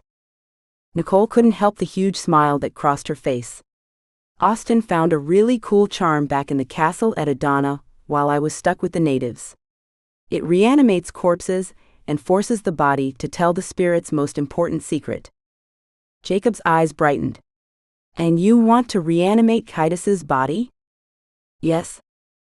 Please take me with you. Nicole chuckled. That's not up to me, it's up to Renforth. She started walking quickly, wanting to get back to the castle as soon as possible. It's got to work, she said. I can bribe him. I've got all the money anyone could ever want, and I never spend it. I haven't really had anything to spend it on. Except for our missions and your project a year ago to save the world, right? Nicole nodded. Had it really been a year since she'd fought Rebecca and the Great Ones? She couldn't believe that. She shook herself, forcing her mind to get back to the present. I have to fight Lassia tomorrow or the day after. It needs to happen soon. But before I face her, we're going to reanimate Keitus's corpse. And I'm going to buy every single item of technology I can get my hands on to convince Renforth to grant us entrance without going through his stupid links. Good idea. Jacob's face was flushed. He was pretty excited about the idea. The two of them jogged the rest of the way to the door. Jacob created a link and took them to the castle, where they quickly explained their idea to Jacob's parents. Dmitri and Aryan were in favor of it. Jacob took Nicole home while he went to Azuraya's fortress to tell the Shingle so they could get in contact with Renforth. The minute Nicole stepped through the link to her own world, she pulled out her phone. Setting it on the counter, she conference called Lizzie, Coolidge and Austin and told them what she and Jacob had learned about the glowing core and funnel, Captain Christopher Price, and their current goal to collect technology. This is going to be fun, Lizzie said. Where do we want to go shopping first? Costco, Austin said at the same time Professor Coolidge said, the Amazon warehouse. We can hit both places, Nicole said. And Walmart and Best Buy, everywhere that sells anything electronic. Realizing they'd have a lot of gadgets on their hands if Renforth didn't go for it, Nicole rented a huge moving truck which they parked in the various lots. Then they took turns going into stores and buying things, not enough to catch attention, as they didn't have time to deal with weirded-out store managers. Austin magically sealed the moving truck to keep people from trying to steal things. A few times, they were able to find a shopping strip that had multiple stores in it, and they all shopped at the same time, rotating through the stores. Nicole picked up remote control trucks, cars, and airplanes. An employee helped her snag a 70-inch TV, and she also purchased a Blu-ray player, multiple movies, a telephone, camera, several cell phones, basically everything she could find. When the person checking her out raised an eyebrow, Nicole laughed. "Early Christmas shopping," she said. The lady in line behind her chuckled. "Wish I was on your list," she said. Nicole felt bad for the lie, before realizing these people would forgive her if they ever found out why she was doing it. Soon the moving van was completely stuffed full of electronics. "Does he like cars?" Nicole asked Jacob. "'Cause I'm not above buying him some muscle." Jacob shrugged. "I don't know. I'd have to ask Azariah." "Speaking of the shingle, has he contacted you yet?" Jacob hadn't heard anything, so he opened a link to Azariah's fortress. They all piled into the library, where the shingle was pacing. He turned when they came in. "Renforth said no, until he saw you on your shopping spree. And now he's incredibly open to the idea. I've never seen him so giddy." Nicole breathed a sigh of relief. "If we'd known this was all it would take, we would have done it last time." "And it wouldn't have worked," Azariah snapped. "He's in the right mood this time to be spoiled. Last time it probably would have annoyed him." He sighed. "How do you propose we get the items to him?" Jacob raised a hand. "I've been thinking about that. I suggest we drive to his planet." "Drive?" Azariah asked, his eyebrow up. Jacob nodded, smiling. "We need to find a warehouse or something with a huge door. I'll create a link with it, and we'll drive through." Azariah decided that would work, and Jacob opened a link to the moving van. He glanced back at the others. "Any of you know where the right kind of warehouse is?" "Pike's Market should have big doors," Lizzie said. Coolidge shook his head. "Too busy, we need somewhere quiet. People there aren't likely to be okay with a huge moving van disappearing through their doors." "Good point," Lizzie said. They ended up driving up and down the streets of Seattle, looking for somewhere that wouldn't catch attention. It took almost an hour, but they finally found the perfect place, an empty warehouse in an industrial neighborhood that didn't have a lot of foot traffic around it. Once they'd lined the van up with the big doors, the guys got out, and Jacob created a link to the other world while Austin and Coolidge heaved the door open. Nicole pulled the van through. Lizzie, sitting in the seat next to her, squealed when the busy streets of Seattle disappeared and the pristine whiteness of Renforth's throne room appeared. Austin and Coolidge walked through the link as Nicole and Lizzie got out of the van. Jacob keyed to Taga Village to get a Kano. Renforth stood from his throne and approached the moving van excitedly. "Did you bring a Macalo?" he asked. "None of the stuff is worth anything without power." "I'm here," a Kano called from the door. He and Jacob closed the huge doors, then turned to help unload the van. Renforth watched excitedly, greed in his eyes, as Nicole, Lizzie, Coolidge, and Austin presented him with the things they'd bought. He responded with all the eagerness of a little child on Christmas morning. If Nicole didn't dislike him so much, she would have actually enjoyed the interaction.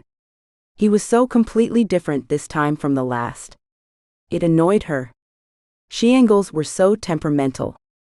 Akano charged the appropriate items, then gave a warning. "Some of them will need recharging. Depending on how often you use them, that could be after an hour of use or a year." He motioned for Renforth to follow him, then pointed to a hole he'd made in Renforth's wall. "I've gathered years' worth of electricity and fed it here. If you take the power cord and put it in that hole, you'll be able to give your toys the energy they need to function, even the ones that don't have batteries." Renforth didn't seem to mind the toy jab. He grabbed the nearest thing, an alarm clock, and shoved the cord into the wall. He squealed with delight when the clock's digital numbers started flashing. Renforth turned. "All right, you may go." "Go?" Nicole asked. "To the corpse? Don't you want to be there when we reanimate it?" "No, I mean for you to go home." I want to use all my presence before allowing you access to Keitus. Nicole shook her head. No way. We're not leaving until we see Keitus's corpse reanimated. She rushed onward, realizing she was opening them up to all sorts of trouble. And that's going to happen right now, or Kano will take all of that electricity away. And if he won't, I will. She stared at Renforth until he glared back and gave a very stiff, fine as a response, then led the way between the pillars to the wall where he'd staked Keitus's corpse. Everyone turned to Austin and Nicole motioned at Austin to go ahead. You're the one who has the charm practically memorized, she said. The blood drained from Austin's face, but when he spoke, his voice didn't show his discomfort at the attention he was receiving. I'll need your phone. Nicole opened up the photo app before handing the device over. Austin stared at the image, then looked at Keitus's corpse. So I should be able to repeat these words, then blow on his mouth. And apparently, a spirit somewhere will enter his body with my breath and will know what his biggest secret is. Coolidge frowned. Does it say where the spirit will come from? Austin shook his head. No. What about possible problems with allowing the spirit to inhabit this body? Coolidge asked. Austin glanced up at Coolidge. There aren't any warnings whatsoever. Coolidge rubbed the back of his neck. I wish I'd known that before we all came here. Renforth scowled at that but didn't say anything, and Coolidge growled, now rubbing his face. Let's just go ahead with it. Austin nodded, turning back to the corpse. Corpus corpor soma. He half smiled at Nicole. Not very imaginative, but hey, if it works, it works. He took a breath and stepped closer to the corpse, blowing on its mouth. Nothing happened. Austin scratched his head. So that didn't work. Coolidge took Nicole's phone from him and flicked through the pictures. That's because you didn't do it right, he said. Austin flushed. He didn't say anything though, and Nicole got the feeling he'd sensed that himself. This illustration shows that you actually have to make contact with the body when you blow. Coolidge pointed at the phone. Think of it as CPR. Nicole winced and Lizzie said, "You?" Austin looked pretty grossed out, but still he didn't hesitate. He repeated the words again, took another breath, then quickly pressed his lips against the gaping mouth and blew. He stepped back, grimacing, and wiped off his lips. A slight breeze ruffled Nicole's hair.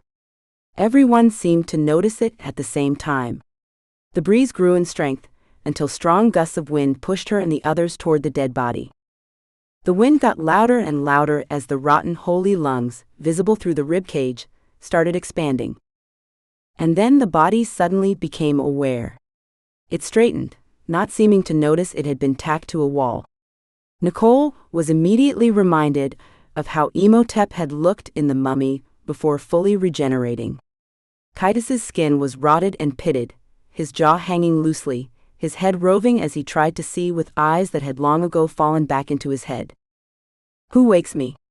The voice was grating, strong, and didn't sound a thing like Keitus. That is none of your business, Austin said, stepping forward. Nicole cringed. Should he insult Keitus already?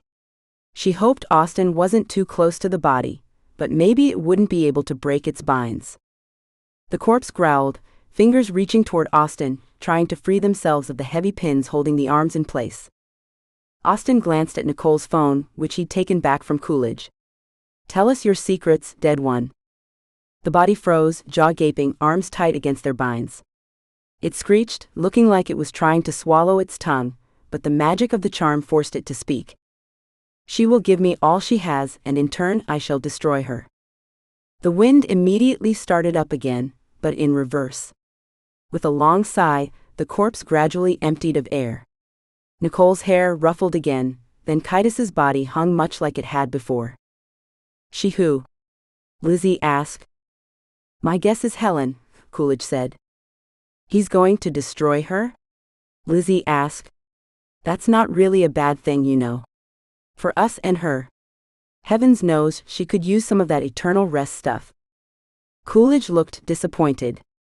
It's still not particularly useful information. Austin turned to his professor. I disagree. It gives us ammo. We can try to convince her not to let him have access to her body. Lizzie snorted. Good luck with that. If she's already agreed, I doubt she'll change her mind. She's pretty driven by her obsessions. Nicole nodded. And Keitus probably chose her because of those obsessions. He'd be an idiot not to use them to get her to agree to the body swap. I realize this, Austin said. But we still need to try. I agree, Azariah said. And we have our own ways of convincing. I'll accompany you on this quest, Renforth said. 2 she-angles are better than 1. Everyone stared at him, completely surprised, including Azariah. Renforth scowled. Stop acting shocked or I'll throw you in my prison. Coolidge glanced at Nicole. We'll approach Helen once you've faced Lassia. Much as I'd like to delay that event for you, it will take us time to find Helen's spirit and body. If we can't convince her to avoid Keitus, perhaps we can hide her body from him. Nicole nodded. That's something we probably should have done a long time ago. We didn't realize how close Keitus was to achieving his goal, Jacob said. Nicole knew he was right. That didn't make her feel any better about the situation, though. She and Lizzie hopped into the cab of the moving van, while the others followed Jacob through the link. Nicole pulled the van around and followed too. She gripped the steering wheel, feeling it become slimy as her sweat production increased. She couldn't believe the time had come to face the fire pulsar. She still had no idea how she was going to do it, apart from Sanso's tip about the pressure point on Lassia's wrists. And that depended on Nicole living long enough to get that close. So guess what? Lizzie asked as Nicole turned onto the streets of Seattle. Nicole did her best to switch her thoughts to her friend. What? I've finally picked a major. I'm applying for acceptance next week. Nicole grinned at Lizzie. Really? That's awesome. What is it? Lizzie rubbed her nose, almost shyly. Not what you're going to think it'll be. I'm expecting biology or something else related to the medical field. I know. It's not? She turned to face Nicole. It's a geology degree, one that is specialized to our university and focuses on fire arrates. She took a deep breath. I'm going to be a fire impeder. Nicole felt her mouth pop open. Are you serious? Oh wow. That'll be a lot of work for you, considering it's opposite from your natural sub-ability. Lizzie rushed to continue. I know, and I'm ready for it. We were talking in Fire 302 a month ago about all the things fire impeders do, and I haven't been able to stop thinking about it since. She began talking with her hands, her face animated. And you know how almost all arates branch into other powers? Like it's their goal? Well, instead of learning other powers, I'm going to really focus in on my own natural ability. And there are tons of jobs available for fire impeders, especially since it's so specialized. I love how excited you are about this. But what happened to nursing? Lizzie shrugged. I love nursing, the idea. But when I started studying all the weird things nurses have to do before getting their licenses, I sort of lost interest. Nicole chuckled, then sighed, adjusting her grip on the wheel as her thoughts returned to the fire pulsar. What's up? Lizzie asked. Nicole shrugged. I can't wait for tomorrow to be over. Lizzie gave her a sympathetic look. Me too. She bounced in her seat. How about we invite Austin and Gabrielle over and have a little mini party tonight? Gabrielle?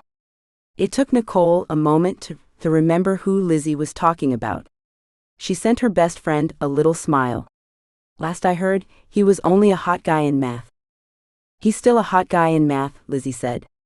Only now, he's a hot guy in math who has my number and hasn't stopped texting the past few days. And you're okay with making the first move? Nicole asked. He asked me for my number, Lizzie said. Technically, that's the first move. And I don't think it would bother him anyway. Nicole nodded, noticing that Lizzie hadn't actually answered her question. All right. Let's party. The evening was fun, relaxing, and exactly as it should have been. Gabrielle was awesome. Nicole could tell he was way into Lizzie, and she really hoped this relationship would be one that lasted. They all cooked dinner, baked cookies, and she and Austin got in a lot of snuggles and kisses. Nicole sighed, leaning against the couch, her fingers threaded through Austin's. Unbidden, her thoughts turned to the next morning, and she struggled with making them go somewhere else. She pressed her face into Austin's chest, refusing to allow desperation to ruin the evening. "What's the matter?" he asked, smoothing her hair out of her face. "Just freaking out about tomorrow." Austin made a rumbling sound deep in his chest. "I wish I could go." Nicole nodded, not trusting herself to talk. She hated that she had to do it alone. All too soon the evening came to an end, Gabrielle left, and Nicole kissed her boyfriend goodbye. "See you in the morning?" she asked. He trailed his fingers down the side of her face. "I'll be here." "Good." Austin showed up bright and early. Nicole was still asleep when he tossed a pebble at her window. She pulled it open, rubbing her face. "So early?" she asked. "It's after 9, he said. Nicole looked back at her alarm clock. "Wow. Yeah, I didn't fall asleep until almost 4. Come on up." She changed her clothes and brushed her teeth and hair, pulling her hair into a high ponytail. She should have washed it, but didn't want to spend any unnecessary time away from Austin. Plus, she didn't think cleanliness would impress the firepulser. She'd be covered in Keitus sap anyway, so there wasn't a point in showering. "You look beautiful," Austin said, caressing her face. Nicole chuckled. "I'm glad you think so." He wrapped his arms around her and nestled into her neck. And you smell good too." Nicole giggled, pushing him away. "Stop that. I haven't showered." "I love your smell." She took him by the hand and led him into the kitchen, where they made pancakes, bacon, and eggs. Lizzie joined them, fully dressed, hair and makeup done, and said, "I'm coming with you to the castle or the fortress or wherever you're leaving from. In fact, I'm going as far as the magic of Shanlin will let me." Nicole already knew Austin had similar plans. She felt her heart swell, nearly choking her with love for these two. She couldn't believe how lucky she was to have them in her life. When Jacob arrived, they were all fed and ready to go. Nicole sucked in while Lizzie helped her do up the buckles on the fireproof clothes. Pambry bustled around her, tucking Keitus sap-soaked cloths into her pockets and smearing the stuff on her exposed skin. Nicole fingered the extra fireproof tubes of sap in the little knapsack she'd be keeping in the library. Hopefully, she'd be able to leave the forest long enough to put more on if necessary. Hopefully. Everyone waited in the library, literally everyone. Austin, Coolidge, and a nauseated-looking Hala, Azariah Dimitri, and Arian the Fat Lady, Akano and Jacob, Sweet Pea, and Aldo. Austin was pacing between the bathroom door and the library. Even when Nicole emerged, he didn't stop pacing for several moments. "Hey," she whispered when he neared.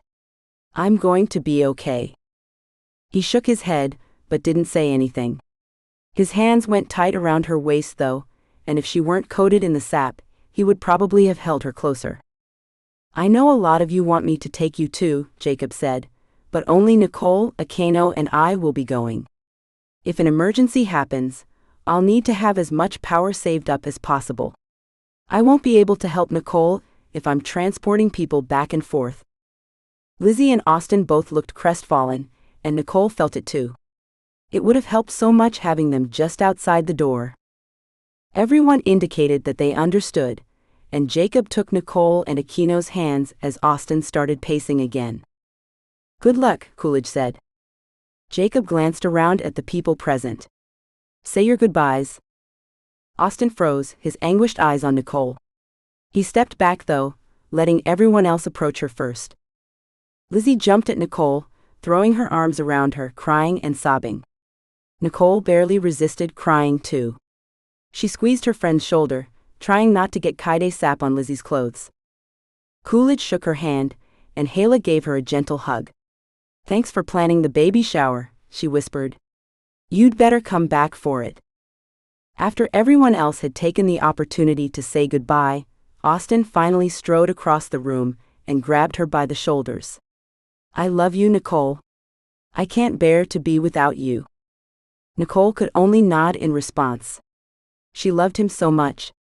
Her chest constricted just thinking she might not see him ever again. He let go of her when Jacob took up her hand. Please be careful, Austen said. And come back to me. I will, I promise. Right as Jacob was warming Nicole's hand, Austen blurted out, Marry me? Everything flashed around her, as Jacob's magic took her away from Azuraya's fortress and the man she loved, past Gratitude City in the past, and into the Adana Library in the present. Nicole couldn't swallow, couldn't think. Had Austen just proposed? Holy cow! She couldn't believe it. She felt two pairs of eyes on her and realized she'd closed her own. She opened them and looked first at Jacob, then at Kano. Neither said anything for several seconds. Jacob cleared his throat. Sorry, he said.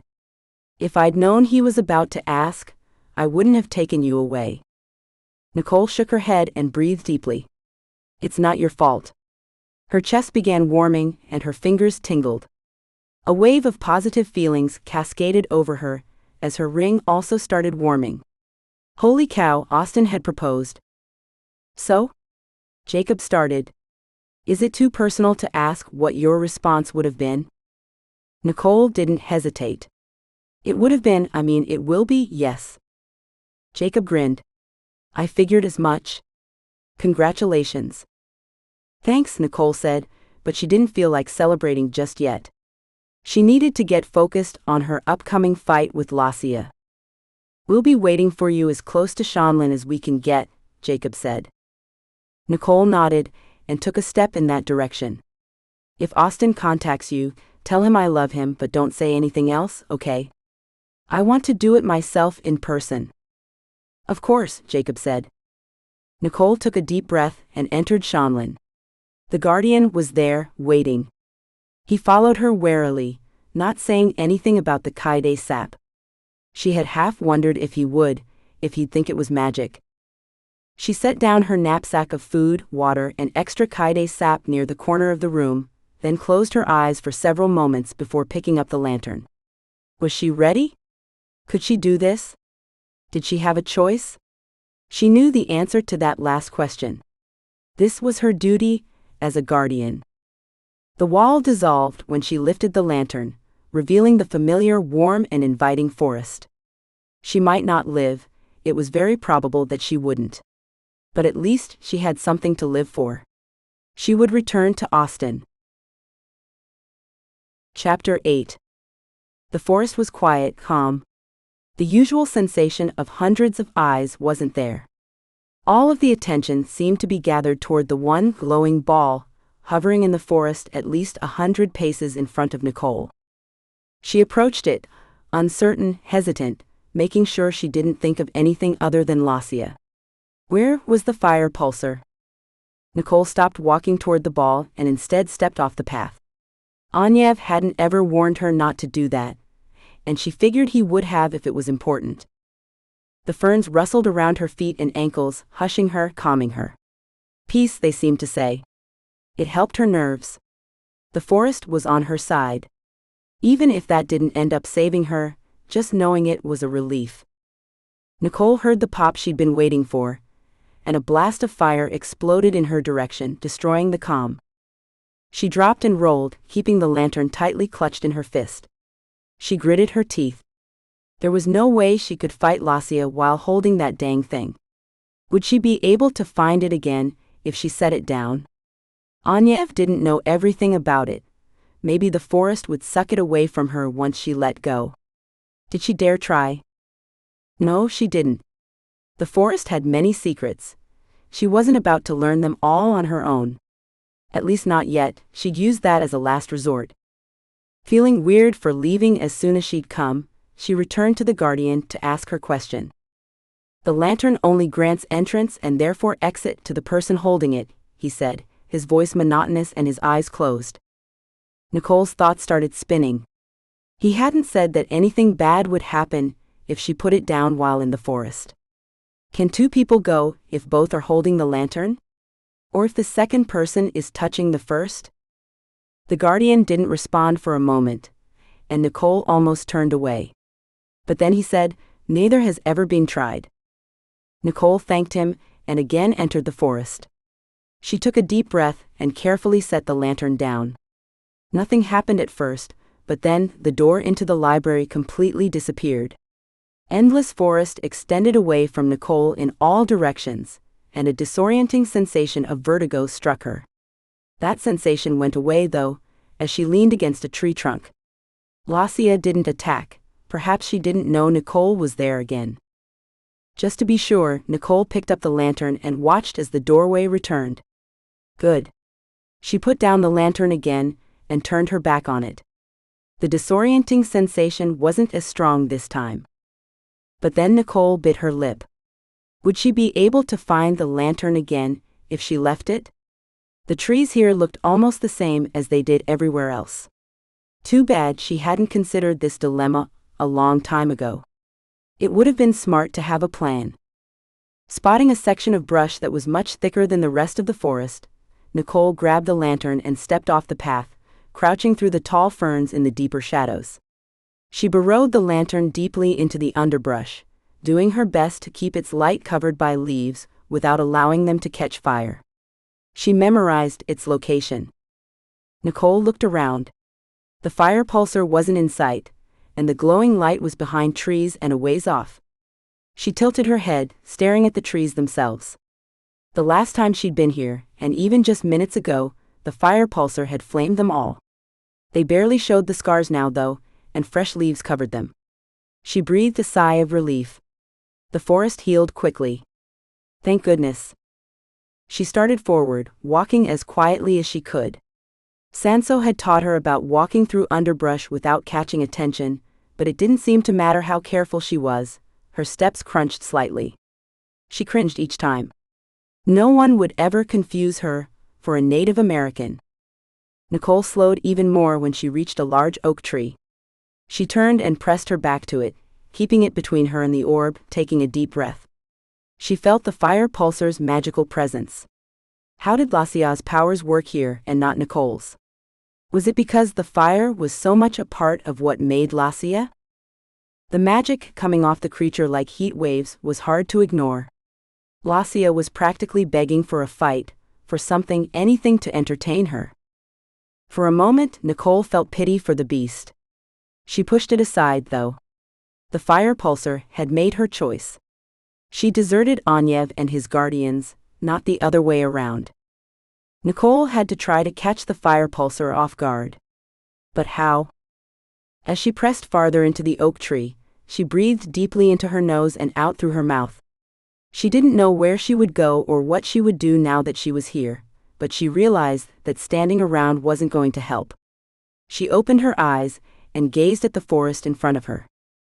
She could barely see the lantern's handle poking up through the underbrush, and she was surprised to see that the usual slight mist had already started to form in the air. The small water particles hovered, barely moving with a breeze so gentle she couldn't feel it. A few years ago, Nicole and her parents had traveled to Toronto.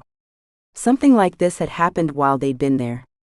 Apparently, with 100% humidity, it was fairly common to have rain that didn't actually fall. As she had walked through that air in Toronto, Nicole had slowly become soaked. The forest here was pretty much the same, though she hadn't ever really paid attention to it before. It surprised her now because she had just seen the fire pulsar blaze through everything with her flames. The fact that there was so much new water in the air was encouraging. It felt good, wholesome. This place craved health and goodness. She was sure then that the forest wanted to be rid of Lassia as much as Nicole wanted to survive.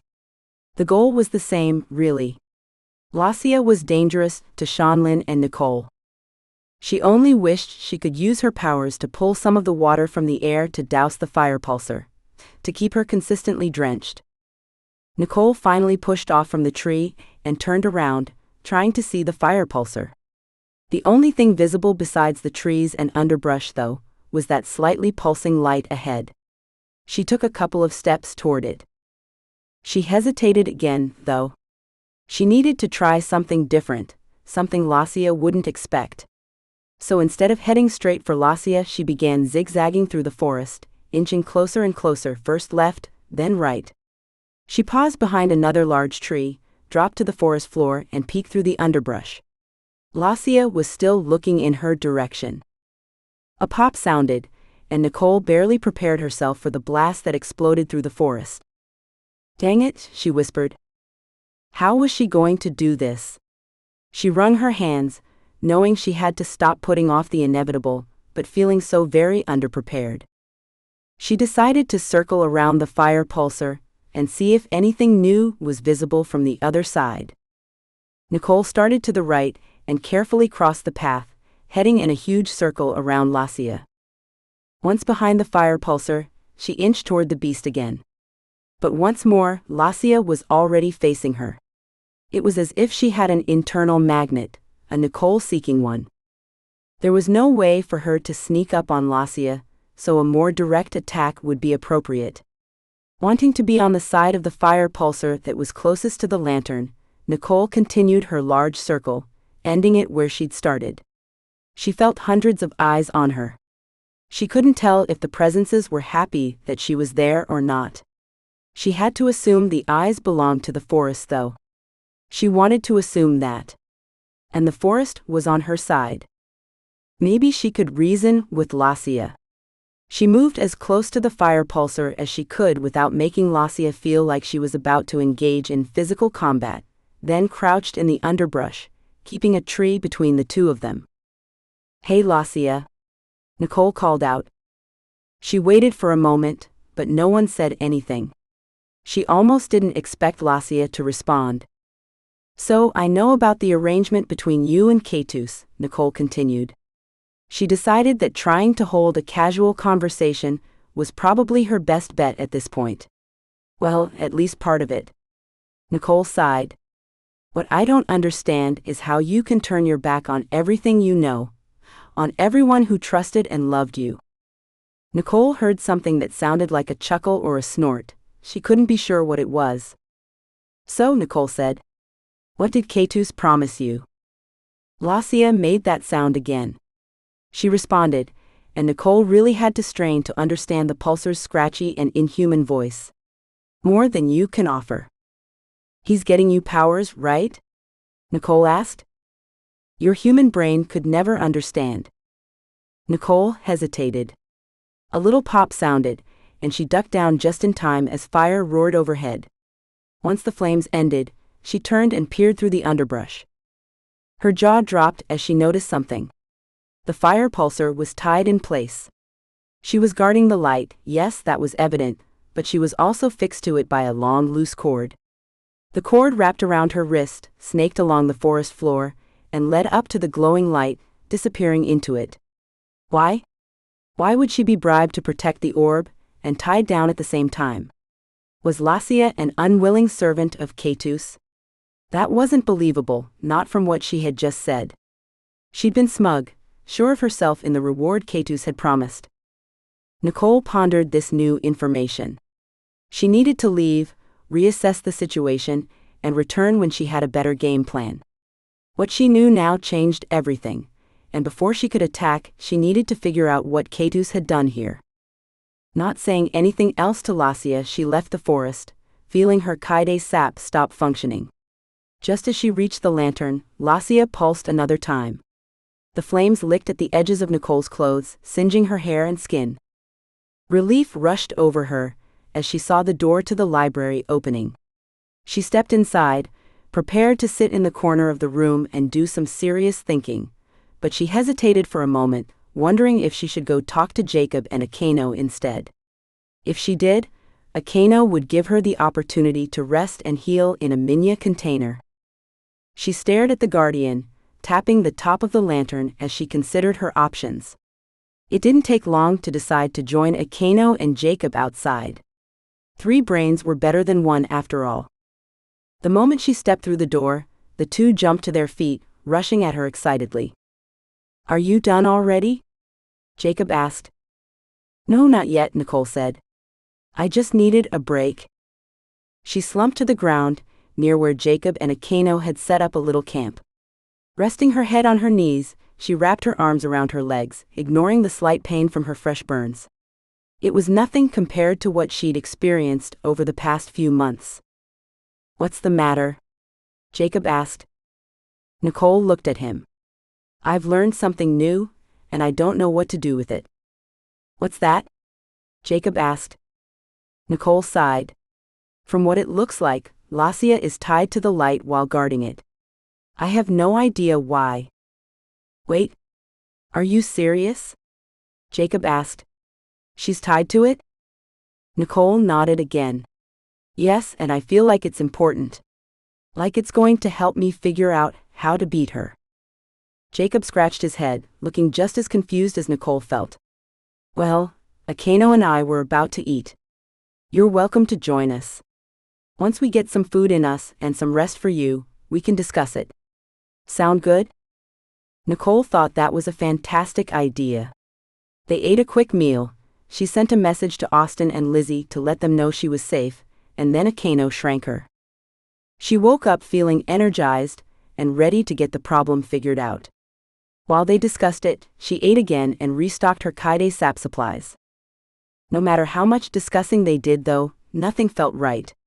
Part of the equation was still missing. Rather than spending more time going over the particulars, Nicole decided to head back to the forest. She said goodbye to her friends and entered the room in the corner of the 5th floor. The sun was about to set, and the place was bathed in red light. Dust particles floated through the air, resting on the shelf tops and on the items that filled the room. It made it feel more magical than it already was. The guardian waited in his usual corner, his eyes shut, watching her without seeing. Nicole gave him a little wave, but didn't pause as she approached the lantern. Instead of picking it up, she hesitated, her mind returning to the dilemma. Why would Lassia be chained if she absolutely wanted to stay there? And Nicole felt Lassia did want to stay, that she was loyal to Keitus's cause. A thought popped into Nicole's mind. She needed to release Lassia. The woman not wanting to be released was the answer. Or at least one answer. It occurred to Nicole that something would force Lassia to leave if she weren't tied down. Nicole chewed on the inside of her lip, studying out this new direction her thoughts were taking her. She tapped the side of her face. Could it be something external to the fire pulsar?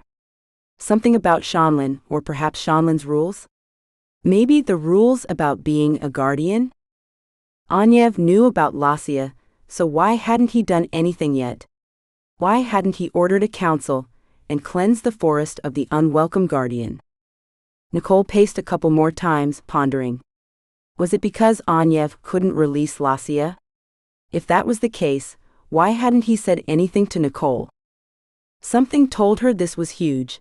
The guardian rules would force Lassia to leave the forest, whether she wanted that to happen or not. Nicole was sure of it. And if so, the only thing Nicole needed to do was release the fire pulsar, as she'd already deduced. The magic of Shanlin would do the rest. Warmth spread over Nicole. That had to be it. It had to be. Her new goal, then, was to figure out how to actually go about doing it. She obviously needed to get close enough to the cord.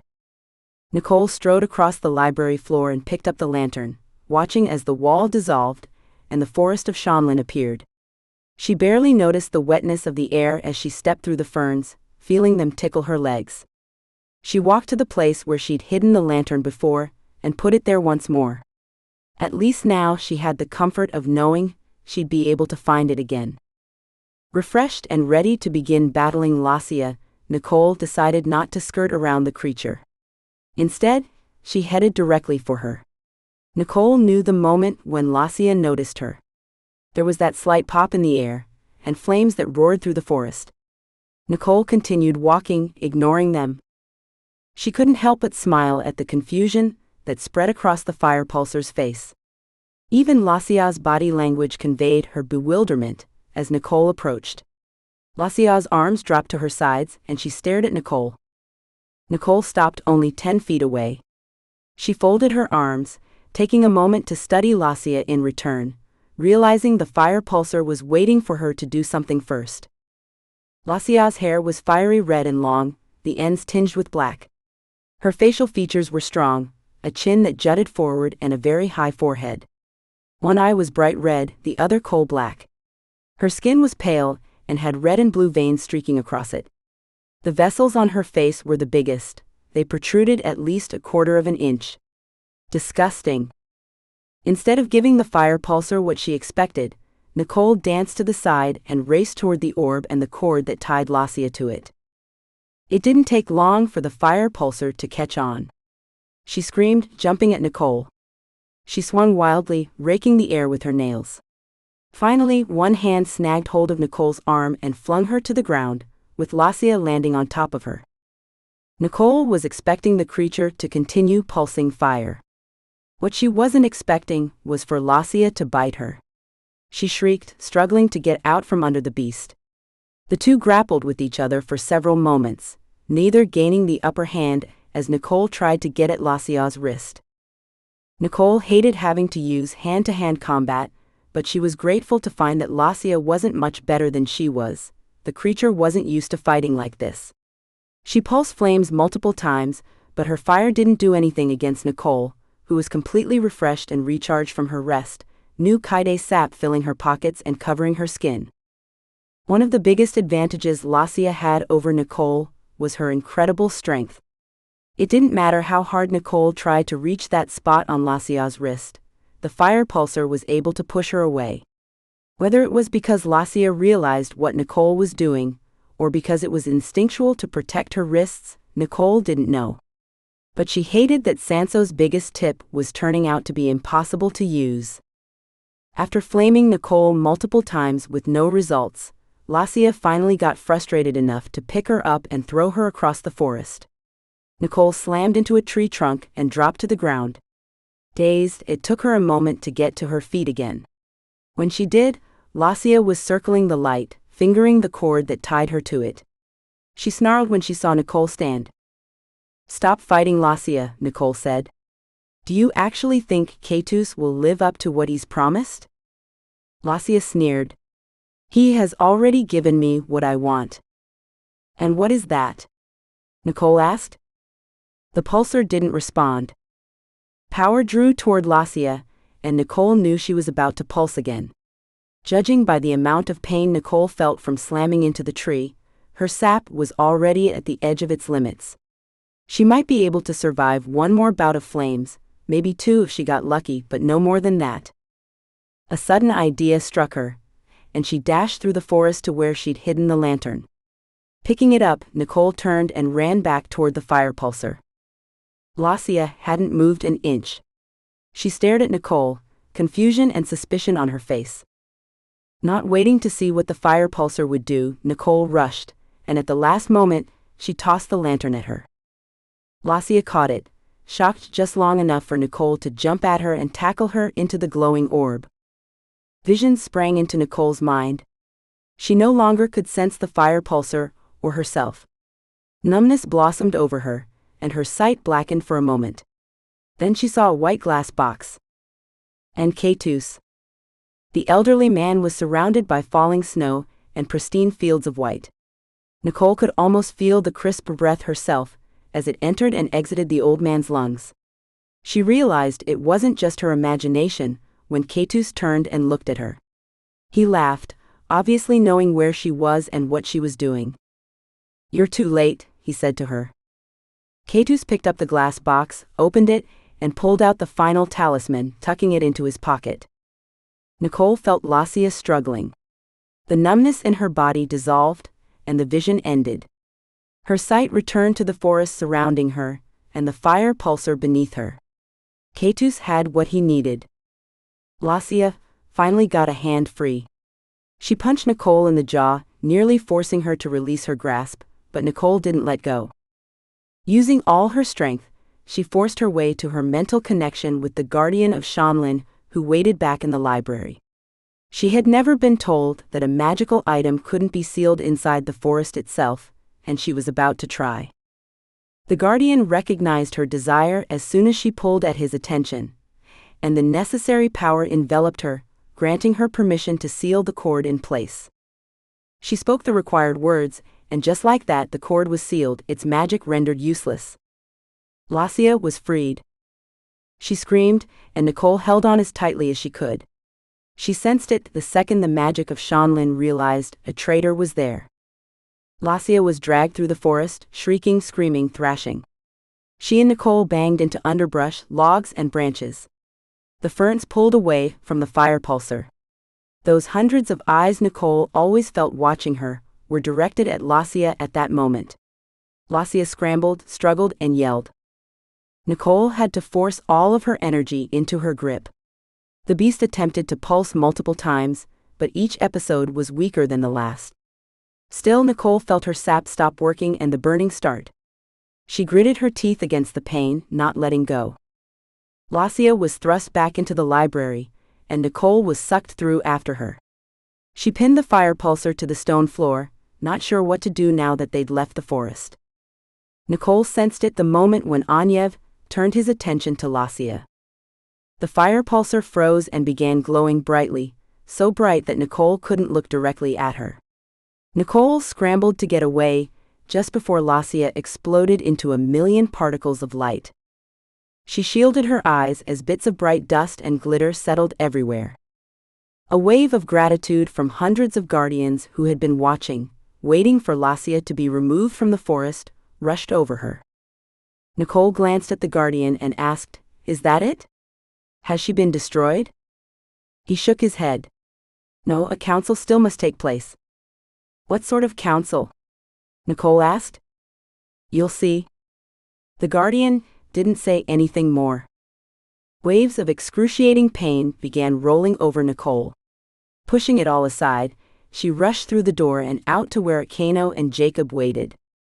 "Nicole," Akano said. "Are you done?" "Yes, it's over. We don't have much time. Can't stand around talking." Jacob jumped to his feet. "But you're injured?" Nicole shrugged. Doing so made her shoulders hurt, but she refused to let it distract her. "Doesn't matter. Keitus has all of the talismans. We're too late in stopping him. We have to let everyone know." "What do you mean, we're too late?" Jacob asked. "He's got what he needs," Nicole said. "The talismans, the amulet," she paused, glancing at Jacob. "But not Helen's body," he said. "You're right," she said. "And now that we know he plans to destroy her, we might be able to convince her to deny him." This has been Enshroud, Mosaic Chronicles Book 8 by Andrea Pearson. Thank you for listening. Would you like to know what was on Austin's mind when he first met Nicole? Why he was so annoyed with her? Austin's Perception, the audiobook, is available only to members of Andreas Readers Group. Click the link in the description for more information.